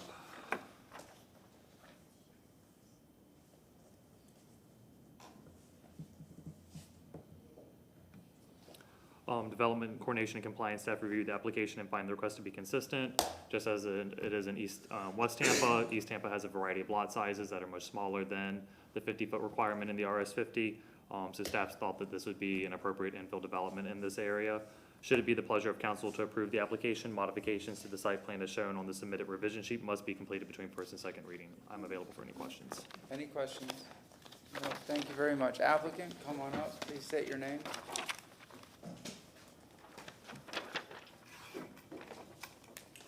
Thank you, Council. My name is Ali Mansour. I live at 9214 Nice Branch Street, Temple Terrace, 33637. Thank you for your time. I'm not going to take much. I'm just going to reiterate what the staff just found. This lot is located in the East Tampa Overlay District. And as you saw in the pictures, like the lot is now cleared, but before that, there was an inhabitable house on the lot with a lot of code enforcement violations and a couple of trees. One of them was cited as dangerous for the neighbors. We already cleared that. And we are proposing to build 2 beautiful homes, as you saw on the site plan, that's going to be conforming with the surrounding area, which is all residential around there. And it's going to also add to the density of the area. So this way we are providing more housing in a much needed area. We don't have any waivers. We're not asking for any waivers. The proposed development will meet all the East Tampa Overlay District design, the setbacks, the elevations, natural resources. I'm respectfully asking you to approve this request, if you don't mind. Thank you for your time. Thank you. Any questions for the gentleman? Is there anybody in the public that wishes to speak on this item? Mr. Shelby? I think there may be somebody online.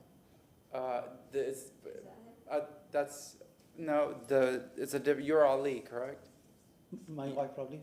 Oh, okay. Yeah, does she want to speak? No. She was there to back me up if I need anything. Oh, You don't need her tonight. yeah, no, I saw that. All right. Just in case. We have a motion to close from Councilmember Clendenin. We have a second from Councilmember Miranda. All in favor? Aye. Any opposed? Councilmember Carlson, would you mind reading the last item? Move number 18, file number RZ 24-88. Ordinance being presented for first reading consideration. Ordinance rezoning property in general vicinity of 3111 East 22nd Avenue in the city of Tampa, Florida, more particularly described in section 1 from zoning district classification RS 50 residential single family to PD plan development residential single family detached, providing effective date. So we have a motion for Councilmember Carlson, second from Councilmember Clendenin. All in favor? Aye. Any opposed? Thank you very much. Go ahead and read it. Second reading and adoption will be held on December 5th, 2024 at 10 a.m. in City Council Chambers, 315 Kennedy Boulevard, 3rd floor, Tampa, Florida, 33602. Yes, ma'am. Just before everybody goes, I just wanted to say to staff, what a great job you did tonight. It was really nice when so many folks come up, presenters, and say, I don't need to say anymore because the staff did such a wonderful job. And I just heard it over and over again, and I wanted to make sure I said congratulations. It was a very long night, a lot of cases. And it was just really nice to hear over and over again, and it was very glowing. So congratulations. Second. All right, we're going to go to new business. Chairman Maniscalco. Chairman Maniscalco. Thank you very much. I'd like to make a motion for Johnny Wong, TPO Executive Director, to give a 5-minute presentation on December 5th to discuss the progress made on the regional merger study and ask if council is comfortable with the scope of work. It should be a 5 to 10 minutes. Okay, we have a motion from Councilman Maniscalco, a second from Councilman Vieira. All those in favor say aye. Aye. Opposed? Ayes have it. All right. Councilmember Miranda, do you have new business? Councilmember Vieira. Really quick, if I may, I was asked by the Tampa Hispanic Bar Association to give a commendation at their annual gala for them, Tampa Hispanic Bar. We have a motion from Councilman Vieira, second from Councilmember Clendenin, Miranda, all in favor? Aye. Any opposed? Go ahead, sir. And then second, this would be a written report. I don't want to take staff's time. I think this is something that's kind of, the fact speaks for itself in it, but I want staff to report on what city affordable housing funds that presently exist can be geared towards those impacted by flooding. This is particularly true in the North Tampa area. If you take a look at the North Tampa area, this is a real big hub of affordable and workforce housing, and the effects of Milton in their long-term by people leaving their homes, having, vultures come in to try to flip homes, vultures, so to speak, come in and try to flip homes, et cetera, could really hurt the core of affordable housing in Tampa. So I want to see what existing programs we have here that can assist those, and it's just a written report, December 5th, I think it is. We have a motion, Councilman Vieira, second Councilmember Henderson, all in favor? Aye. Any opposed? Anything else? That's it, thank you, Yes, ma'am? Yes, sir? I have two from the Planning Commission. Number one, a request by the Planning Commission setting an adoption hearing for TACPA 2416 on January 30th, 2025 at 5:01 p.m. and direct the legal department to provide the city clerk with the form of notice for advertising the public hearing. We have a motion, Councilmember Clendenin, second Councilman Miranda, all in favor? Aye. Any opposed? Yes, sir? A request by the Planning Commission setting adoption hearings for TACPA 2417, TACPA 2418, and TACPA 2419 on April 24th, 2025 at 5:01 p.m. and direct the legal department to provide the city clerk with a form of notice for advertising the public hearing. We have a motion. Do we have a second? Second Councilmember Vieira, all in favor? Aye. Any opposed? Anything else? That's it. Councilmember Hurtak? Councilmember Carlson? I sent one around, I think maybe it was today, but motion to have staff look into the possibility of purchasing the property on 1350 Howard Avenue for the purpose of turning it into a small park and report back on December 19th. You want a written or an in-person? I would rather in person. Do we It have should room be for short. in-person on that day? December 19th, an in-person staff report.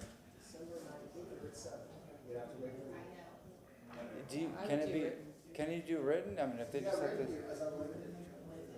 do written, it's the same Okay. thing. Okay. Yeah. All right, we have a motion from Councilmember Carlson. We have a second from Councilmember Henderson. All in favor? Aye. Anything else, sir? Yeah, the second one is, there are a lot of reasons why neighborhoods flooded, but in some neighborhoods, it's obvious that maintenance was needed.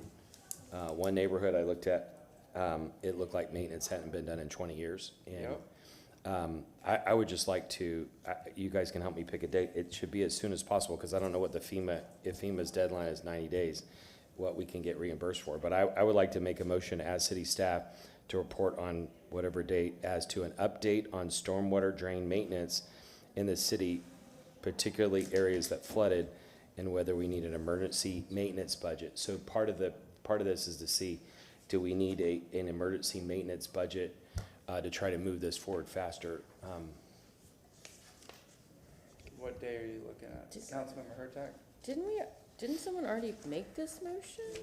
I did something, if I may say something. Yeah. I did something similar. It was for housing through FEMA, but not necessarily for maintenance, I think, so that is separate. I made a motion that's coming back in January, February to update the stormwater report. Yeah. But this is just on maintenance, and in particular, it's an update on maintenance, but what the question is, I know that the one area that had been overlooked for 20 years, they were there yesterday. I don't know for sure 20 years, but it looked like that. It looked like, the way I described it is, it looked like if you went to the Philippines and found an old pillbox that had been sitting around since World War II and it had jungle all over it, that's what it looked like. Why don't we tie it? And, Extremely specific. Look at December 19th, because we already have one item that says, staff report on the possibility of finding short-term solutions that would immediately prevent rainfall flooding in the areas where it occurred during the recent storms. Either that or, Possibly tie it to that. Can I or just tie it tag- to the January 9th one that you already have coming back. Can I tag it to my only concern is we're nearing the 90 days. of Well, FEMA. I would ask if that matters, because I think the FEMA stuff is cleaning, Yeah, it's debris pickup. it's debris within the pickup. 90 days I don't for think 100% reimbursement. I don't think we can do preemptive maintenance under that. Perhaps to get past the rules, you just amend the one that you already have there. I mean, it's Yeah, just same, tie it together. it's the same, yeah, just amend January, it. yeah, the 19th, December 19th. All right. That's enough time, yeah. So we have a motion and a second. This would be, yes. I just want to make sure the clerk knows which you're referencing. Oh, yeah, Tie I it was just to. gonna say that. So for Okay. December 19th, Councilmember Carlson is going to amend that motion, which is, To ask for short-term yeah, on the staff report of possibly finding short-term solutions that would immediately prevent rainfall flooding in the areas where it occurred during the recent storms, and add to that, regarding the, maintenance of the, stormwater system, and if we need to seek out additional funds, you said? I've got it written. Okay, so there's the existing motion there for the in-person staff report on December 19th, and he's going to amend that and add that to it. So we have a motion, do we have a second? Second. Second from Councilmember Clendenin, all in favor? Aye. Anything else, sir? Nope, thank you. Motion received and Well, filed. Mr. Shelby. Sorry about this. Pardon me. I'm willing to go first. Anyway, a couple of things. Number one is a reminder that on Tuesday, January 28th, you've set a special call night meeting just for the Bayshore Fludra of Road of Shalom. And tonight, you had a case that you continued to March 13th, the number 2 on tonight's agenda. And a discussion was raised internally that maybe City Council would like to limit the number of cases for the March 13th meeting to shorten the amount, because right now, presently, you're allowed 10 cases plus 3 continuances. Let's cap it at 5. Yep. Motion to cap that date at 5. Second. We have a motion to cap that date in March. 5 total? 5 total, That one that is existing, and then 4. including Right, 5 total, continuances. 5 total. 5. 5. We have a motion from Councilmember Clendenin. Who was the second? Second from Councilmember Hurtak. All in favor? Aye. May I have a motion to receive and file? receive and file. Motion from Councilmember Henderson, second from Councilmember Miranda. All in favor? Good Aye. night, y'all. Listen. We are adjourned.